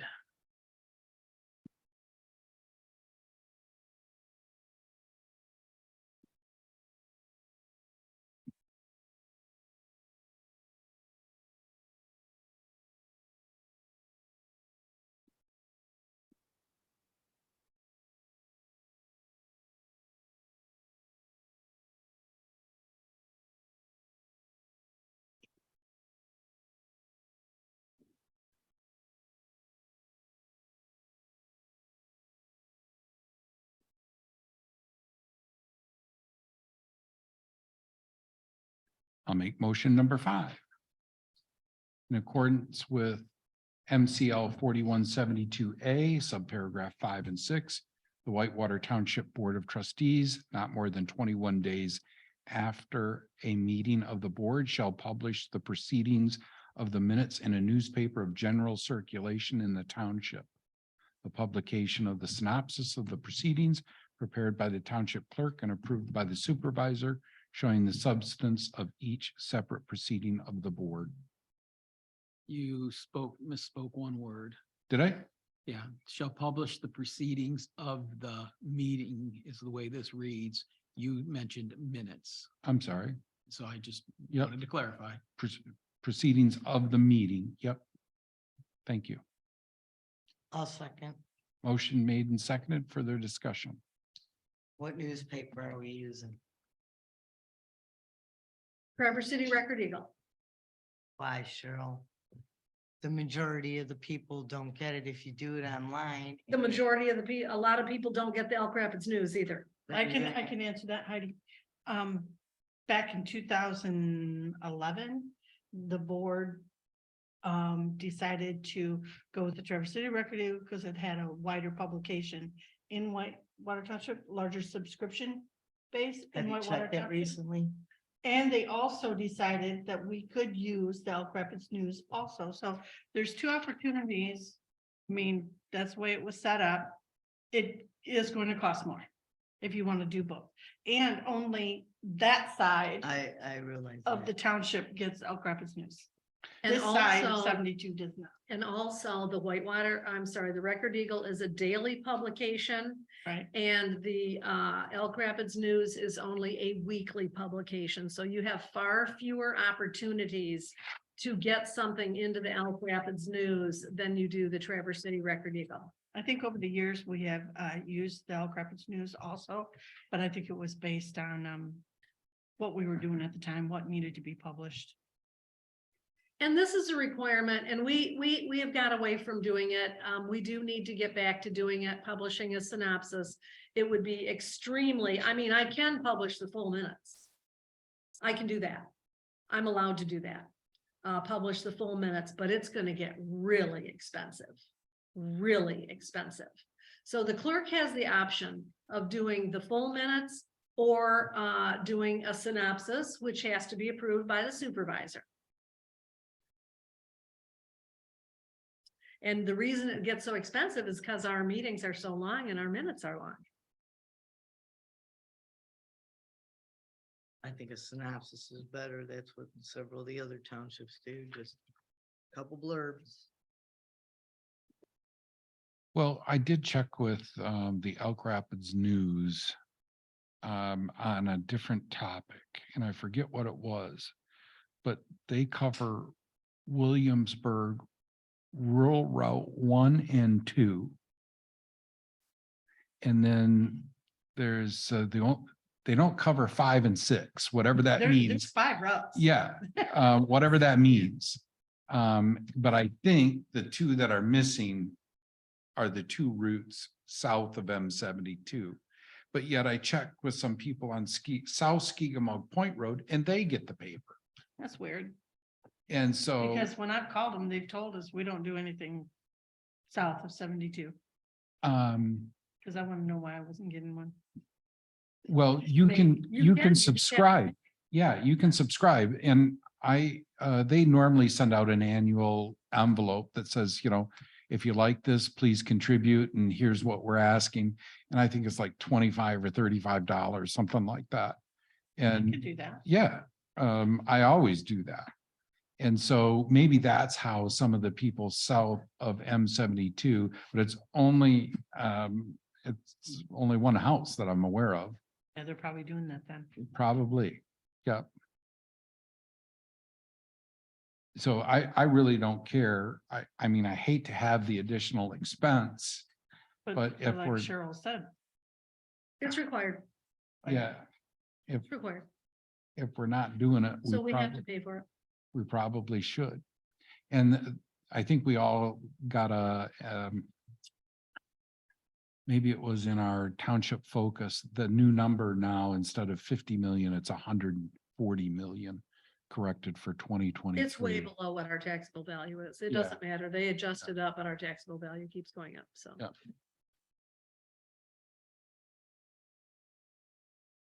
So any consensus on the newspaper? Well, it will be the Record Eagle, because I'm not going to be beholden to the Elk Rapids News's one day a week. That means you have to have it ready to get it in the Elk Rapids News. So you can get it in the Traverse City Record Eagle far easier than you can get it in the Elk Rapids News. And I don't think it needs to be in both. I only publish our budget public hearing. I do publish in both news. I mean, unless you want your, if you want your publishing expense to double, then go ahead. There's But 21 days to get this published. but That's the minutes have to be done first. sure. Okay, the minutes have to be done, and then you go through the minutes and just approved meeting dates, approved whatever. I mean, the minute, Right. you have The to. get the minutes synopsis is done. short. Get it. Right, Yeah. so you have to have the minutes done first. So you've got 8 business days there Okay. before you're going, which is 10 days. That's half the time already. So then if you've got to deal with the deadline for the Elk Rapids News, it shortens the time that you Well, have. couldn't available. we make our deadline with the Elk Rapids, or I'm sorry, with the Record Eagle, and then wherever it fits in for the Elk Rapids News, we just put it in? Yeah, Because we're meeting the requirement of the 21 days by doing it in the Record Eagle. It doesn't matter if we get it in time for the You're saying Elk Rapids supplement News. it just as a service to the community. That's what I'm saying. Well, then you better double that budget then. Yeah, that's Coming. gonna be a horrendous expense. It is. I just look at all of the synopsis in the newspaper, in the Oh, some of them are Elk big. Rapids News already. Yeah. So a lot of people are not having deadline problems. But There's do you two things care if it's in the Elk Rapids News, Matt? Do you want it in there? I'm sorry. Do you want it in the Elk Rapids News? Well, I would What's your like, opinion? I would like to contribute to a local person more than the Record Eagle. I guess you could claim that the Record Eagle's a local newspaper too. I'd like Yeah. to weigh in on 2 points. Like to weigh in on 2 points. I think getting the Elk Rapids News. As I think about it, the synopsis and the items that are in there are typically, northern sites further north and west of us. Where where they're in their minds, maybe the Traverse City doesn't penetrate. I will say, and I'm not advocating one over the other. I'm just giving one element that I would prefer. For example, if you want to research a past article on the Elk Rapids News, can't do it. Nope. There are no archives Right. versus the Traverse City paper. You can subscribe electronically for the Traverse City paper. That's right. It's Most very, people do. yeah, and it's not overly expensive, but you can search their archives. And, That's right. So, that to me, if I were gonna say, all things being equal, I could consider that as a tiebreaker just because, we do have citizens that want to look back and it Sure. might be easier for them to do that. Yeah, good point. So, Well, yeah, it definitely should be in the Record Eagle. The question is whether you want to go to the additional expense of having it and also if you're putting it in the Record Eagle by the timeline, quite frankly, it doesn't have to be by the timeline in the Elk Rapids News. That's what I said. We'll try if you want it in there, but we've already complied with that through the Record I Eagle. see your point. Yeah. So, I said. yeah, exactly. Apparently That not was- eloquently. that was a good, that was a good point, John. Properly. But there you go. I would say double the clerk's budget for publishing. For this next Bring year. it to the table when we get to that part. I just did. Yeah, I don't have any desire to publish it in two I don't either. newspapers. I think really. that's just a bunch of And hassle. Don's point, I never thought about archival. Right. I've never tried to archive anything at the Elk Rapids News, so, It's only that week's edition. Yep. That's okay, it. And so, then they replace it. There's no way to go back and look at, like, if you wanted to look at a past article, there's no way. So to do it. you can't do that for a week. No, not even a week. in the newspaper, would this be under legal notices? Is that where we would put it in the Record I Eagle? forget where they put it. Because that's a free search. Moving on to your Mm-hmm. point of view. I can't remember where they put it. It's wherever they put it. What is? I don't remember if my synopsis, I have a template for that. Says legal notice at the top or not. I think it does. Yeah, that's right. You can search those for You free. can Search those That's for right. free, You don't have to pay. right? Yeah, so that's helpful Yeah, along that line of research, Don. Mhm. yeah. So I think what we currently have laid out, we're good. If it's going to the Record Eagle and See Ardella, eloquent. So I think there's a motion made and seconded on motion number 5. Is that correct, Cheryl? Yes, Roll call when ready. Bennett, Yes. Baumuth, Yes. Pop, Yes. Glenn, Yes. Goss, yes.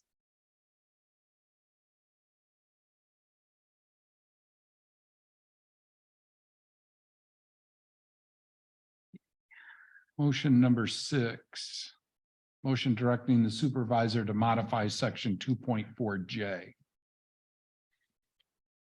to include the 21-day synopsis. I paraphrased. I'll second. Motion made and seconded.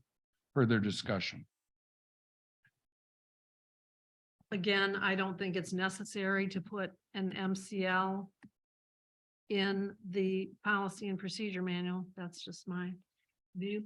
And that's why I paraphrased Cheryl, quite Yeah. honestly. So Cheryl brought up a great point. Why repeat a Michigan compiled law? Well, those that follow us, do they maybe need a clue to go to a certain section of MCL? And so instead of all this verbiage, maybe section 2.4 is amended to say CMCL 4172. So, you Less know, verbiage, easier to do. under 2.4J, whatever that is, I don't even remember what it is at this point, but record of meetings. And we just simply say a synopsis shall be published in accordance with 4172. Keep it simple, but yet it does create then a procedure for somebody who's coming through and saying, oh, you know, this is my first time in this chair. I'll agree with Cheryl and I'll agree with you. However, here's what I would say about it. I think you should be one way or the other. Yeah. If you start to Either put add, it in if you or- start to add language to it, then you're allowing somebody else possibly to make an interpretation of an MCL or an Yep. MCL back the other way. Either write it without it or refer to it and be done with it.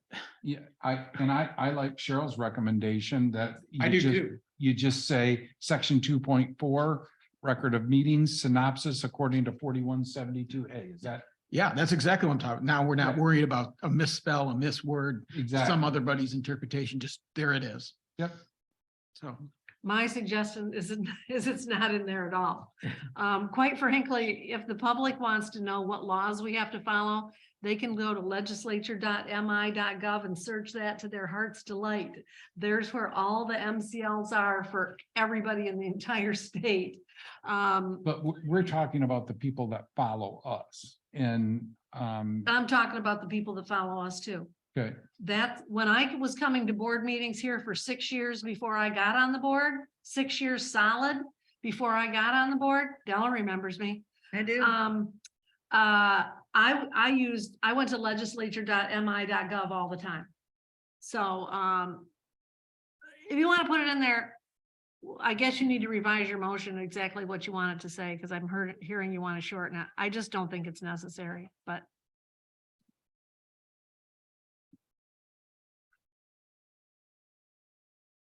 Heidi, what's your thought on it? Easy as possible. You guys are making it so you could take it out of context, maybe. So does that mean eliminate it completely? Unless you're just gonna state one sentence. You know, go to the MCL, Mhm. blah, blah, blah. Easier to read, better is to understand. Ardella, Because- what's your thought? If you're doing this for future boards, fine. If you're doing it for the public, they're still gonna be confused. They don't know what's going on. I totally agree. This is a policy and procedure manual for the board. But I agree with the simpler is better. This comes from this MCL and people can look it up themselves.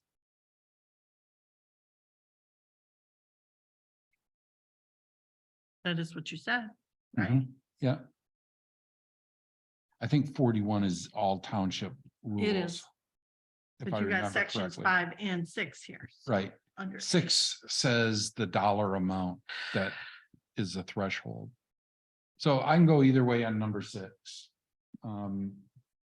Maybe it is best left to those people who are interested in following the law to look up the law. Maybe. That I agree with. So I'll withdraw my motion number 6. I'll take, did I second that? You did. Yes. I'll take my second.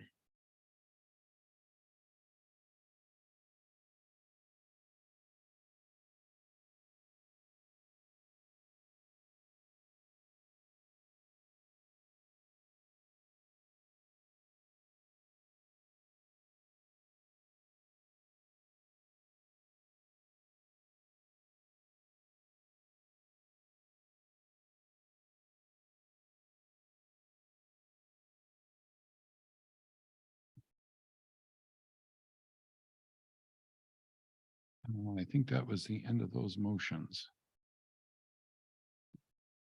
I think so, yep.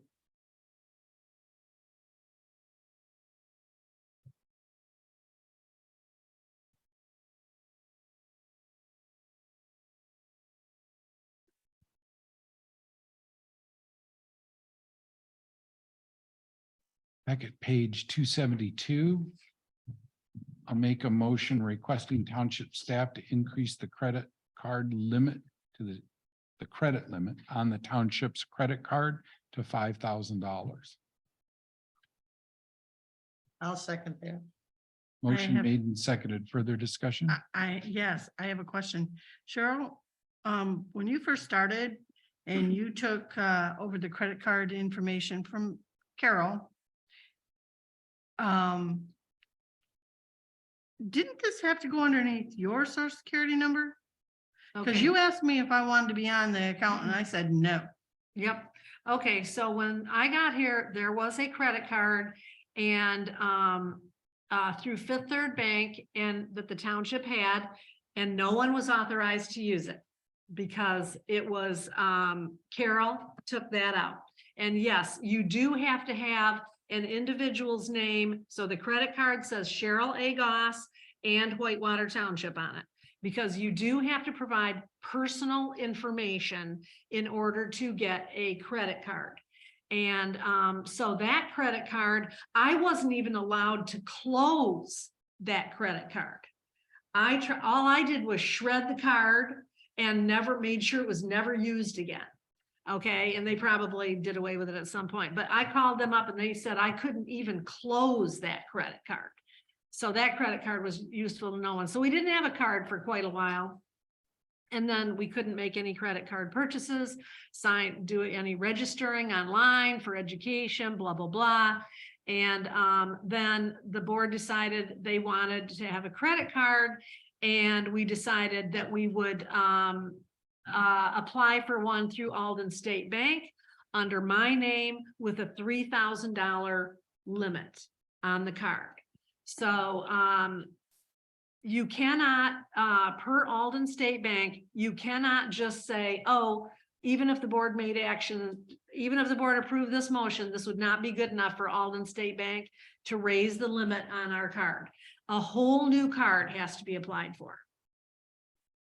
That's, I mean, And quite honestly, we don't have to do if you apply all the money somewhere we else. have in Alden State Bank, they should never deny us. I was That's gonna right. say, they just Oh, upped we my won't be credit denied. limit on the top of my credit card. I didn't even ask for it. So how do we know that they haven't upped our limit? We don't know. They haven't upped our limit. This is a corporate thing, okay? It's different than a personal credit card. Yes, personal credit cards, they'll raise your limit every once in a while because they want you to spend more money and pay more interest if you don't pay it off every month. But no, that's not the way it is. And so no, our credit card limit is still $3,000. And there's been a couple situations that have put us slightly over the limit. I brought that to their attention and got temporary approval to go over the limit by like less than $100. Way less than $100. And then we were just about to pay the card, right? So it was just, so they didn't give us any kind of fee or anything Well, for maybe we over the need to limit. re-examine it with them. Maybe we need a new card. Well, Maybe- yeah, and Dude, so what I'm saying I is ask a whether you question, Cheryl? apply through Alden State Bank or whether you apply somewhere else, it's a reapplication. It's a new application. you If somebody apply- wants to, what do you call it there? Investigate other credit cards, be my guest. Well, when you inquired about the possibility of going over or, you know, carrying an overbalance over the 3,000, are you telling me the lady on the phone didn't even say, hey, can we, do you got any other questions? Did you ask her if we could update it? Not with Alden. Alden doesn't work that way. Alden's. They complete- don't do we need sales. to- And that would be a sale. Somebody needs to go in and renegotiate that. It is, I can verify personal experience with Alden. To get a different credit card limit is You have to reapply. a complete reapplication. Yes, exactly. Well, that shouldn't. No matter take how very much money long. you have with It them. shouldn't take very long. They have the money in the bank right there. So, what about, if that's the case?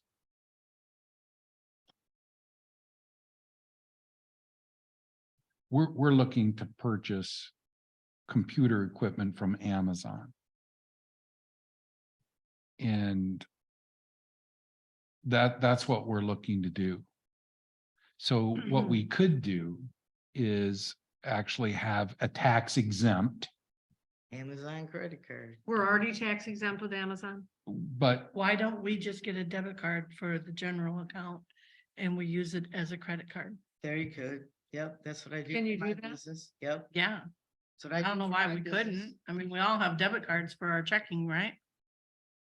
I use it for my We business. requested, I mean, then it's coming out, it has to be treated with the purchase order, the same thing, just as if we wrote a check. Right. Only it's coming out now instead of writing a warrant. Don't have to worry about a revolving balance then. Correct. No, Because you're paying it off immediately. it's a thought, we could investigate it, make sure that we can legally do it, Yeah, I wonder. but that would eliminate anybody having to put their personal name out there Yep. or the their township, and then security if number. you're no longer here, now somebody else, they've got to go through that whole process. Well, again. that does augment your argument too, that in the event of a disaster or some extenuating circumstances, we aren't dealing with A a bank, cap of, let's say, even 5,000, if that's, so now you're dealing with, whatever. you're It's dealing open-ended. with, Because I even Props are believe fixing- that on those debit cards, you can set limits. yeah, sure. you- So it's would still be, if we set the 5,000 as the limit, because that's what our policies and procedures say about purchase orders, right? Is it over? What is it? Over 1,000. 1,000? Purchase orders can be for up to any amount. It's only if 1,000, if it's over 1,000, then it has to have two signatures. You two are 1,000, correct?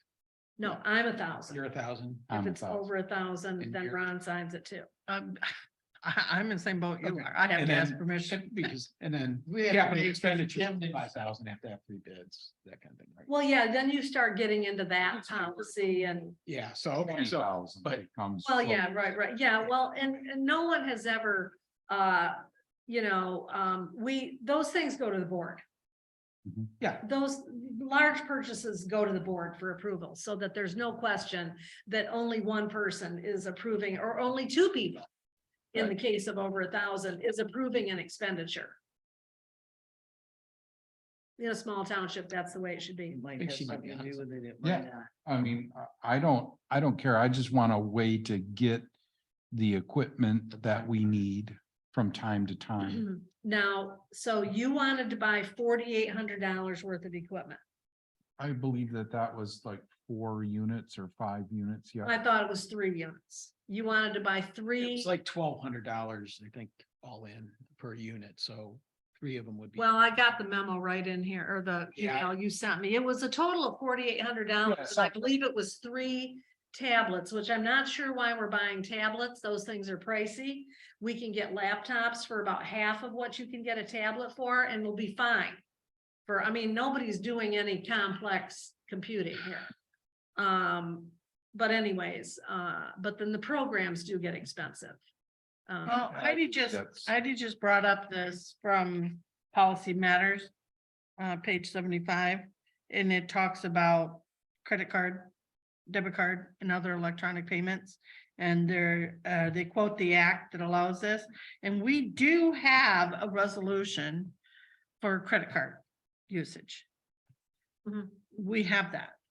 So what we may want to do is take a look at that and Yeah, that would be. adjust it to what we're trying to do with the debit card, replacing a credit card. And as far as Amazon, thank you, Heidi. As far as Amazon is concerned, getting the tax exemption on an account that's for Whitewater Township, then you would just place that debit card in there as a source of payment. Yeah, Yeah, and I was actually gonna put it on one of my cards.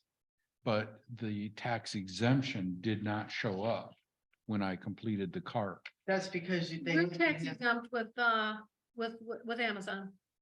Okay. And we have never got, a couple things the other day, $20 worth of stuff the other day from Amazon, no tax. Yeah, but is it underneath a Whitewater Township account? Yes, See, my See, your account, personal. I credit- signed in with her He has- credentials. Oh. Yeah, Yeah. she gave me chief that has it too. information. the chief orders his own stuff through Amazon. Well, he gets a purchase order first. yeah, so we'll still be Interesting. following I all the did it, same I figured procedures. tax- Yeah, yeah.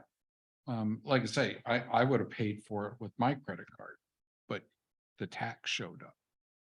Now, You would not want to pay the tax on that. no, No. so that's why I didn't finish the purchase. Della, do you want to investigate that then? A debit card with, since you're have more dealings with Alden than any of us. Yep. Yeah, get a good personal banker. He should be able to help you in 5 seconds. It's Kathy Rudy.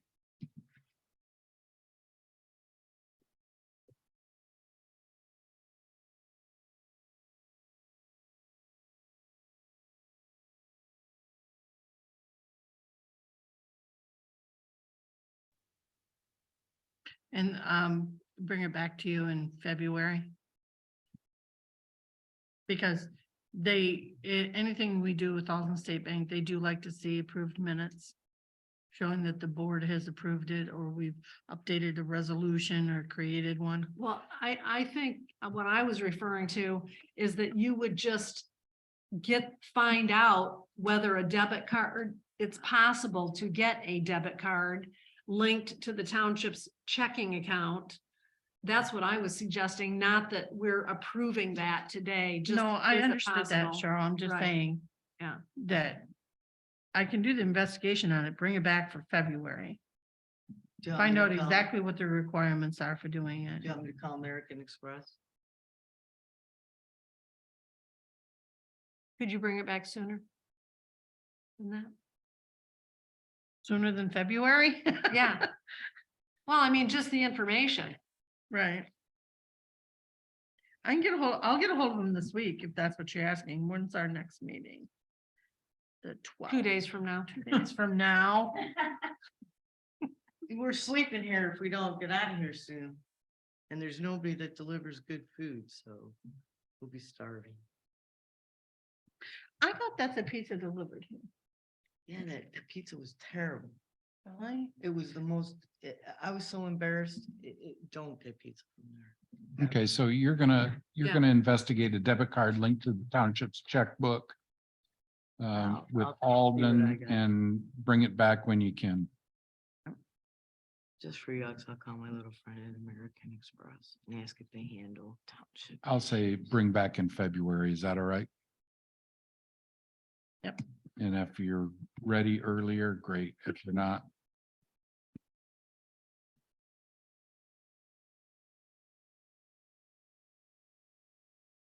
I don't know if American Express does debit, but I know my business MasterCard does. And you can even divide it with different accounts.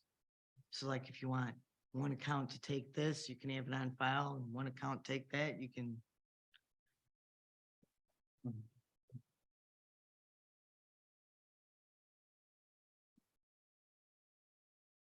and I'm gonna skip motion 2 on this particular agenda item, pending what you bring back. All Okay, right. Guys, we're getting close.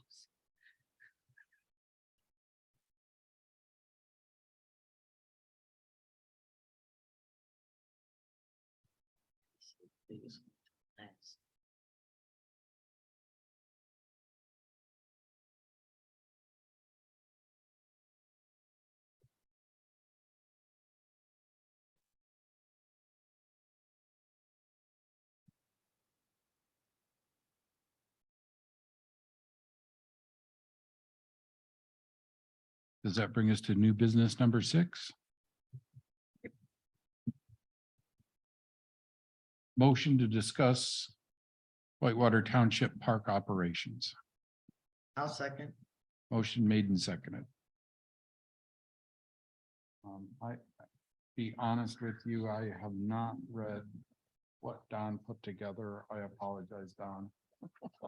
From. Your supplement here of January 5.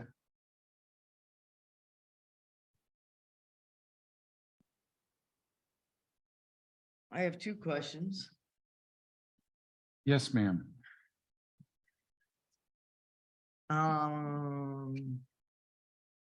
Did you take this off of something that was already written? Just, I mean, did you get the manual from somewhere else, or is this all new? This was from 2015, wasn't it? 2015? Manual, The stuff you have in here, didn't you say it came from 2015? the manuals from like 2012, 2015. Yeah, there's it's Okay, really old. That's what I So thought. So, What I meant to say is that I think my last involvement with the park was in about 2015. Oh, there's Because- many changes to what's in here. Because I had some problems in 2016. And that happened at the beginning of the year. And so I wasn't, Yeah, a lot of this is real old. oh, it The is. Yeah, job Yeah. description that I looked at made no, I used that manual. right, And right. no- I and just, no reference, didn't even look at it. Just. I don't even believe, I don't recall that job description ever having been approved by the township The board. one that I wrote, Oh, you wrote that? yes. Oh, okay. It Yeah, doesn't that's- say proposed. I Oh, don't I think. guess I. maybe that's what I- I was trying. to- okay, I No, that's just something I threw out for discussion. Oh, okay, okay. Yes. All right, you would be good. correct. Because I'm sorry. I Yes. didn't do a very good job at adding that into the packet. It's okay. And I should have put the word proposed What's a on sample there. job description? Yeah, the only question I said. Yeah, I did, it's a sample, Yeah, I and I get did that. not use any of the documents from my policy procedure manual to formulate any. thought Right, I process. would just like to, first of all, find out if there's another document floating around that's newer than this. That would be my first question. My second question would be involve your PrAC members and your park members to help you redo, because this is like your standard operating procedure. So I So- would have, and I believe that's what you're recommending, isn't it? By talking about Dan Bellinger and Peggy Clark. I had some bring them in? conversations with them, yes. The job description.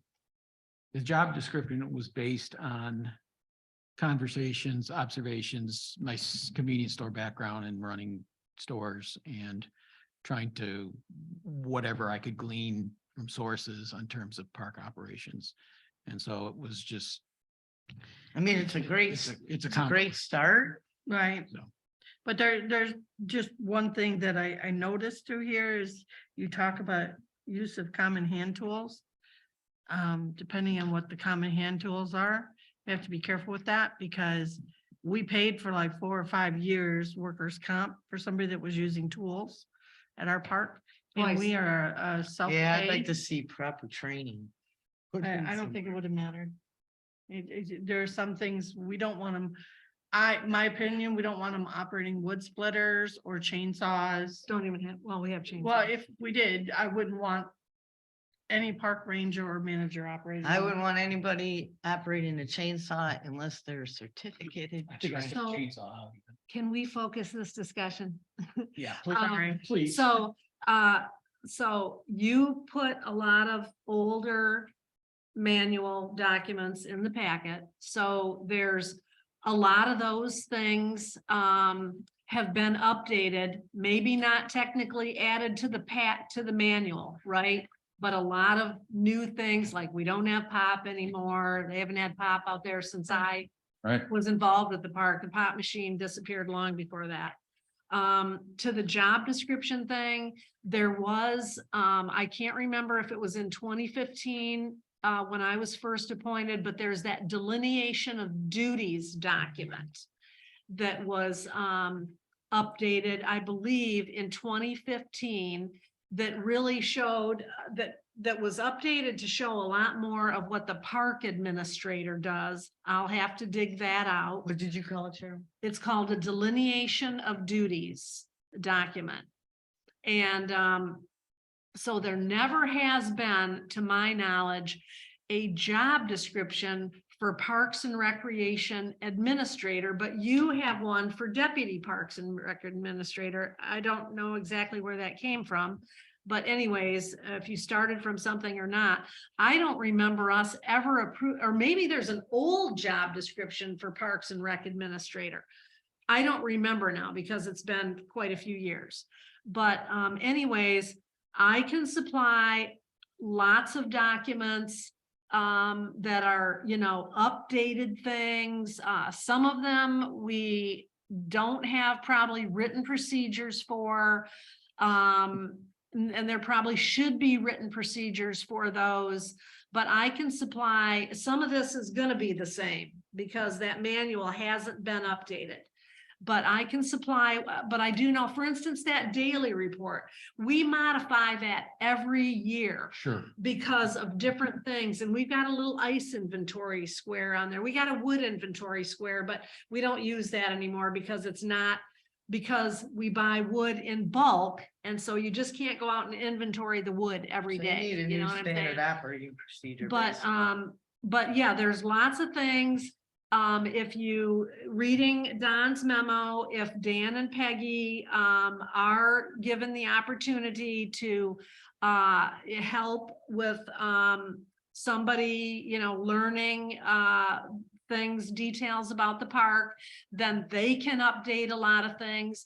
I mean, you have to remember the Parks and Rec Administrator, maybe this will change in the future, but the Parks and Rec Administrator does not work at the park in the sense that they have a desk out there. Yeah, understood. Okay, so Dan was instrumental in coming up with, okay, we, just say staffing. We need this many people on this shift. He knows all about, so I didn't do schedules. I might have typed a few up, but I didn't do them because Dan was intimately familiar with the minimum amount of people it would take on certain mornings and certain evenings to staff the park. So there's a lot of information there. They would be a wealth of information about the little daily things that go on at the park that Dan had my authority to take care of because it was for the best operation of the park. You know what I'm saying? So he can't just run to me every single time he would come to me for Delegation. major, right, that's right. Got it. So they would be, and Peggy, of course, really did the office stuff. And I mean, super organized in the office. And like one thing I noticed going through that, a procedure, pull the camping permits for the day before. They pull them for 2 weeks. the camping permits get printed right out of the reservation system. So there's no more hand filling out of those types of documents, you know, the refund requests, things like that. And like a policy that we came up with is that all refund requests must be in writing. Because every once in a while you make a mistake, you don't process one correctly. We found this every once in a while, somebody wasn't happy. We got a refund, we got a thing canceled or whatever that shouldn't have been canceled, or some days canceled that weren't supposed to be canceled. So we make everybody, it has to be in writing, emailed to the township, to the campgrounds email, and they process those every day. And so is that in a policy or Yeah, it's not in a policy? We can, It's not. It's in one of their believe it's procedures, in a but not policy. policy. Yeah. Okay. And if you look, like, for instance, the rules have been modified. The current rules are on the park online reservation site. The refund policy and the procedure of how you request a refund is on the reservation site. So that would just be a matter of printing that out, putting it in the policy book. So Why don't you just write maybe an SOP? it's not my job to go through and make changes to these things. That came out wrong. Strike what I said. What I would like to do is update all of our policy and procedures, right? That's what I would like to do. So we're not dealing with decades old laws. Doesn't mean we have to change them, means we Right. reviewed them in the last, 5 years, we'll say. Yeah. Put whatever cycle you want on it. So Cheryl, if you could just generally note on these following pages of the park and policy manual that this is outdated, you could find this on the township website. That would be so helpful. And then I can assemble it, say this is what was there. If we accept this as the base document, not approve it, just accept it as a base document. And then as Cheryl notes, yep, you can find this here, then I'll go get that policy. I'll show you the old, the accepted, and the new policy and let the board approve it. I think that's really where the legislative body should move, is towards approved documentation that we can reproduce for people as they come on board. Yeah, I like your idea, but, Don, you've suggested that Dan and Peggy help with the 2023, 2024 budget. And also with the preseason and park preparations and stuff.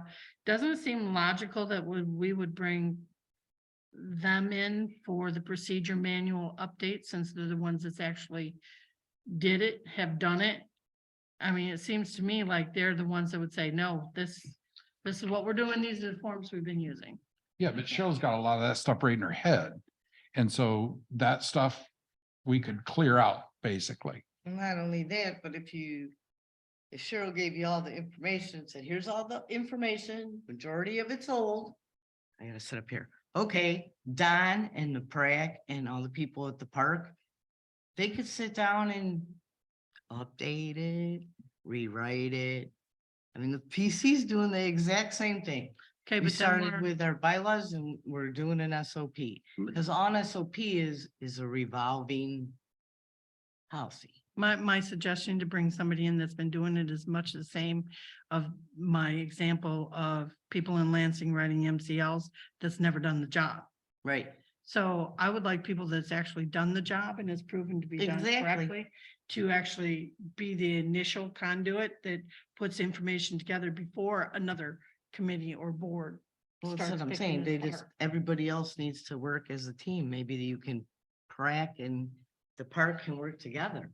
So that you got 8 people shooting ideas out on a table and everybody take a well, section. Dan and Peggy and I are going to be the ones that know which policies have changed Yeah. or Right, don't because you're even gonna bring apply- all the information to don't the even table. Cheryl. apply anymore. Right. So, and I saw several documents, I'm not sure how many, that are still the same documents.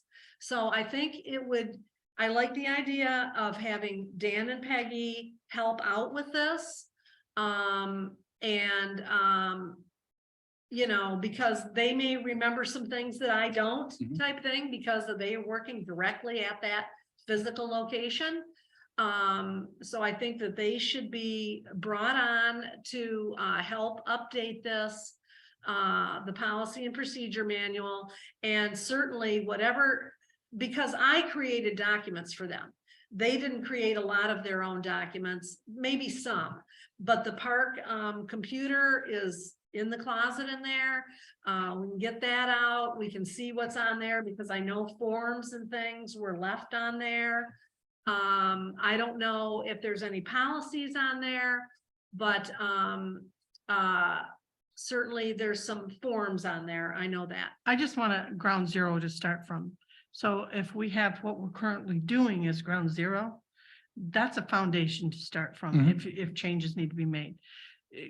Don't try to make the changes without knowing what we're currently doing. No, and Nobody is. none of what is here contemplates any of that. My writings are not suggesting that.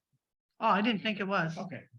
Yeah, I like your idea. This is the old manual. This is the proposed new manual. Yep. And and it is what it is, and people can compare them and see.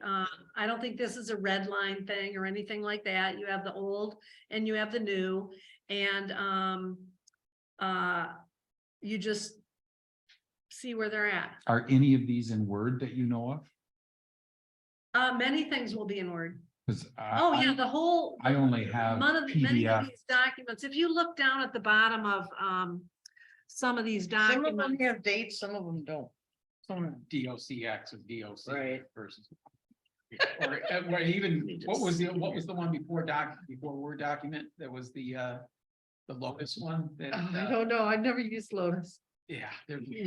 I saw some stuff in there. I didn't even Whatever know that what word it was. processing was. Word perfect. Yeah, I think there's Okay, even some WPM. So if you look in here and you look on the bottom, page 285, you'll see WTPM 1.0. So that's a document, and that's the name of it. And then you've got that delineation of duties, which that's been updated, but 2.1 delineation of duties. Yeah, what I would be giving you would be the word Okay, that I have. yeah, Okay, and then the new ones, you know, like this 3.2 general park rules. Now, I believe that's been updated. what page is that? 287. That has been updated. Whether it was updated on that form or not, we'll have to see, but There's a replacement version of there's it. a replacement Yeah. version that is in Word, okay? This appears to be last amended in 2005, but approved in 2003. Yeah, I don't know anything. I That saw that was all way too. before our time. Right. So I don't know Yeah. anything about that. But anyways, no, I'll provide what there is. I'll put it on a thumb drive. Okay. And then you'll have it. And then, you know, then we can, and if you were to combine, you know, make all that PDFs and combine them, that would be your PDF of that document. Yeah. Because you don't want to have the Word documents spread all over that might get revised by somebody else or something. But no, I'll just supply all that stuff on a thumb drive and other documents that I have that have been updated. So you're sending people my way, Cheryl, or somehow they're giving to me, and they want to know about their seasonal campsites. Can you refresh our memory? Did you book the seasonals in January? No, Okay, the seasonals get booked in mid-February. okay, And so normally if February 15th is not a weekend or a holiday, that is the day that I call all the seasonals. We have 22 names. I stopped taking names after 22 because I'm not gonna take a bunch of names and then have to get a hold of them. So I call everybody when we have 12 sites booked. Then the rest of the people get notified that they are not going to have a seasonal campsite for whatever year it is. Okay, How do you pick Do you those do that 12? from lottery or longevity? chronological submission of written expression of interest. So they know First come, first serve, in other words. it's first come, first serve.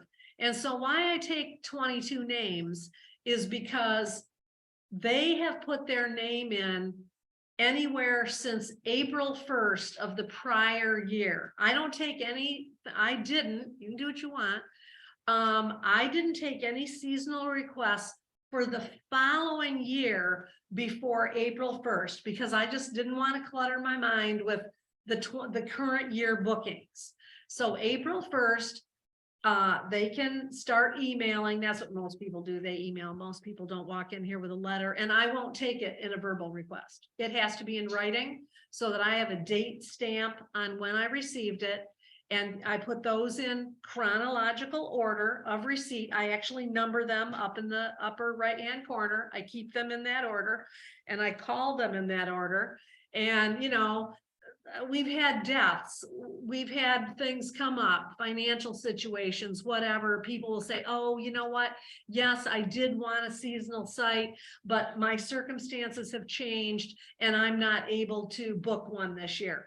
So you say, okay, you go on to the next name until you get 12 bookings. Last year, I believe we got through all but 1 or 2 names before the sites were booked, because here again, we only allowed 12.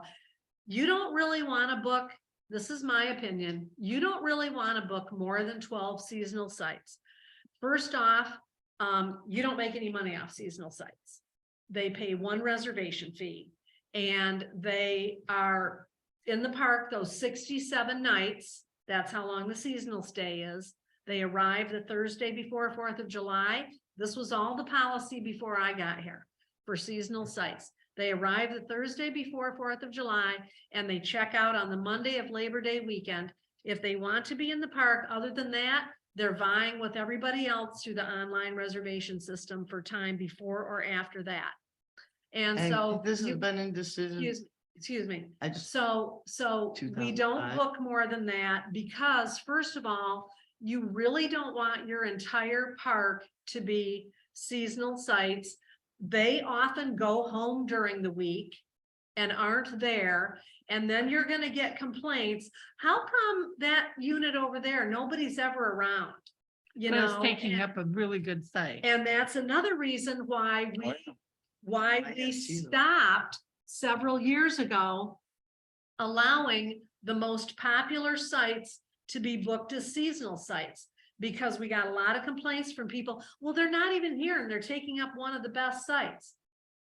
We don't. Now, most of them are in the far back loop and they love it back there because there's the least amount of traffic through that loop and they love it back there. So other than the assurance of the payment, you tick off a number of items that say you shouldn't do seasonal sites. Why do you continue it? Yeah, Well, exactly. because you are getting them, Because there's, you some are of these getting paid, people have been coming for a very, very long time. but you and- are also getting paid for days that there's nobody there. That's right.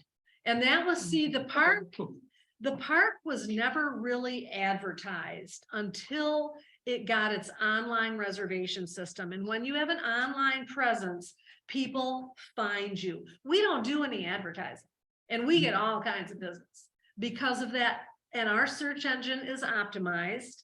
And so when somebody's looking for camping in northern Michigan, boom, up pops But Whitewater That Township Park. supports exactly Don's question. Why do you continue to do those things that you say are not profitable? Well. Just because? How long and have it's we been doing it? But still, it's people that are, you know, that have been coming, most of them, some of them have been coming for a very long time. And so we've just continued to do it. The board, I've never asked the board to discontinue doing it. So we've just continued to do it.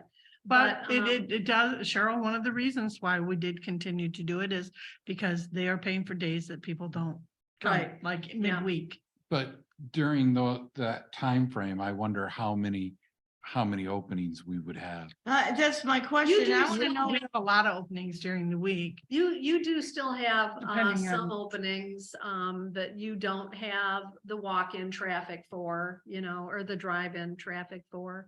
Because not every night gets booked in July and August. July and August is camping is summer in northern Yeah, Michigan. they're the best nights. That's right. I mean, And so when the reservation site goes live, I can just tell you that all of the weekends in July and August are gonna be booked. Yeah. Pretty Fast. much. Well, even if 4th no of way- July will be gone in less than 10 minutes. Harbor Days weekend, which is not a real holiday, won't be far behind it. And then Labor Day, that doesn't get full till later. But You but just- anyway, so I sent you guys that seasonal information thing, which I update every year.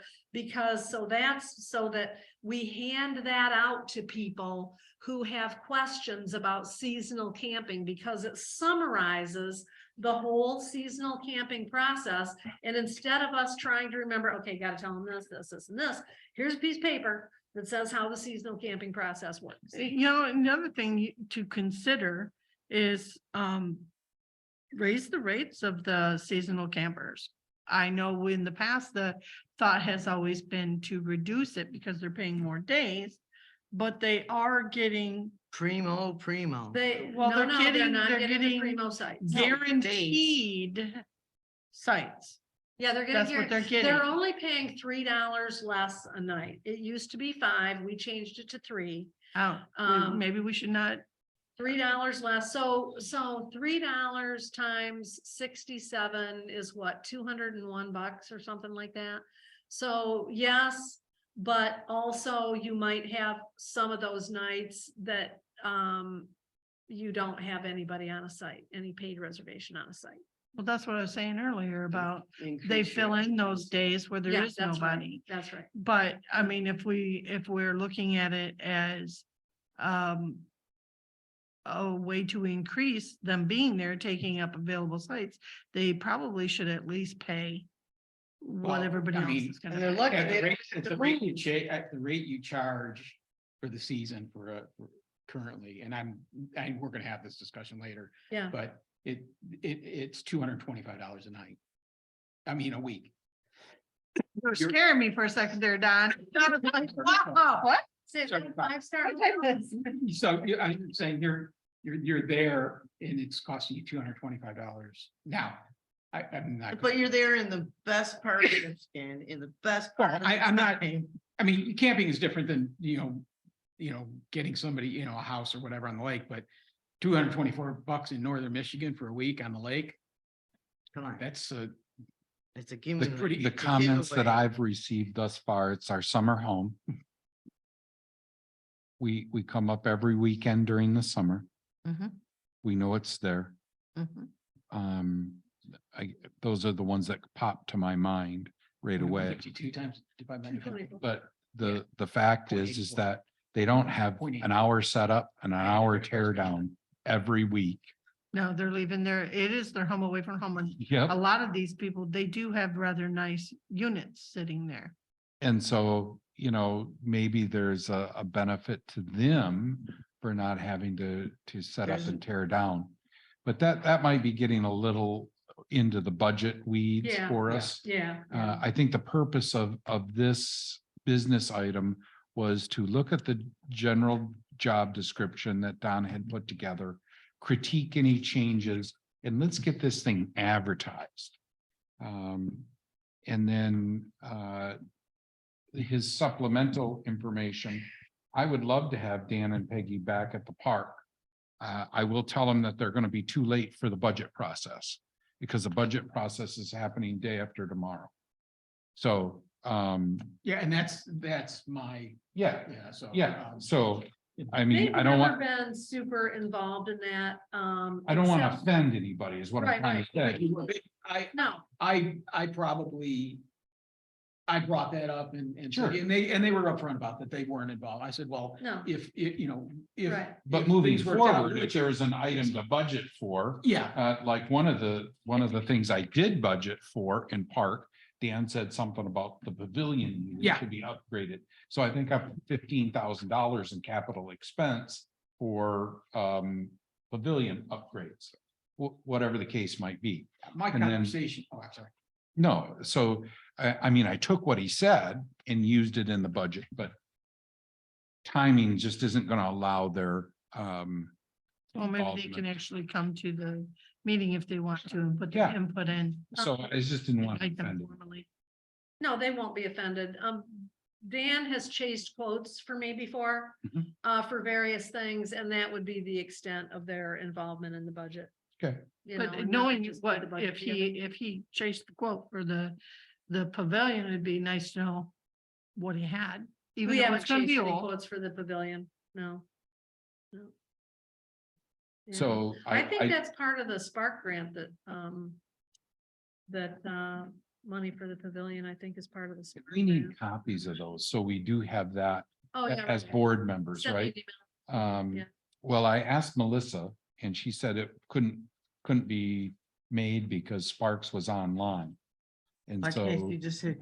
she gave me forward. Grand Traverse County because apparently she could print that one, but she couldn't print the Sparks grant or something. I don't remember. I had to put a signature on that. I'm trying to remember, did I do that? I must have done it. I'm sure I did it electronically. So yeah, that may be No, it's out Uh, there. She sent it to me before the board meeting. the I Spark saw- grant. Oh, okay. okay, so maybe she found a way to print it then. I've got it in a PDF here. Yeah. Yeah, I think could it forward was. it out to who wants it. Yeah, It was filled out online. I know that. okay, I'll send it to you and then you can distribute. yeah, just send it to all board Okay. members, that'd be fine. Okay. And that way everybody knows what is actually happening. Yep, Mhm. got it. And so, what do you need to bring Dan and Peggy? What board action do you need to bring Dan and Peggy on early?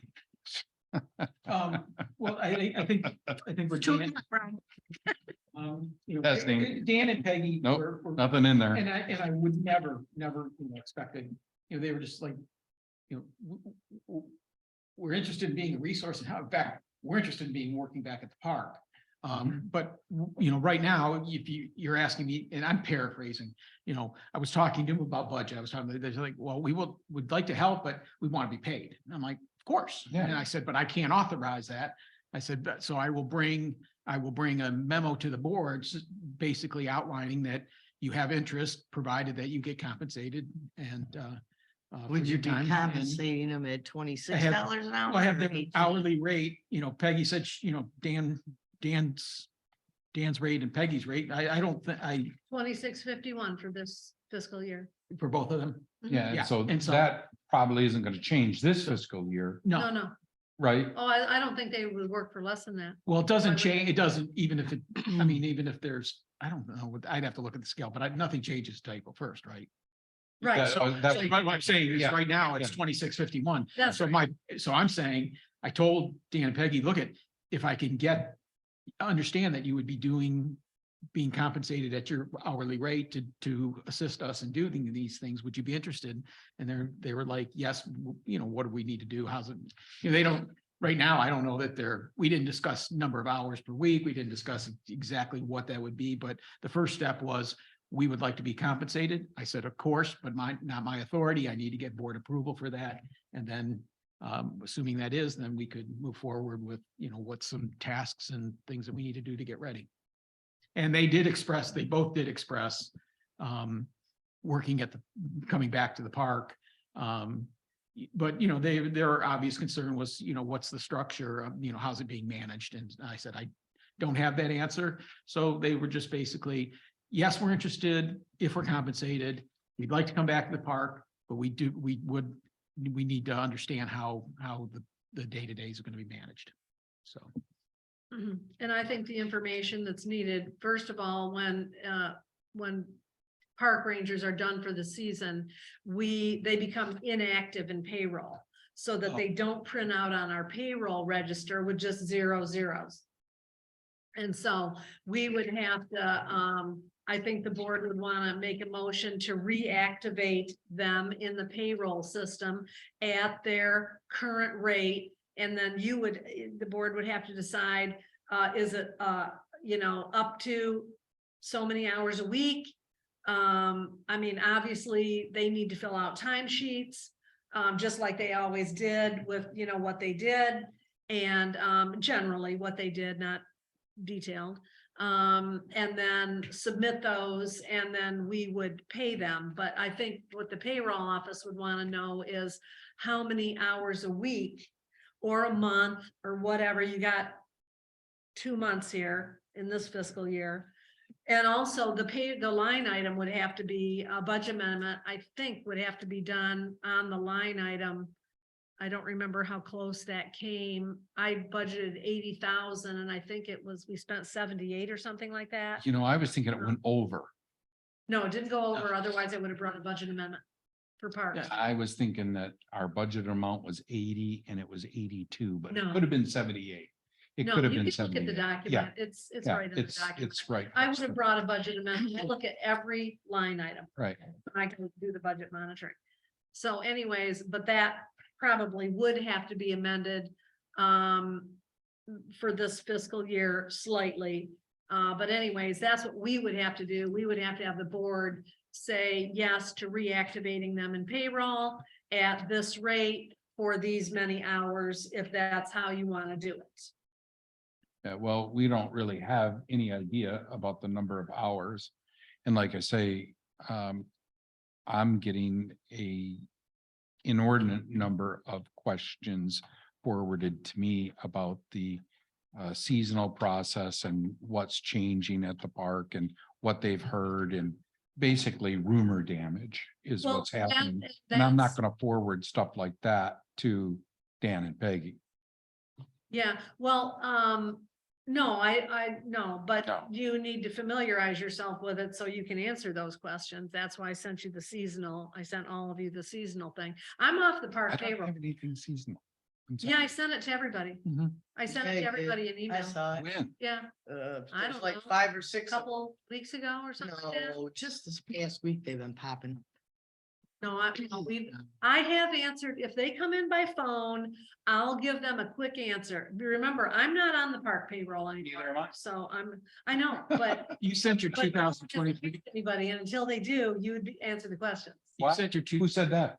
Why would I do it? I'm not getting paid to do it. Why would I do it? I'm not getting paid to do it. Well, that's your problem. No, I guess- don't think so. You Yeah. think it's my problem, Well, it's not. but the board hasn't assigned it to me. And I think Ardella said earlier Then you, that you can't make an elected okay. official the do board- squat. Isn't that what you And I have said? an email. That's that what you says said, that. the Ardella. board needs to decide From who her. is going to answer those questions and some form of payment for them. You sent clerk, you sent documents regarding seasonal lists Don't ask or something? No. I sent the seasonal information. I call it the seasonal spiel.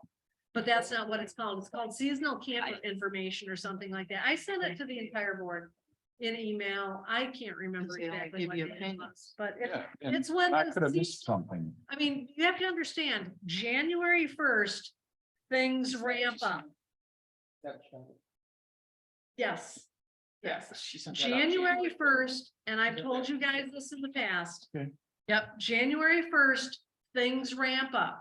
You're gonna have people calling that want to make pavilion reservations. You're gonna have people calling that want to schedule fishing tournaments. You're gonna have people calling that want to know when the reservation site's gonna go live. How they book a seasonal site, blah, blah, blah. January 1st. Until we decide how all this is going to play out, who's gonna do what, or hiring somebody, maybe we should consider asking Dan and Peggy to come on board sooner to answer some of these questions from people calling. Well, first you have to decide whether you're gonna do seasonal camping or not, because most of them are questioning seasonal camping. I don't see why we wouldn't do it. I think we need to look I at, don't think you increasing the should rate. cancel that for this year because people have already signed up with the expectation that they're coming to Whitewater Township Park this summer, and it may be too late for them to get into a different park. These are But there people that could be camp an all summer. But there could be an increase in. Well, That's cost. up to the board to Yeah, decide the we rates. we have decided that. We may accidentally check out. if Mhm. we don't get this thing up and running, we may accidentally check out our theory that how populated July and August would be if we don't have as many seasonal. Yeah. Yeah, certainly good, So- certainly good. So, So. Where we I'd go still from like here? to see some of I those. mean, you don't want to keep it getting these emails and So- questions and. First of all, on the job description, what changes do you recommend there? Under What page qualifications, is that? 277. Under qualifications, I have some possible recommendations. Does anybody have questions or comments before the qualification paragraph? I've got to get the document up. So I had my board packet open and I don't know, I must have closed it for some Yeah, reason. 277 is the page when you open it up. No, I did happen to notice that throughout this whole thing, everything is being reported to the personnel director. That's you. Are you sure that's what you That's- want? No, Because- that's not what the job description, no, the park and rec manager reports to the board. That's what I'm saying. Throughout this whole thing. It's really administrator. Except for the very last one, is personnel director. No, So, I mean, I'm hearing from you today, you don't want all those calls.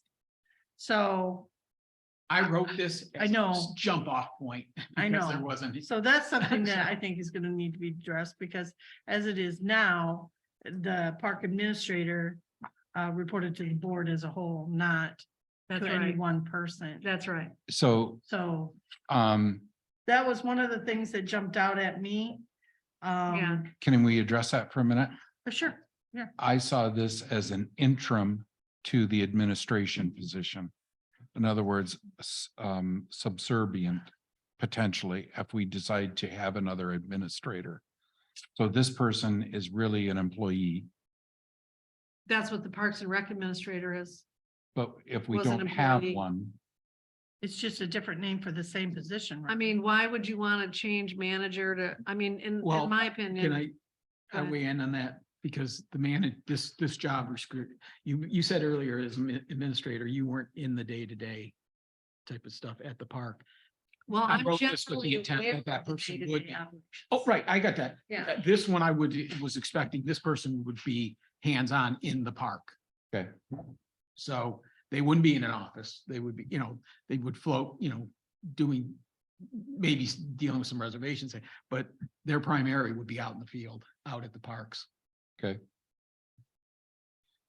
It would be a hands-on. That's how you put personnel director. Right? Well, who else? You gotta have a change. You don't have. But they department head. still need to report to the board. If you've got somebody out there that is in a manager position, they still need to report to the board. Whether it's manager or administrator, they report to the whole board. It's just like the zoning administrator does not report to Ron. They report to the whole board. The assessor does not report to Ron. They report to the whole board. Again, Okay. It's a jumping off point. Yeah, and I'm not say advocating. just get the administrator job description done and call it good, because revisiting it is just gonna take more time. Because it's gonna morph into the Parks and Rec administrator position. And, I mean, why do we wanna like do I've it got no twice? problem with changing the word personnel director to the board. I've got no problem with that.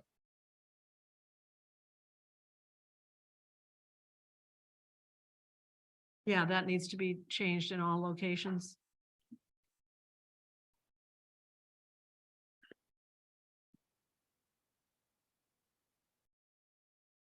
Let me know when you're done with that note, Don.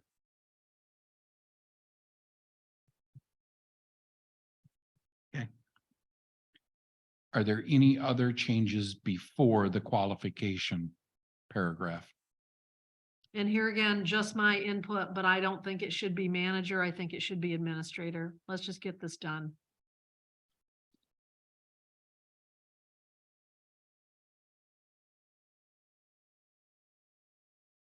I like the manager spot. Because I just always consider that administrator seems to be more clerical and the manager's Yep. more frontline. I Correct. guess it's That's just, how I it's took just it. an Yeah. opinion. Yep. because this person I think as strongly as you feel about that, I feel about the other. Yeah. is going to be hands-on in the park or in one of the recreation venues, which the administrator is not typically. Is that basically your Yeah. underlying? Yeah, point? that's good actually, because although I have clean toilets and pit toilets and fire pits and all All that. managers do. Excuse me. Although I have done that, this does need to say that they are expected to do that in the absence of, hey, I'm to tell you right now, you're gonna have rangers that don't show up for shifts. And the manager is gonna have to step in and work that shift. So any other changes before the qualification?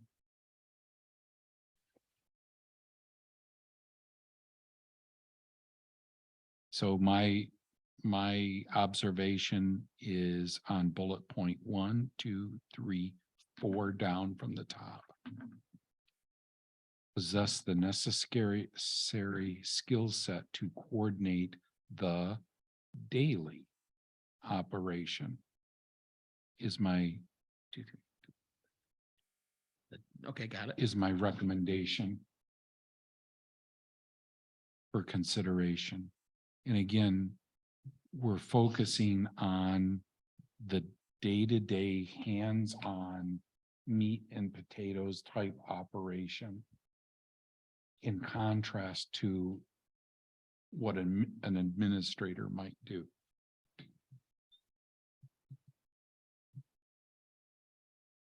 What's the board think about that? I'm fine with it. I'm good with it. I just don't know if you need to require a driver's license. Are they driving anything? So Nope. this person is going to travel, as I believe I read through here, Right. different parks, right? So they'll have to visit High Prairie. Probably to a lesser extent, but equally important, Tobico. And then Lossy Road and Battle Creek. Yeah, you really couldn't do that on a bicycle. Okay.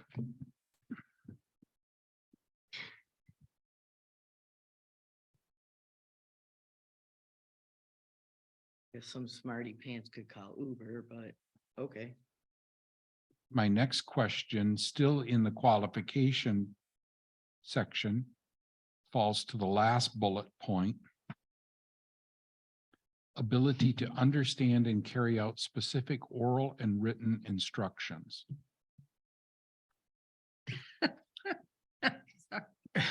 I got done, I qualified, it's not- I wrote a lot of this with my convenience stores. So. No, So. so here's one of those things that Why are we hiring them if they can't understand oral instructions? You'd be amazed You'd what be you have to, How about what you pickle? have. What you can Verbal say and what sounds you better. can't say. Yes, I like that. That's better. well, What did my Cheryl my say? thought was, Verbal, who would give the manager, that's a better term. who would give the manager those directions? Administrator. Could be the board. Right? In If, this- if with the what you- manager is getting directed about something, it'd be from the board. That's right. That's who they report to. And how are we gonna give them that information? Probably through email, written. The board has decided, right? Through motion, whatever.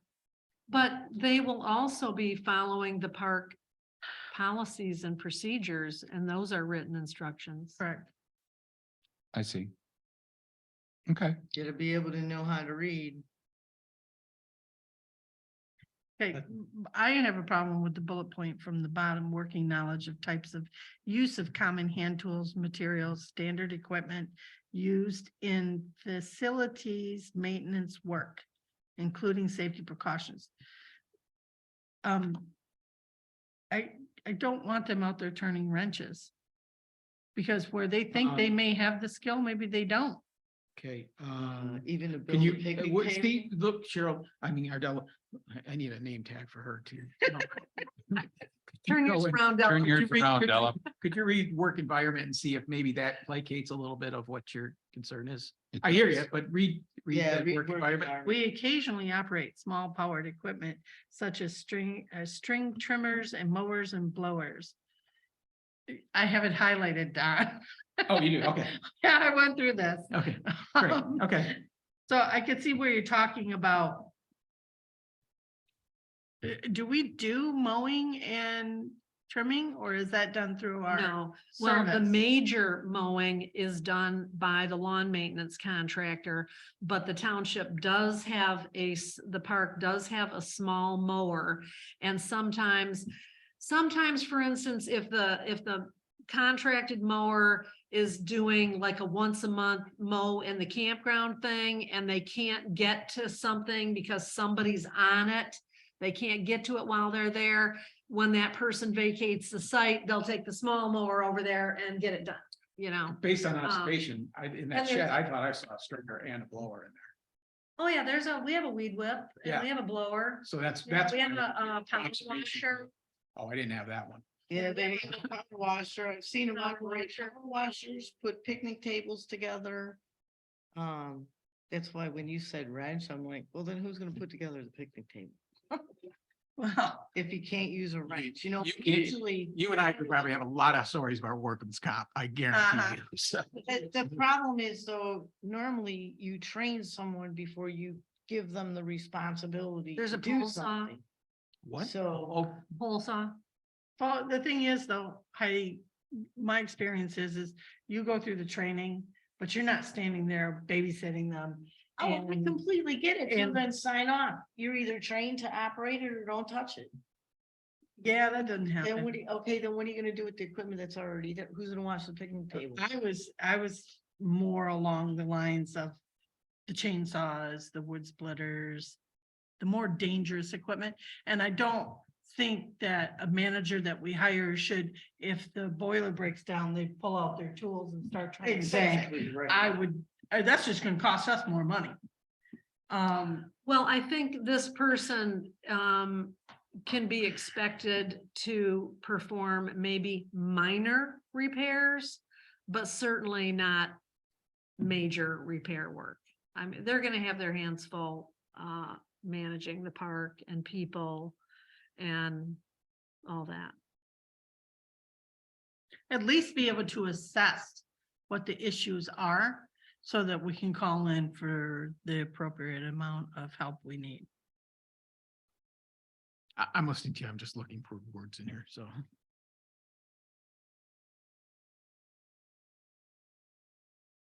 And your suggested verbiage, Della, moves away from the qualifications more into the work environment segment. Is that where you would expect to see something like that?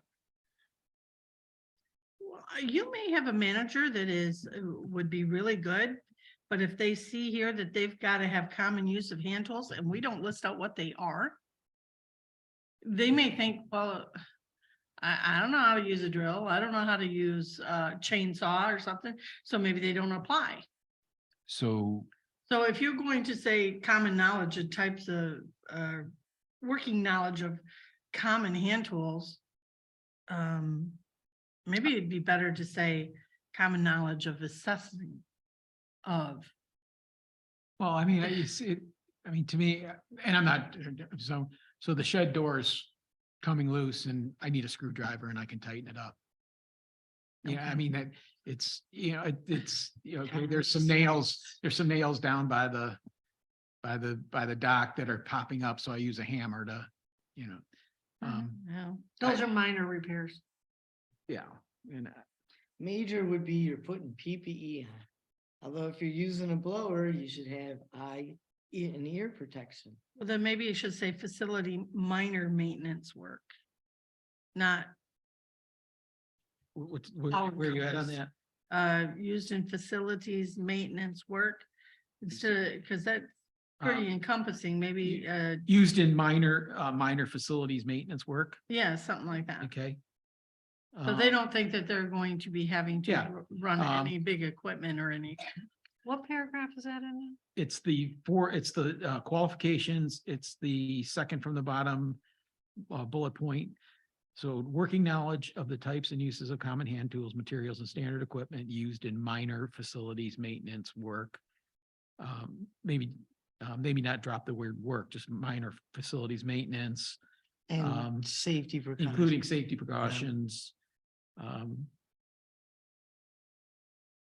do like your, I don't know where to work it in, but I did like your comment about, assessing.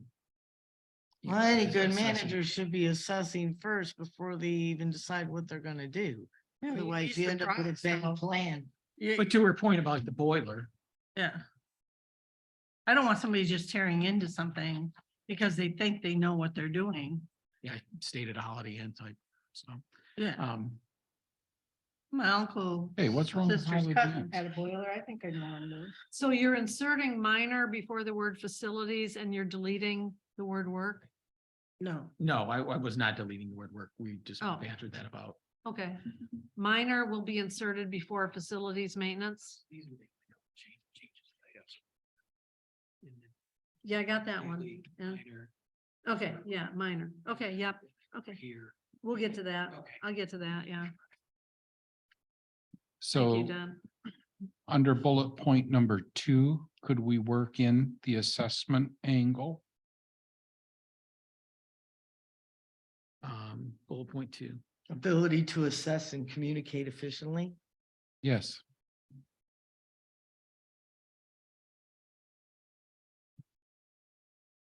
Is that number 3? You said number 2. It's number 2. This sounds like with the general public. Yeah. Well, it does say park staff. Yeah, 2 and 3 are really similar. Well, no, one is with the public, park staff, and the one is with Vendors and contractors. Totally different. Oh, I see your point. Yeah,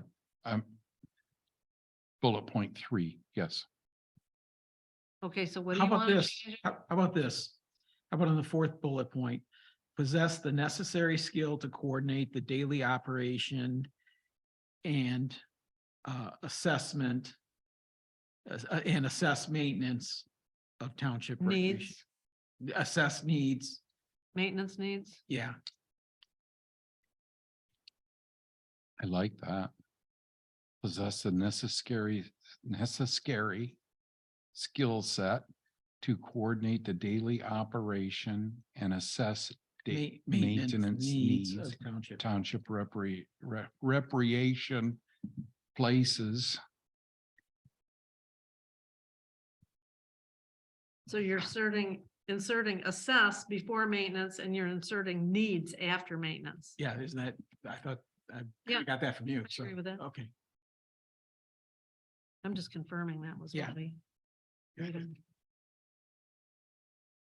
And if I can just make a general comment, I think before this is finalized, I need to give you the delineation of duties document and anything that's not on here that is on the delineation of duties should be added to here. Because that's already on the delineation of duties. You know No, what I'm this is a saying? new Oh, thing. okay, so you just want to make this a new thing. I It think- doesn't have anything to do with that. All right, Now, delineation of duty could certainly come back and we could modify this, but really, right. Cheryl, we got to get this going. I get it. Yeah, Yeah, that's yeah. handled last fall, probably. I thought we were gonna be hiring a Yeah, deputy let's at just least. keep going here, people. Maintain a valid driver's license to meet travel requirements. I don't know about asking people if they're able to meet attendance requirements. Well, sure. Under Aren't you physical applying- demands, Aren't you? Okay. did we move beyond physical demands? All I know is I feel like we're done with qualifications. Yep. We haven't started on physical demands yet. Okay, I will just make one comment about that, though. After Heidi's comment, the third from the bottom bullet point must be able to meet the attendance requirements. Aren't you really saying the hours requirements? Are you gonna Do have something, hours? in it? because attendance hours is Sure. all different. Wide open for suggestions. So I'm just saying, I wonder if attendance Is the right is word. really gets to the point there, but. And I, You're asking them, they know here's, they have here's, to be on here's the site. reason- here's the only reason I put attendance in there. And so what I'm afraid of is that somebody says, okay, I'm doing this during the day from 8 to 3 or 8 to 2, and then I'm going to the park. And I'm gonna be there from, 3 to 7 or 3 to 8, Mhm. versus being there All the when I time. need them there. Well, then you I need to just, put if I say, scheduled if you say hours. the hourly, then, I guess, for me, if, from an attendance standpoint, and that's just a term we used in our C-store business, is that, look at, we didn't talk about, you have to work your hours. You've got 8 Mhm. hours. Your attendance is required from 6 AM to Right. 2 PM. And so by defining, using that word is how we, so somebody could say, well, I'm gonna work my 8 hours. Well, it's when they want to work their 8 hours, not when we need them to be attending to the matter at hand. Yeah, but that's So- handled pretty much through scheduling, and this person's Yeah. gonna be on the schedule. But they also are going to be required to fill in when somebody doesn't show up for their scheduled hours. Is that what we're saying? So you're gonna put some kind So of there- flexibility in there? That's what I'm saying. Because that's what happened with the old park administrator, right? I believe we Yeah. talked about this already, that they would have to have actual hours out there and be fill in if somebody doesn't show up, because you can't just leave that time. There's certain times you have to have more than one person out there. Right. Have So to. maybe So instead that's- of must be able to meet the attendance requirements of the position, we need to put some wording in there that reflects that they are going to have to be able to meet the demands of that position as far as flexible hours. I agree, but does the word attendance give us more flexibility that so-and-so didn't show up, you're required to be in attendance to do Yeah, that? I have a hard time with the word I'm attendance not because getting it from Okay, that. it's just too much, like we're going to school or something. Not, Well, no, Not- I'm sorry, I yeah. still have grandkids and No. stuff, How so I about hear must be this. able I know, I'm to fine. have I'm a not, flexible I'm not- schedule? I'm not locked in possibly? on any of this. I'm listen for suggestions, so. Sure, I don't know what word to put in there, I just know that, having to meet the demands of last minute demands, you've got to go. You got to be there. Isn't that what you're really saying? Yeah, but I think I'm saying it nicer here. John, how about this? I don't know, maybe this doesn't meet what you're trying to say. Must be able to work flexible hours to meet the requirements, Or to meet the demands? demands of the position? Okay. Must- what's the must- word I- for they'll stay on it. when Must be everything's able- busy? Must be able to work flexible. Flexible hours Supply to and meet the demand. demands of the position? And so along that line, I'm thinking flexible. I'm thinking missed shifts Yeah. to fill missed shifts. Well, you could say ensure Proper employment. adequate coverage, And, Minimum staff. span of control. You can use span of control, minimal staffing, whatever you want. Yeah, I like the word flex. I like the, What you said. I forgot what I said already. God. Um, It did my husband. I was still thinking about the flex. So, must Flexible. be able to meet. You have to meet the heavy Must demands be. of the seasons. I think it should be must be able to work Okay, a flexible schedule. There you go. That means your hours could change and to revolving door. and ensure adequate coverage. Is that what I said? Adequate coverage. Okay. That work?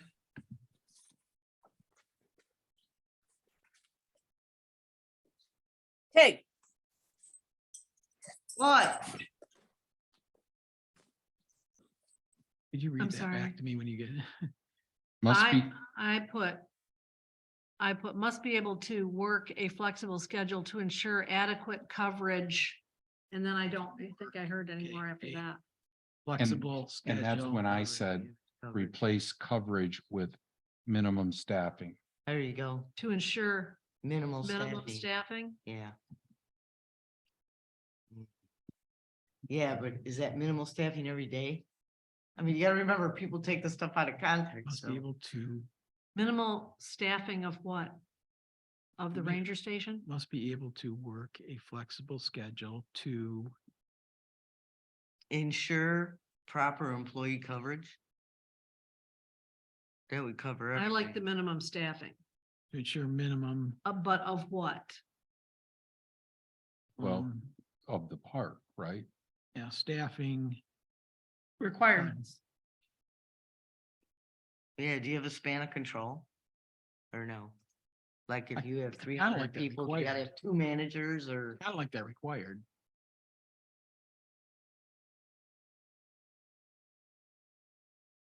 And do we have, Minimum staffing requirements. I mean, do you have a span of control? what is a span of control? Means if you have so many people in a room, you have to have so many people that can monitor or take care of that. In other words, management. Staffing levels? Yeah, I like that. The levels is a good word. Sure. How's that sound, Cheryl?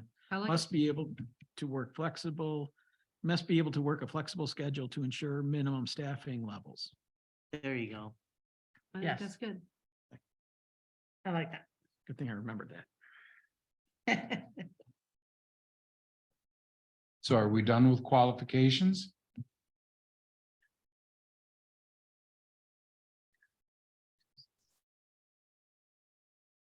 I'll take your silence as a yes. Under physical demands, anyone have questions?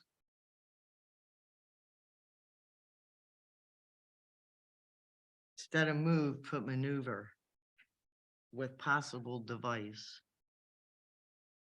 As far as the individual may occur, occasionally lift. You would give them two options. They can either move it. This is one of those human resource disclaimers. It is, Yeah. it is. I mean, But do you want to put with occasional lift or? I don't know, the purpose for me in this is that it's, that they know it's not sedentary. Yep. My Do you want to comment, say 50 pounds with a lifting device? Because somebody 65 years old might not be able to lift 50 pounds, but they may able to maneuver the 50 pounds, put it on a two-wheeler and then take it where you need to go. Well, how'd you come up with 50 pounds? That's standard. Used in the convenience store industry. It's usually between 50 or 70. When I worked for FedEx, I had to be able to maneuver or lift 150 pounds. That's more than I weigh. Well, then just change the words to say, move or maneuver up to It does, 50 the pounds. individual may occasionally lift and or move up to 50 pounds. Okay. So. Could you, do you want to put with an assisted device? In other words, We don't have any assistance. you don't have a two-wheeler? Well, yeah. I don't they- care how they move it. Okay, Here, they drag it. okay, no problem. Okay. But I don't want to have to go out and buy a special piece of equipment Because we because said, we put that in. Right. my comment on this paragraph is in the third sentence down from the top. It begins with individual. Read over until you see the word arms. It appears there's a period there. Yes, Oh, there yeah, is. there is.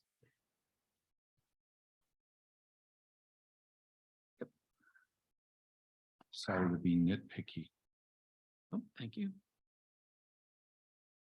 Any questions in the work environment? and I guess if we're gonna change punctuation in the fourth line down, after sit, that would be a comma, and after balance, that would be a comma. Got it. Yep. You're making these changes as well, correct? Well, not those little, No, I understand. but you rinky just- dink ones. The other ones, I am putting them in my document, yes. Any changes to the work environment paragraph? Are you gonna train them to use the equipment? Cause you didn't put any training in here. Did you just say the noise level, blah, blah, blah, personal protective equipment will be required and supplied by the township? Are you gonna give them training on how your stuff works? Remember, they're supposed to already be familiar with that. Okey dokey. Good point. No. Sorry. What happened? It's amazing how humor can be found in the simplest thing. I'm not laughing at you, Don. I know you put a lot of work into. Oh, I'm fine. I did. Fire away, man. It doesn't bother me. I would say small power equipment instead of powered, and I would take Okay. out the comma. Powered equipment, got it. I Powered don't, I equipment, would just such as- leave it blank. I wouldn't put trimmers, mowers or blowers. Let them ask you what it is. Then you get a little, by asking that question and just leaving it in as power equipment, you're gonna get a knowledge during an interview, whether they know how to use it or don't know how to use it, or would even pick it up and do it. Well, I actually think I like those things in there because that gives them an idea of what to expect. And I would probably put et cetera, etc. at the end, just to cover things that I can't think of right Yeah. now. that And we you have. lost me there, and I'm going back to Ardella's comment about the chainsaw. So let me read that sign. What, Well, So the I have do the like- chainsaw. I do like, well, ETC could be a chainsaw, right? And we don't want them operating that. And Did so you say I, the park does have one? Yes, and it's occasionally required to use it. If we need to clear a branch that fell or something. You have all And the it's, proper PPE. I got mean, it gloves, fell on the chains. site and somebody's about to come in on the site or something. We can't just call Ben Quast every time we need a branch moved out there. No, do they climb up on ladders and use it and like that? No, but, I mean, we have a pole saw. Do you have personal protective equipment to go with all these tools? There's some. There is for the chainsaw. There's chaps and we have paid for, at least one employee, we paid for steel-toed shoes. You can also get free training on chainsaws. If you call Steel, they'll come out. and why train would a everyone. company pay for steel toe shoes? If it's required. The employee, that's an automatic requirement. For Not- Well, employees. you No, don't it's not. specifically say that. Not if you don't require it. If you don't tell them they need steel-toed shoes at a That's point of over there. entry. Yeah, let's stay focused. yeah. Yeah, that's right. So if a chainsaw is going to be a part of that tool set, then we should put it in work environment. So the way it reads right now, picking up from Cheryl's, the commas, operate small powered equipment such as string trimmers, mowers, blowers, pole saw, power wash and power washing equipment, et cetera. That's the way it reads. Should we put instead after blowers, put pole / chainsaws and power washing equipment, et cetera? Sure. I would. Okay. So I actually wasn't writing that down. I was waiting to hear all of it. Okay, so I, So you added, after the word blowers, hold on just a second here. I don't have my thing to add.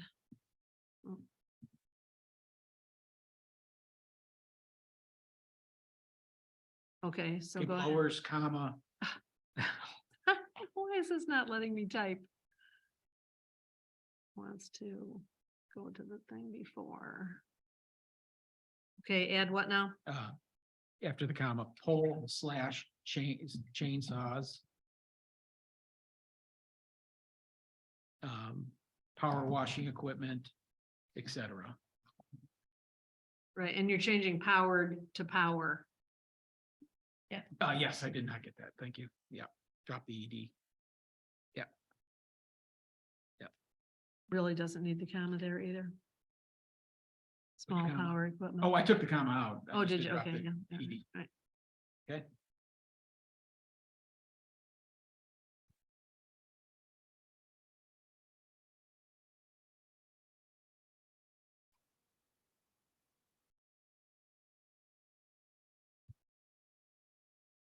Are we good with that paragraph? I am. About hours of work? So, I'm sorry, so Yeah, we're good with that paragraph. I'm sorry, hours of work. We do need to change the personnel director then. Yes. Yep, I think have, I have a that's blank, halfway through. yeah, I have a blanket, yeah, blanket to go, yes.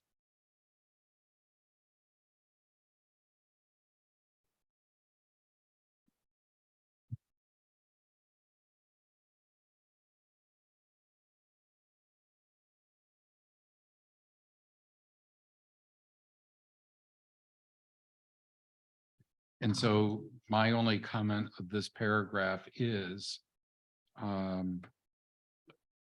thinking about what has been said here today. I had no changes, but thinking about what has been said today. Cheryl, I think you said Dan did a lot of scheduling.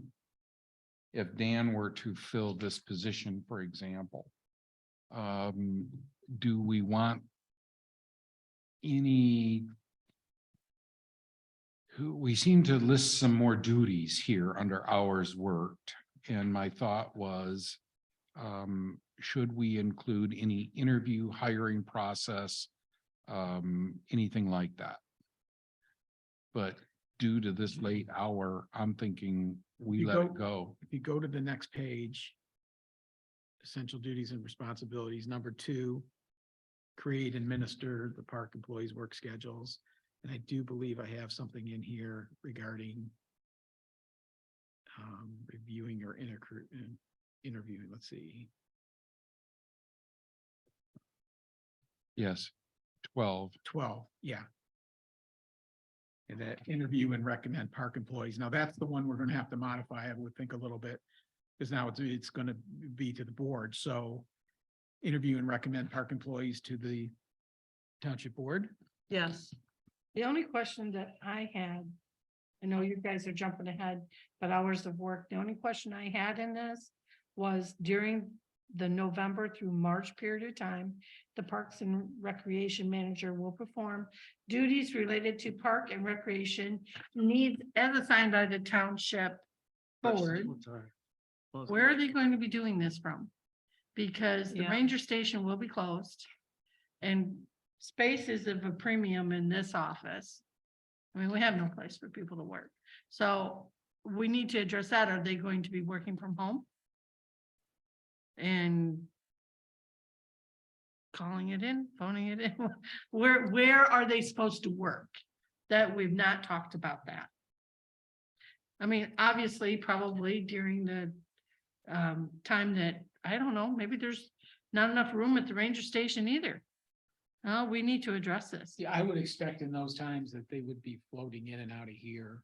You know, if they're working on a project, that they would be at the table here. I didn't envision that they'd have an office here. I think to your point, I would think that they would either be, you know, if they're not out in the field at a specific venue, they may be working on a project in here or working on things in here.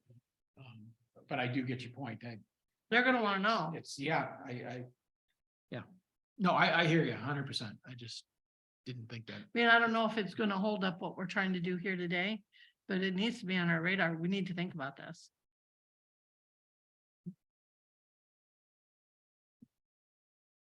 Yeah, I think there are some things that are gonna have to flex.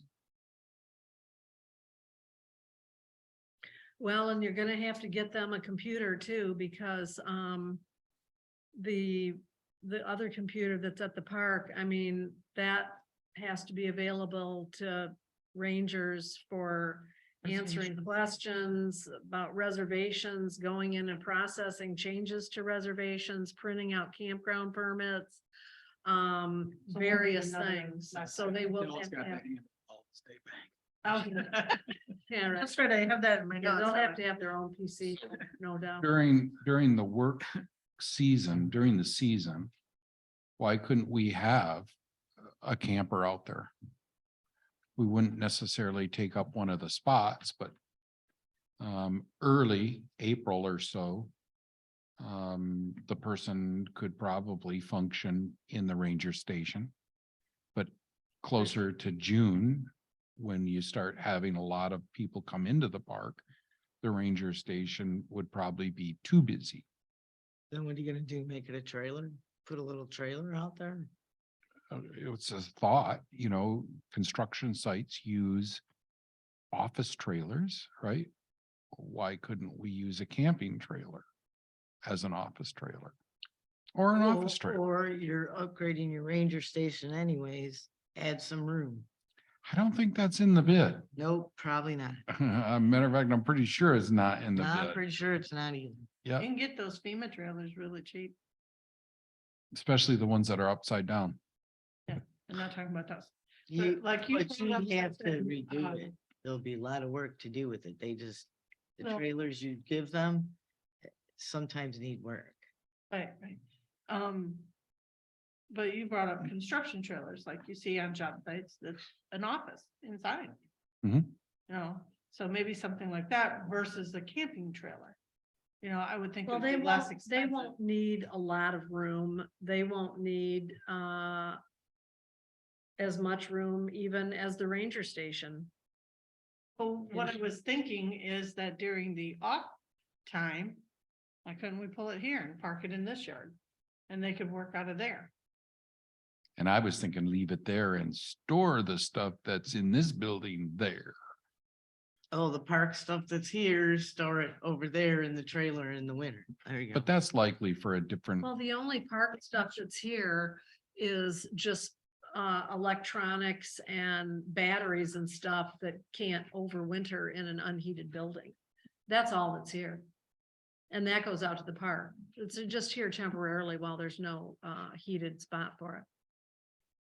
The trailer will have heat. Why I mean, would it's you- something to think about. It's a different discussion. Yeah. But it's right along the same lines of where they're gonna work. Mhm. I mean, taking it from being managed or administrated from a position in the township to somebody that's not working inside the township Mhm. it creates other issues. Yeah. So, opportunities. yeah, we just need Other to opportunities. situations. There we are. And I would say, I mean, April, it's still very cold. The entire month of April. They're gonna have to have a little heater in there or something, and it's gonna be running all the time. Yeah, they have a little heater, just one of those little heaters at the ranger station that they have to run early on and then late in I the think it season. depends on what you end up getting. Most of them, those construction trailers have furnaces in them. But those are big, You don't have to get a big one. you I mean, know? if they're working on wouldn't some want a things, big one. even some administrative It'd be things, why very couldn't they costly. work from home if they, That's what I'm wondering. so. But I'm just saying, we need to start thinking about that because that is something that we've never had to deal with before, and an employee is gonna ask, where am I supposed to do this job from? And I don't think there's a problem with them working at a board table when they're, if they don't want to, maybe they don't want to work from home, maybe they don't have a place to work from home, you know, not everybody has a spot that they can work from home. They As can long as come in there's no here and sit at elections. One of these tables, yes. they No have meetings. elections. For the printer here. That's right, I mean, yeah. but Right. they're gonna need like a filing cabinet, someplace to put their I'm stuff. working from home. I mean, you've gotta, Yeah, no, I get it. They're gonna have to have things. Now, we could clean that closet out over there. No, wait, we can't. no, That's where I put all my stuff. yeah, that closet is full to the brim. Careful, you guys will be down in one bathroom. It'll be a unisex bathroom. So I think this discussion, as Della indicated, is something we should all keep on our radar. But I don't think it's something we can solve here in this job description. Not tonight or today. Yeah. So a couple of questions I have that bounce between this one and compensation. So now that we're moving to a full-time position here or year-round, we should be looking at health benefits.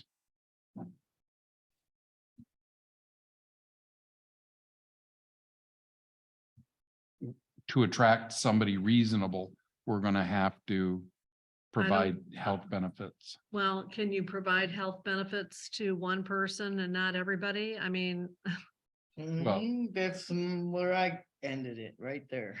there's only been one person here that's ever gotten a health benefit, as far as I know, and that's Leslie Myers, and she got a stipend for it, I think, didn't Well, she? fire chief gets a stipend. No. Yeah. No, not for health benefits. No. No, all of the firefighters have Aflac. Yeah, no, but I'm certain that No, chiefs, no. He gets a salary. I thought we No, he provided doesn't get a like separate stipend. $5,500 for No, health he gets a benefits. pension.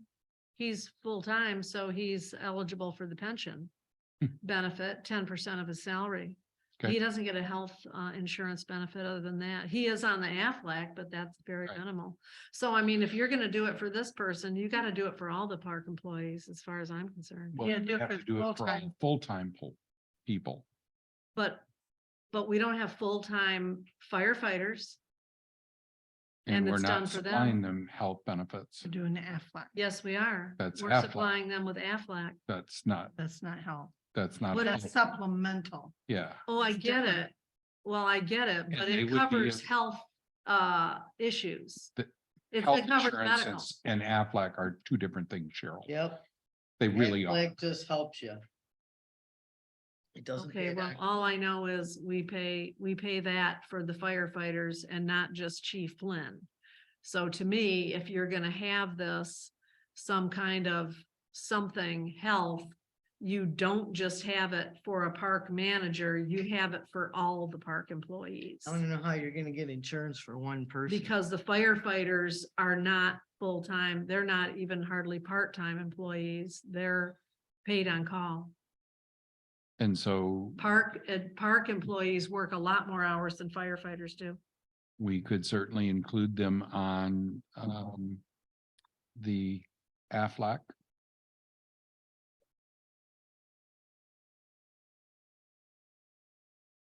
I don't know how you're gonna fill a spot without a saying a Like health, benefit. health benefit as a stipend.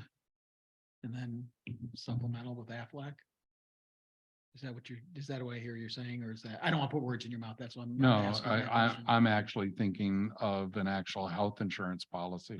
Okay. Yeah, Oh, And you wow. get one for one You see person. that? I wanna see. I think that's why the board didn't do that before with Leslie, It's is almost because impossible. that was the only person that was getting the health insurance that would be getting, so you She did didn't the need it. stipend in lieu of. She didn't need it because her husband was carrying the insurance and you can't have multiple.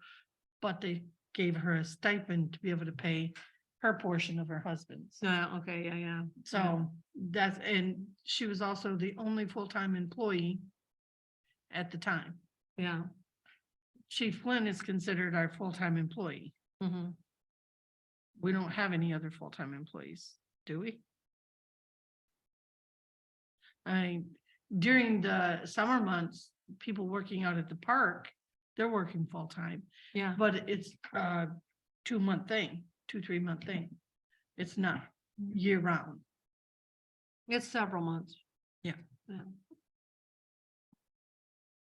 So I would hate to offer a brand new employee something like this, and when we didn't offer it to our highly qualified fire.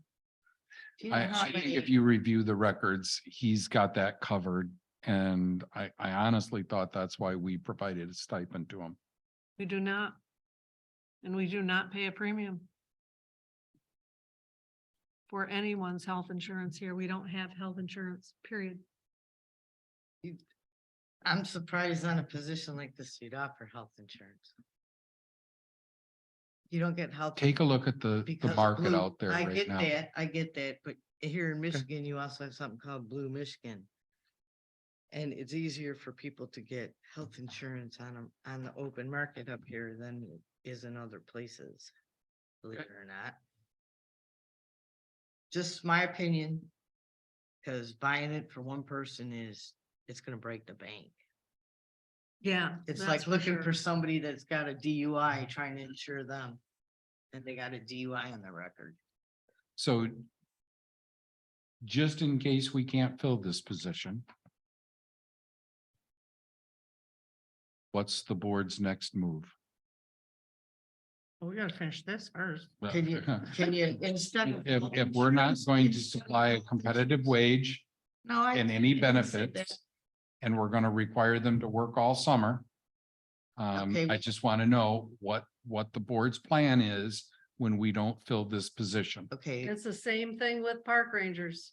Very in- same thing with park rangers. It's not an all year thing, and trying to find park rangers is difficult because, why it's not a offer a seasonal work. stipend You have to admit the instead salary of the increases helped. insurance? According to at least to Dan and Peggy, they felt that helped. So. Yeah, they did. And I think he goes, right, it's just part and parcel what he said. Yeah, You know, we had to raise, Doing we did this. the rates on the wages to get Yeah. attractive, it worked. yeah. If we're gonna have somebody for this, we're going to have to. Raise attract them rates properly. now. Gonna have to bite the You know, bullet. I And guess what are you proposing is the annual salary? I'm just curious what that is going to be. Well, we, How about a signing bonus? Something's better than what Yep, insurance could costs. do that. Beta is offering a $10,000 sinus. But you gotta, did you read the stipulations? You gotta stay. You can't just walk in the No, door and no, walk yeah, out. you always Yeah, have to most of them are stay that way though. You Most of gotta- them, you gotta stay for a year to 15 months, I think it is. back to what you were saying, Ron. Yeah, so I think we'd thrown out between $40,000 and $50,000 a year. I originally wasn't thinking this was going to be a year-round gig, but Cheryl, you indicated that it needs to be. Well, somebody has to be able to Clearly, respond to. somebody has to be able to respond to those questions. After That's talking to right. Dan and Peggy, I agree. But whether or not, you know, what have I got 5 phone calls so far and 2 emails or thereabouts? That's not overly demanding. But we haven't advertised it yet.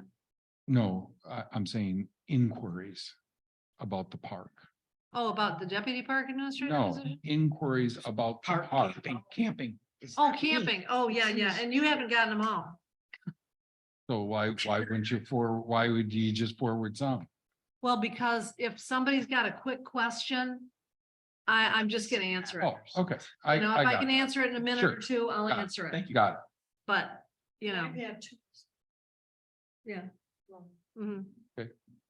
So now that we're moving into more of a full-time year-round position, I'm thinking 45 to 50 isn't out of the range. That's a lot, Ron. Okay, I- well, I'm having tell me where you want to trouble. go. I know, but I'm just having trouble with that. Especially like you said, you've got months where there is nothing happening. No, there's something happening every month. Is it something that's happening every month that's gonna take 8 hours a day? Oh, no, no, no, no, no. That's what that's what I'm saying. Who are you going to, who's going to answer those questions, Della, and those emails?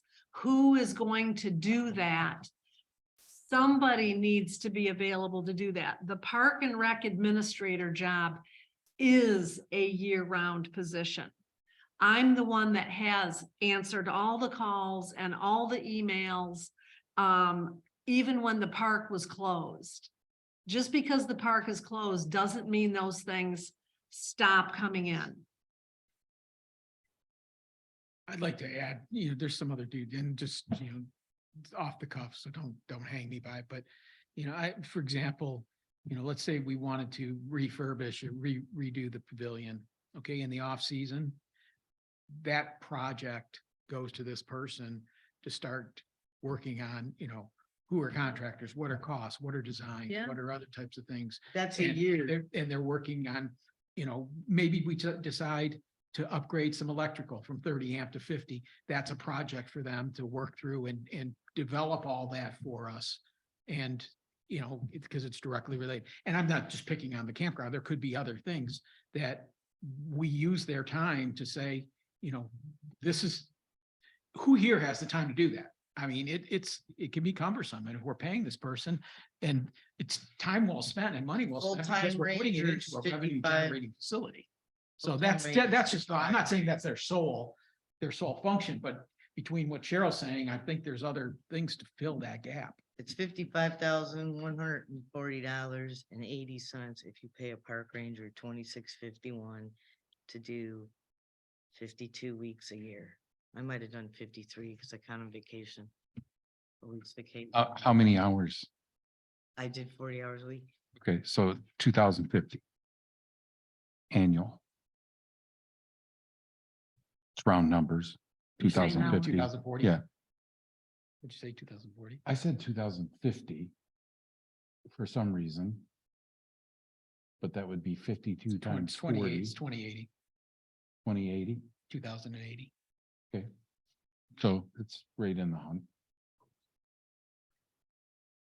Yeah, I did. 53.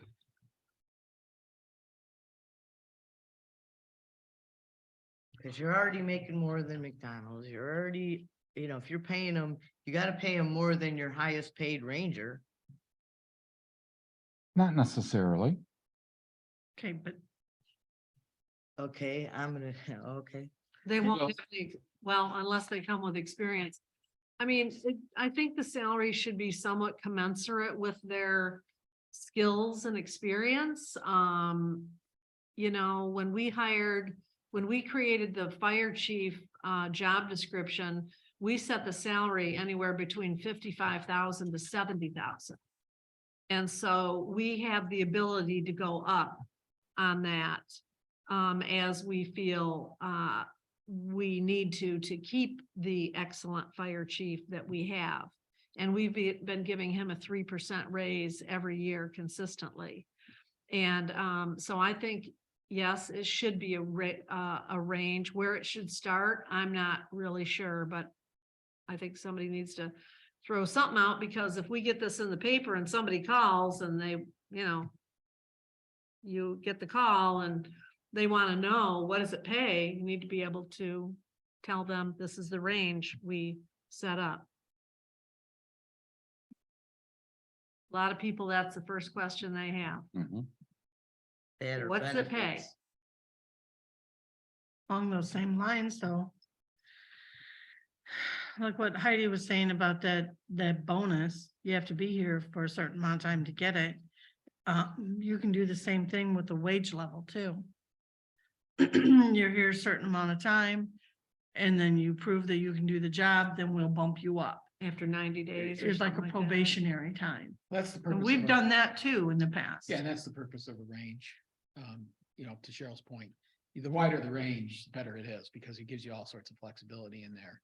And so, especially when you look at, to your point, if you're gonna build in some incentive, some, whether they be time or meritocracy, performance level types of things, that gives you a lot of flexibility in that range. If you put a narrow range in, for example, 38,000 to 42,000, that you're handcuffing yourself. You I say, was gonna go- I was 38,000 to, 50,000 or That's where 40 I to was going. 50, you've got a lot more room to play. I hear you on the bonuses. I hate them. I just absolutely, they didn't work with 30 years in the industry for convenience stores. I hate them. You gotta track it, that's the problem. You gotta track. Have at it. Yeah, and we don't want to have to track it either.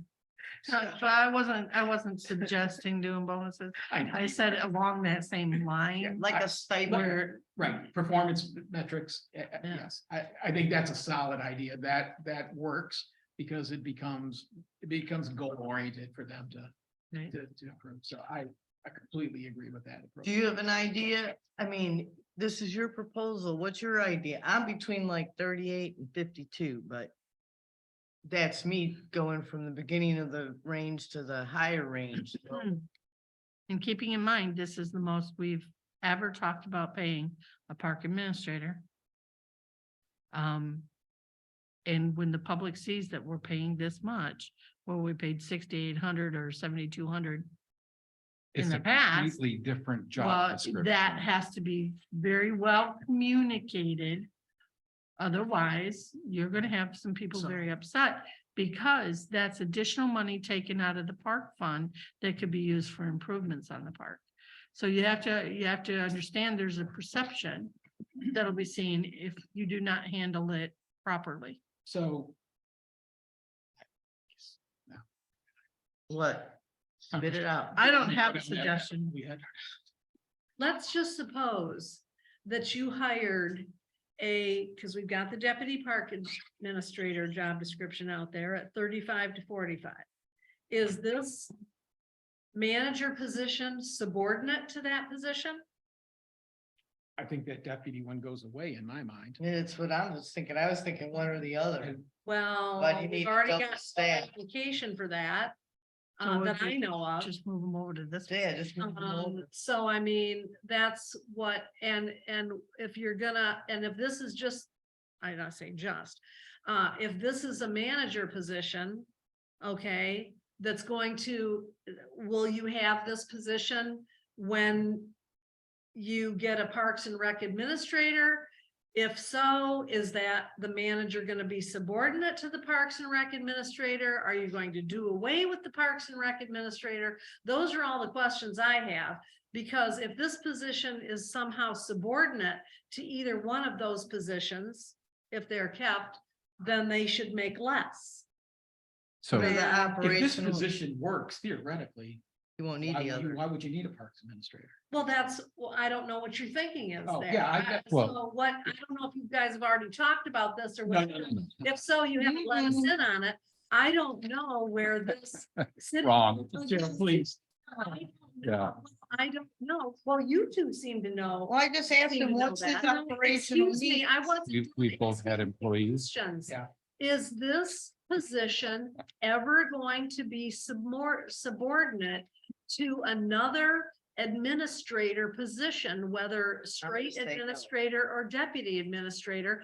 Or what is that? See, that's what I need to know, whether it's going to be subordinate to another position or not subordinate to another position before I can really weigh that what I think the question. salary should be. We answered that question when we changed Don's reporting mechanism from personnel director to the board.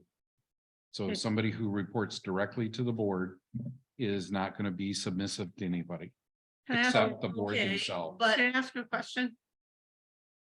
Did, But you Did we didn't decide say to with that, not- that you were going to eliminate the Parks and Rec administrator job description. So I don't want to make A any. lot, Don- a Don lot, said a lot he of thought things if this aren't goes through, it'll specifically eliminate said, it. Cheryl, like minutes, And- for example. And that's exactly right. So how do we know what your goal is? Okay, can I ask a question now? Are we planning on talking about the essential duties and responsibilities, or did we already do that? I don't know. At Did we this skip point, that? I make a motion that the salary range is between $38,000 and $52,000 annually for this position. That's my motion. I'll second it. Motion made and seconded. And, oh, you can't make another motion. Go ahead. Well, I was just I gonna say- base this on two things. You showed a number of 55,000, which is what the park ranger is gonna make. Mhm. So If then they I worked full. take a If look they at, work full-time, If they did this job, right. then I Right. take a look at what Cheryl said. A subordinate can't make less than its management. Okay, so we've already kind of in conflict there.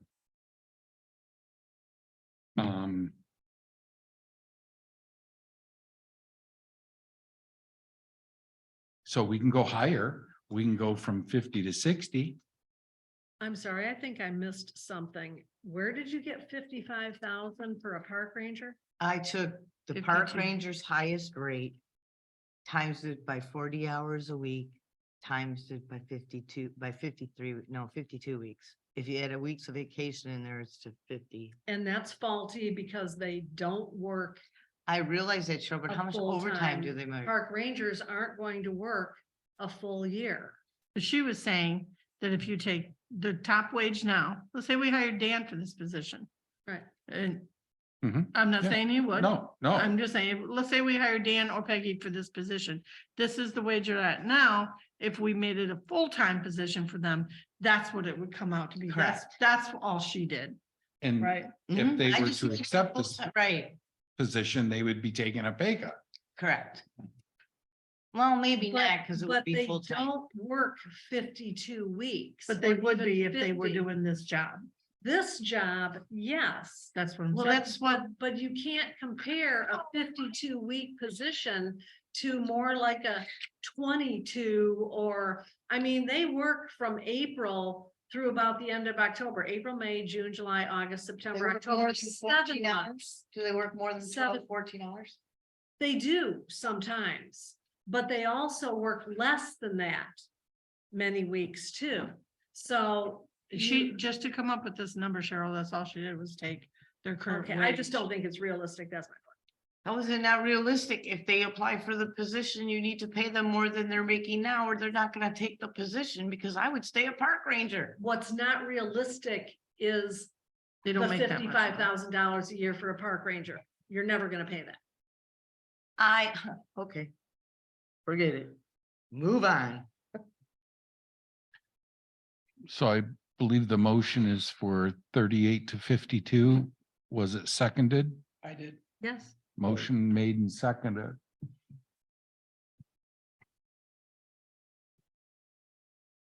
I can't support 38 to 52. Okay. So I withdraw my motion. Where you at? 30 to 40, 45 max. You gotta You understand, settle on 35 to 45? I just don't know how you're gonna, what's your benefit for me doing this? Yeah. At that, I mean, I okay, could we go also over- have to look at, who are we attracting? What type of worker are we trying to attract?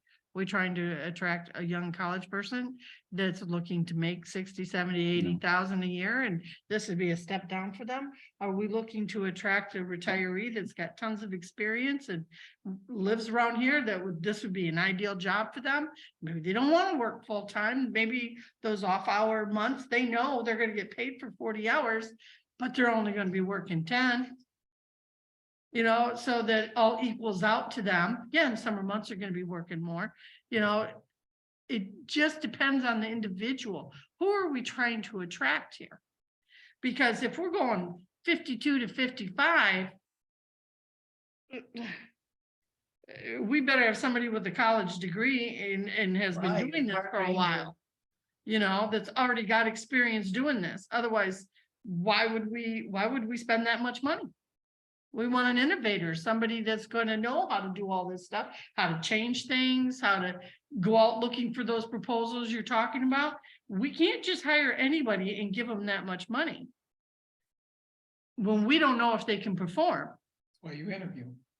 Sure. I mean, the 38 to 52 range is a wide range, and that gives you the flexibility, to your point. If somebody comes in with way less experience, you're weighing that at a 38 versus somebody who's got way more experience that could pay that 45, but the value at 45 is substantially more because of all the other things they could do. Yeah, I don't, the idea here is you're going to have to attract, you're gonna have to get people in the door. I think Cheryl said it best. It's one of the first things they're gonna look at.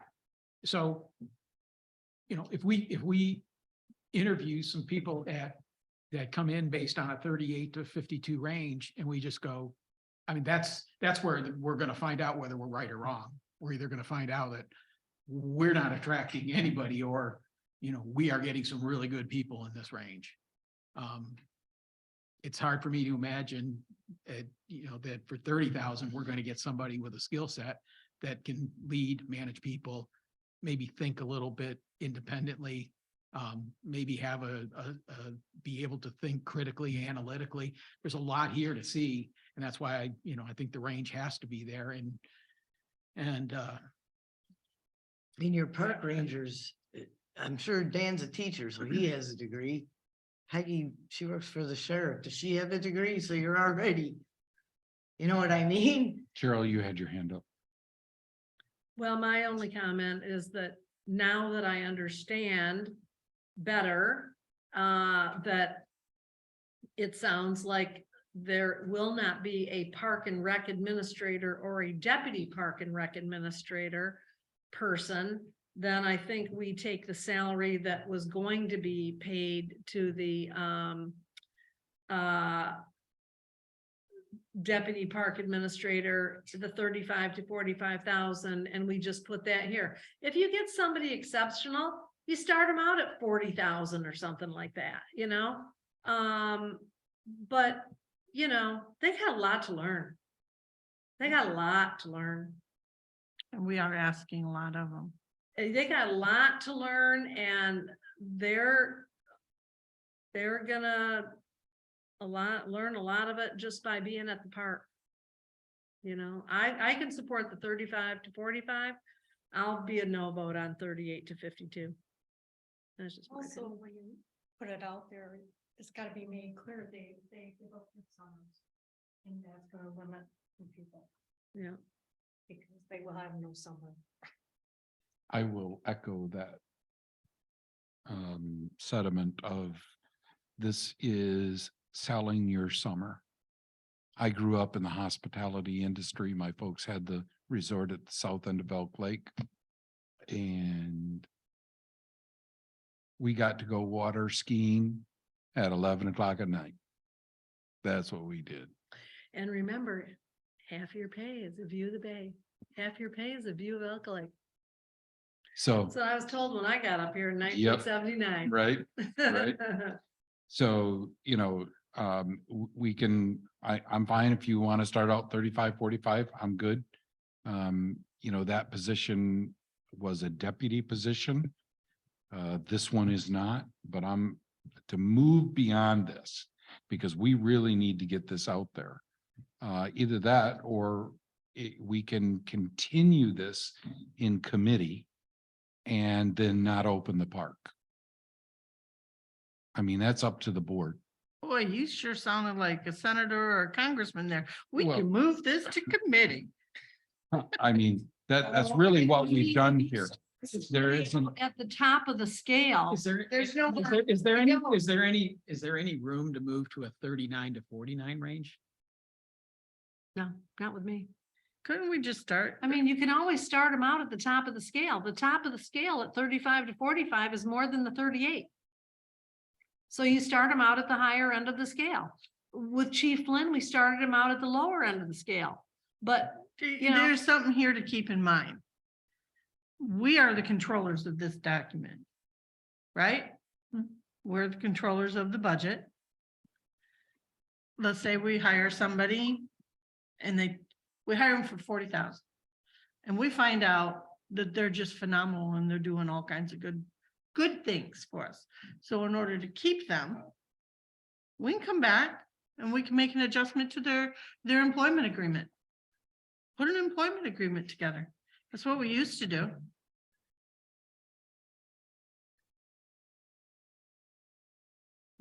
Did I sell that?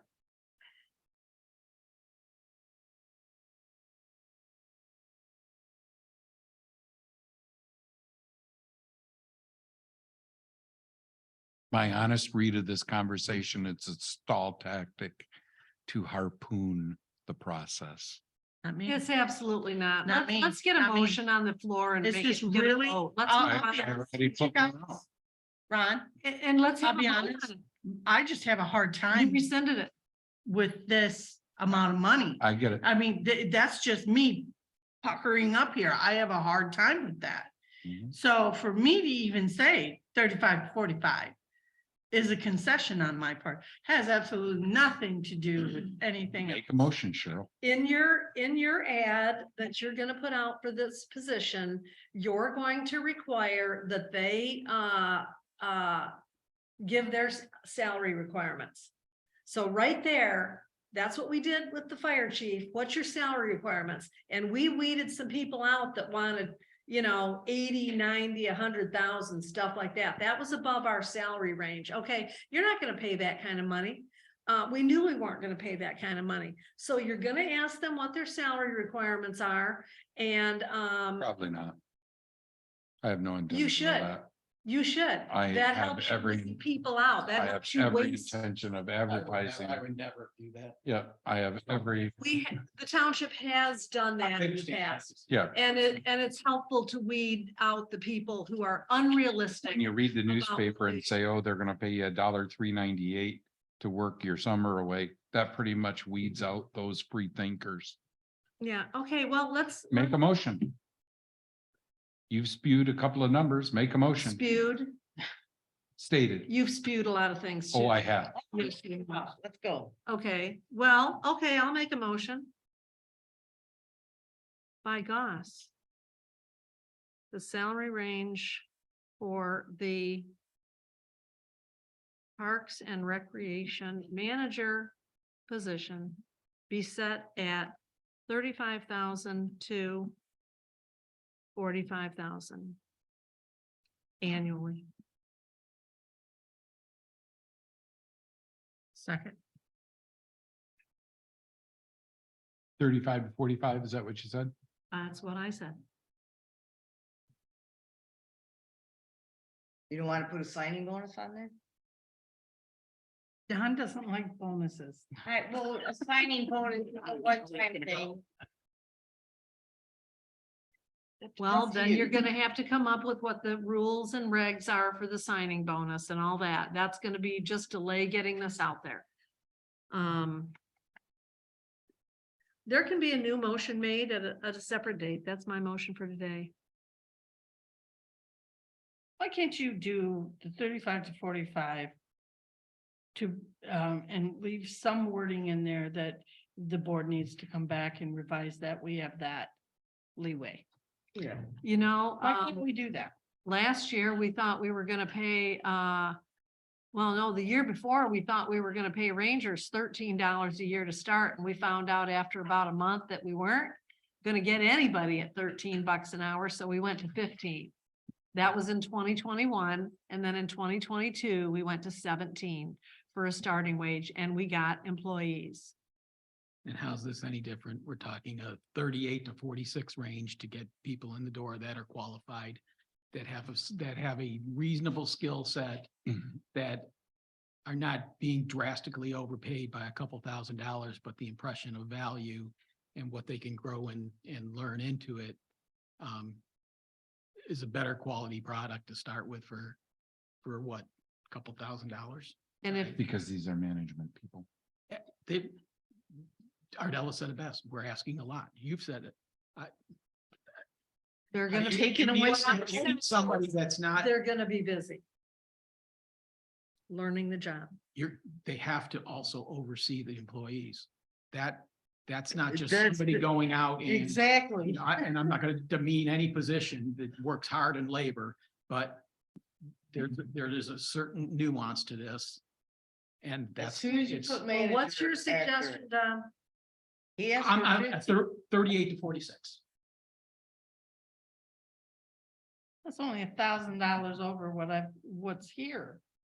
You said 45. I think the 55, start- she said, you I said, think the starting point is equally as important. And that's not a motion at point of my. Yeah. right?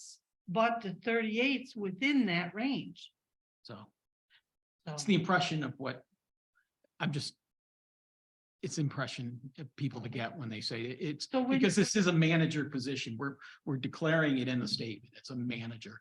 But it's People a are- manager. What if you I- don't I'm get gonna say anybody this, at and I don't 38? mean to- What if It mean anything? It's a manager's position for a park and rec manager, not for restaurants, not for a convenience store where it is constantly busy. Okay, there's a lot of laid back time that's gonna happen here too. And they know that. And if I saw this ad that said 35 to 45, depending on experience, I would know that there's wiggle room in there. I would know that.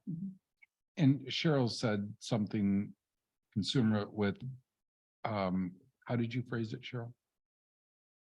What, I don't know what topic you're talking about.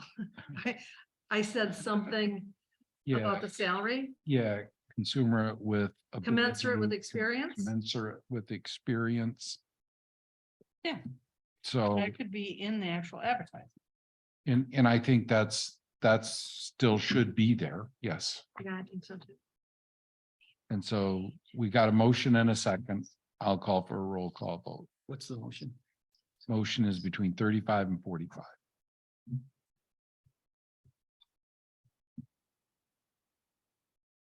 Roll call when ready.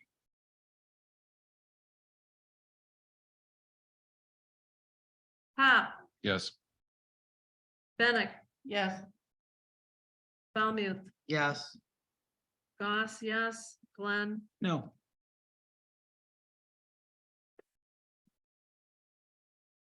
So if I'm a park ranger and I work 36 weeks for you, and I'm topped out and I work 40 hours a week, I would make I would make $37,886.40.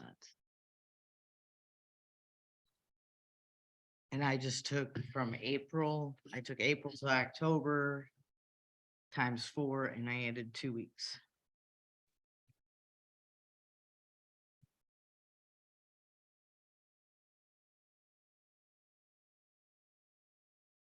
are we back to the job description?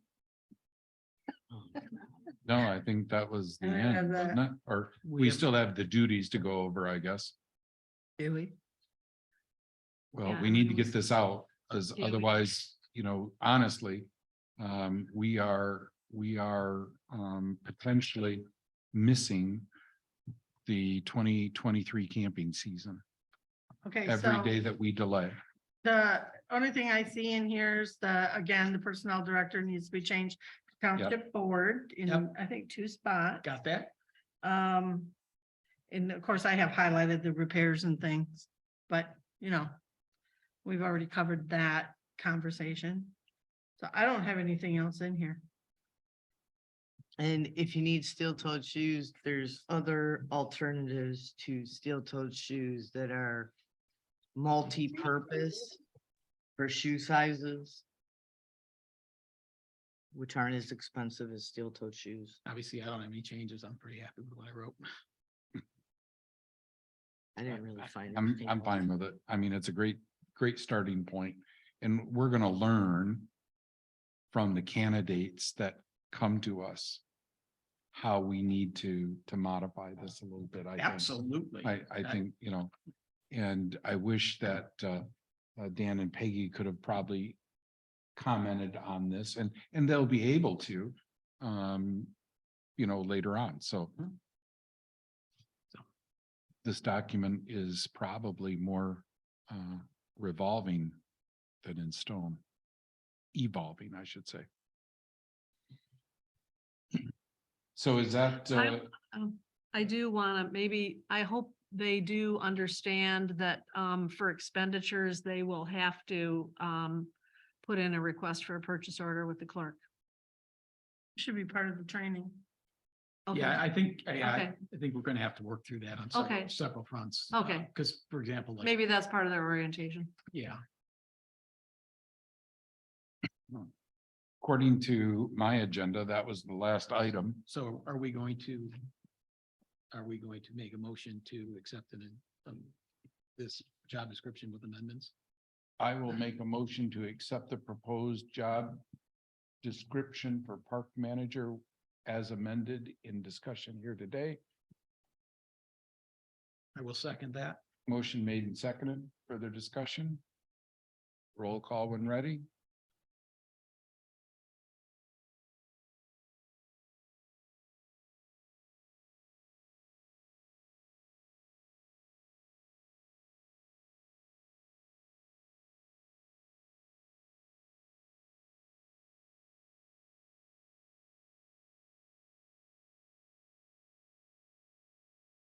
Bamian, Yes.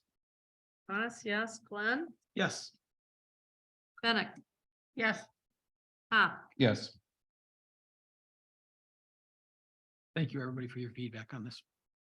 good So- job. Thank you for putting it together. Well, Nice I'm not job. going to ask for a purchase order for the newspaper. I've been down that rabbit hole. I will ask for board approval to put this in the newspaper, Record Eagle, the Elk Rapids News. But I'm not gonna chase a purchase order. Just if we send me, wanna- just send me the confirmations and the No, prices. not dealing with that again. Well, we have to Not have something dealing to with put it on the again. purchase order. You have to have a purchase order, and what we need for that is the Nope. vendor, what the Then you do it. description of the item is. Then I'm and not doing it. I'm out. Are you writing the job description? Are Nope. you writing the ad? Nope, Well, I guess you're not gonna have one, are you? nope. I bet you. hey Don, you wanna write the ad? I'll help you. Is that a no, Don? Is that a, I don't know? Is that a?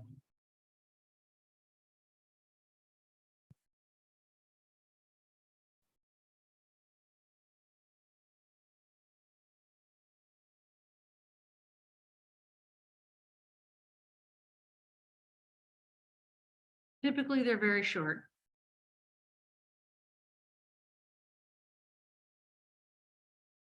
We just have a broken process when it comes. to We the don't have purchase a broken order. process. We do. No, we do not have a broken process. You have refused to send any supporting documentation to the clerk for ad requests. You have not sent any documentation to the clerk and refused to provide any estimated prices. That's all we need. So why can't I make a motion for the supervisor to place this job description in multiple newspapers at a cost not to exceed $1,500?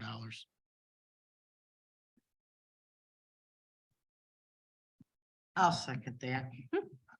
Why are you laughing, Cheryl? Well, $1,500 is a hell of a lot of money for ads. Nobody's helping me out here. I don't know what that. what it is. He doesn't have, he's not gonna go to that extreme. He just doesn't wanna deal with the dysfunction that happens here. Well, So, and all I'm saying is that you want to look at expenditures and you want to make sure that purchase orders were issued. So who is the vendor or vendors that the purchase orders are going to be issued to? Are you putting it on Monster? Are you putting it out with Michigan Works? Are you putting it with MTA?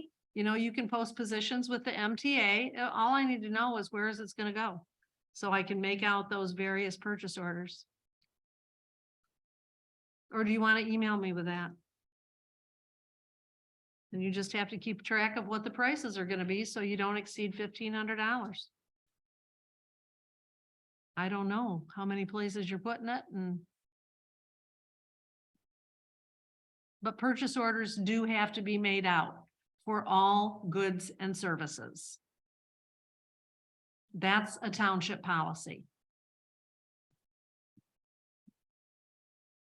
Well, that opened up another question. Where are we advertising this at? Well, Sorry. that's okay, if I Indeed. remember correctly, Monster. You want me to just start listing? if I remember correctly, if you use the, I'm gonna say premium ad with Record Eagle, that also then goes to Monster. And so you can select it just to be local. And there's a small difference in fee. I don't remember what it was.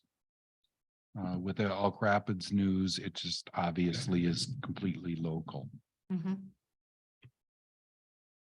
So I would say that if we choose to go with the Record Eagle, it'll also be on Monster, or we have the ability to get it on Monster. Does Indeed cost you? Yes, it does. You're supposed to pay for that. And this is something that we would want to get out there. I don't know if Michigan Works requires any fees.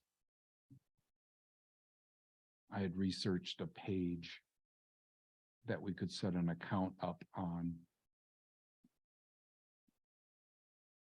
for employers to advertise. That was sponsored maybe by the Economic Development Corporation. I can find my notes on that. I do know a lot of people search job listings on Indeed. I have heard that. But I've never put an ad on there, so I don't know anything about it. I'm sure those are all fee-based. Oh, I'm sure. Mhm. Not giving me a fee yet. Looks like $24 per application, but So I can write up a I'm willing to help posting. with the development of the ad. I can write a posting, that's not a problem. I just, there was no problem with the documentation I provided for the Elk Rapids News, and I provided 40-some pages of banter with respect to the Record Eagle request. And Well, it's And just, no order confirmation. anyway, That's what you get automatically let's from the just record. not Eagle. go down that road right now. Yep, let's Because go. I'd like to get out of here. Yeah, me too. So that sounds like a pretty wide variety there. The Michigan Works, Traverse City Record Eagle, which you said also does Monster. Monster. It's the monster Yeah. logo. I don't know about this Indeed. I see advertisements for them all the time.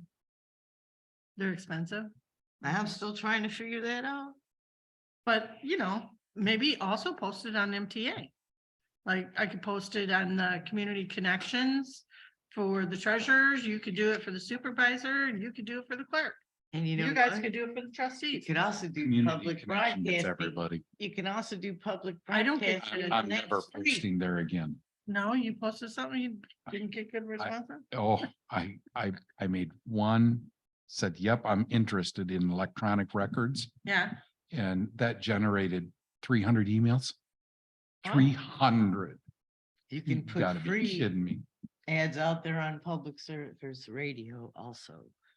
So I have Michigan Works, Monster, Indeed, MTA, and actually, I think, obviously, the 2 or 3 resumes we had from the deputy came from the Elk Rapids News. so I'll grab this news. I think that's a nice wide variety, if you don't mind doing those. You could also send it out in an email blast, Would you guys want me to do that? No. because I think the last application we got was from my article in the last newsletter.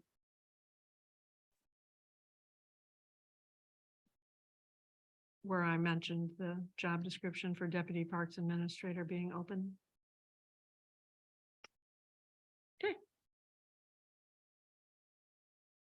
1,500 is still the limit.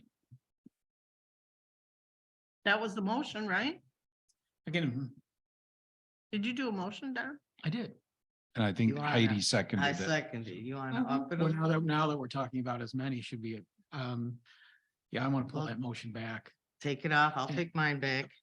Make a motion for the supervisor to place the job description for the Parks and Recreation Manager in multiple media venues at a cost not to exceed $2,500.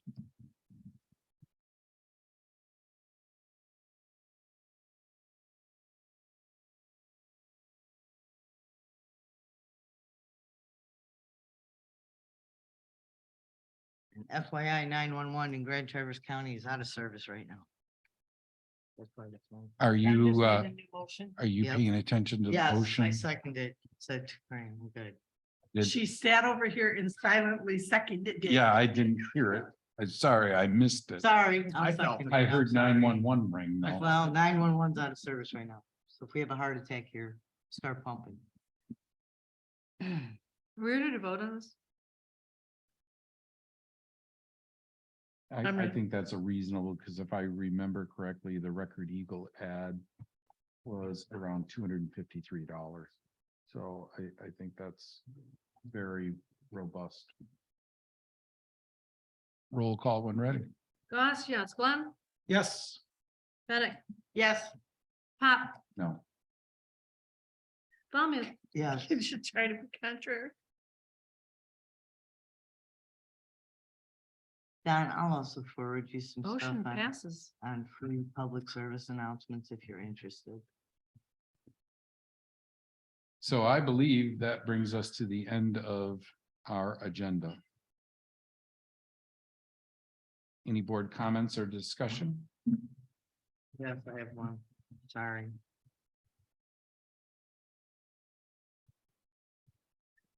Where did it go? I'm gonna stand up here. Because this is directed at you guys. Okay, trust and respect and teamwork. I'm going to send you my plan commission report. And I'm going to highlight the 2 questions that the plan commissioners are asking themselves. How they want to work with you and how you want to work with them. So that I can get some answers to take back to them when they throw their answers on the table. Because it was so, I don't want to say warm and fuzzy and happy, but it was very exciting to see everybody take a piece and work together. So I want to make sure that we're all going to do the same thing in return. So I'm going to send you a report. And I just ask that you look at the 2 questions there and you send me some feedback. Thank you. Any others? Next regular township board meeting is February 14th. We don't have anybody in Zoom. He's not ready yet. Oh, I'm sorry. Who's running this meeting? I thought maybe you. forgot Because to they're say hello. failing, they're failing. I'm sorry, I'm trying to speed something up and you're, So all I'm these being a- questions during reports. You said, I don't want a marathon meeting, and all of a sudden you're the one with your hand up. All right, Wow. you missed them. You're gonna hear about it. We did set a host of special meetings. So I guess pay attention to the changes there. So now we're to public comment portion, and I see we have a hand up. Out in Zoom land, hello Shannon. Hello, can you hear me? Yes, we can. Okay. I'm Shannon Smith and I'm from Sanford, Michigan. I'm one of your regular seasonal campers up at Whitewater Township Park. Vested interest in the park, as you would imagine. I've been listening to the conversation regarding the park manager job description. And some things I think you should consider is whether you would be open to accepting a park manager if they're not from the Whitewater Township Park. And if that is the case, you might want to put that one way or the other, specifying your job description, whether they have to be from the township or not. That would clarify, make some clarifications for your posting.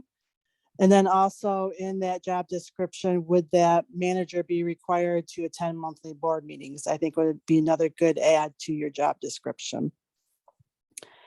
Another comment I have is if you cannot find a qualified candidate, you might want to consider talking to some of the full-time seasonal campers that have a vast range of experience. And maybe you can convince a couple of them to do it part-time so they wouldn't have to give up their whole summer.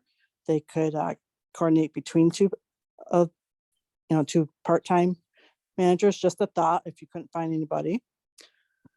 And then another comment I would like to make is I was going to ask about when and who would be contacting us about seasonal campsites, which typically, as was stated earlier, is around February 15th when we got the call. Understand from your comments that you've been getting multiple inquiries about that. So I think, and it doesn't sound like you know exactly what's going on yet. So I would suggest that maybe you sent out a email note to those 22 people that are on your list for seasonals and just try to set some expectations so you wouldn't get so many inquiries. Just let them know, by what time frame that you should have some more information to them. And the main reason being is because we have to make sure we know the date when you call, so we're available and we're expecting to see that call. And those are my comments. Thank you. Thank you. Connie, I see your hand is up. Good afternoon. First, I want to comment that the microphones in this meeting work so good. Everyone was so clearly heard on Zoom. I don't find that to be true for PC, PrAC, or ZBA meetings. Can someone please assist in training all committees on the sound setup? It's hard to understand how there can be such a difference. I walked around my whole kitchen and could hear everything, but on the PC meeting last week, I had to have a headphone set on just so I could hear. So it's very frustrating to sit through a shorter meeting than this and not be able to hear anything. So also in the 7 hours that I've been sitting here watching your long meeting, which I thought was amazing, a lot of things got done up until the very end where the disconnect on over the purchase order. You know, those are the things that we've got to clear up. When my grandchildren last week couldn't seem to get themselves out of a tussle, I pulled them both aside at some point and made them just look at each other and start fresh, because that's hard to watch grown-ups in a room do that. So another observation is that it seems like this year the budget issues are a repeat of last year's issues. It's a scramble to get so many people on the calendar for special meetings, 5 board members all at the same time. If the budget was addressed monthly or quarterly, the board and public wouldn't have to jam all these special budget meetings in after the new year.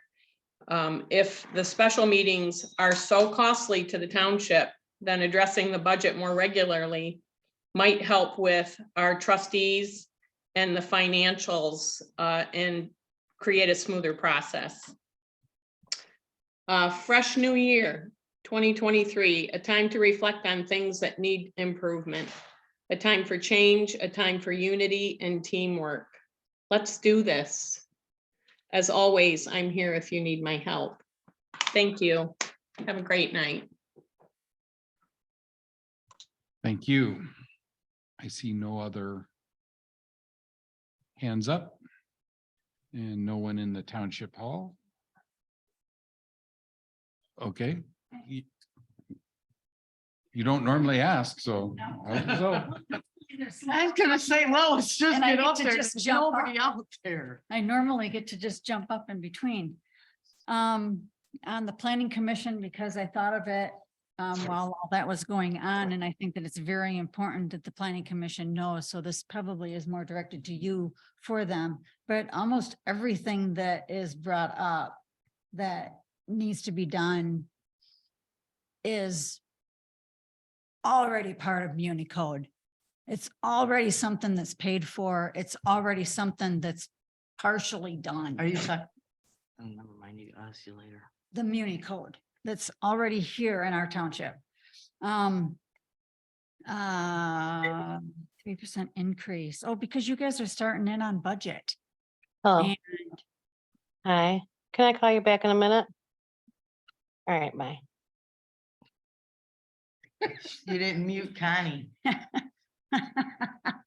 got too excited you and jumped can. up. That wasn't me, that's someone else, sorry. Karen. Because you guys are starting on budget. And this has nothing to do with me. This is you guys.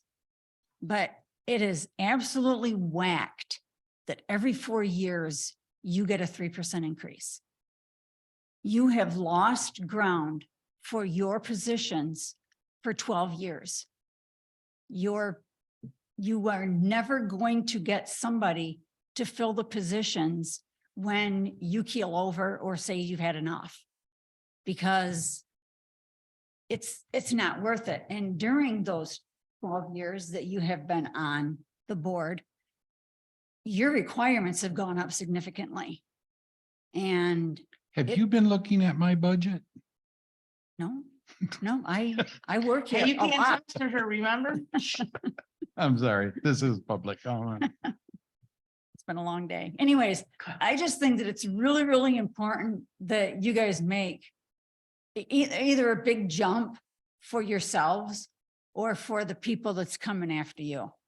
Because 40 hours a week, every single week for a salary at 20, I don't even know, 6,000, 8,000.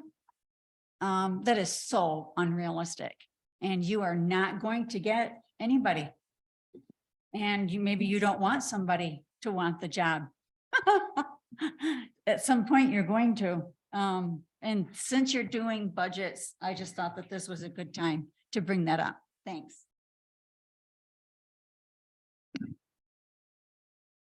Since Lois delayed the call for adjournment, there's other hands up out in Zoom land. So Karen, good afternoon. Would you like, yes, Yes, sorry, I had my phone, my speaker on. I didn't know that. I just want to request that we move the meeting to the afternoon, evening time, so more people can get involved. I've heard a lot of comment throughout the township that people are interested, but they can't do it during the day because they work. So it's just a comment that maybe we can visit that again to have the evening meetings back. Thank you. thank you. I'm sorry, was that Karen Boyd? Yes. Yes. Okay. Okay, so I see no other hands up now. And so I will not delay in asking for motion to adjourn. Motion to adjourn. Seconded at 4:09 PM. Roll call.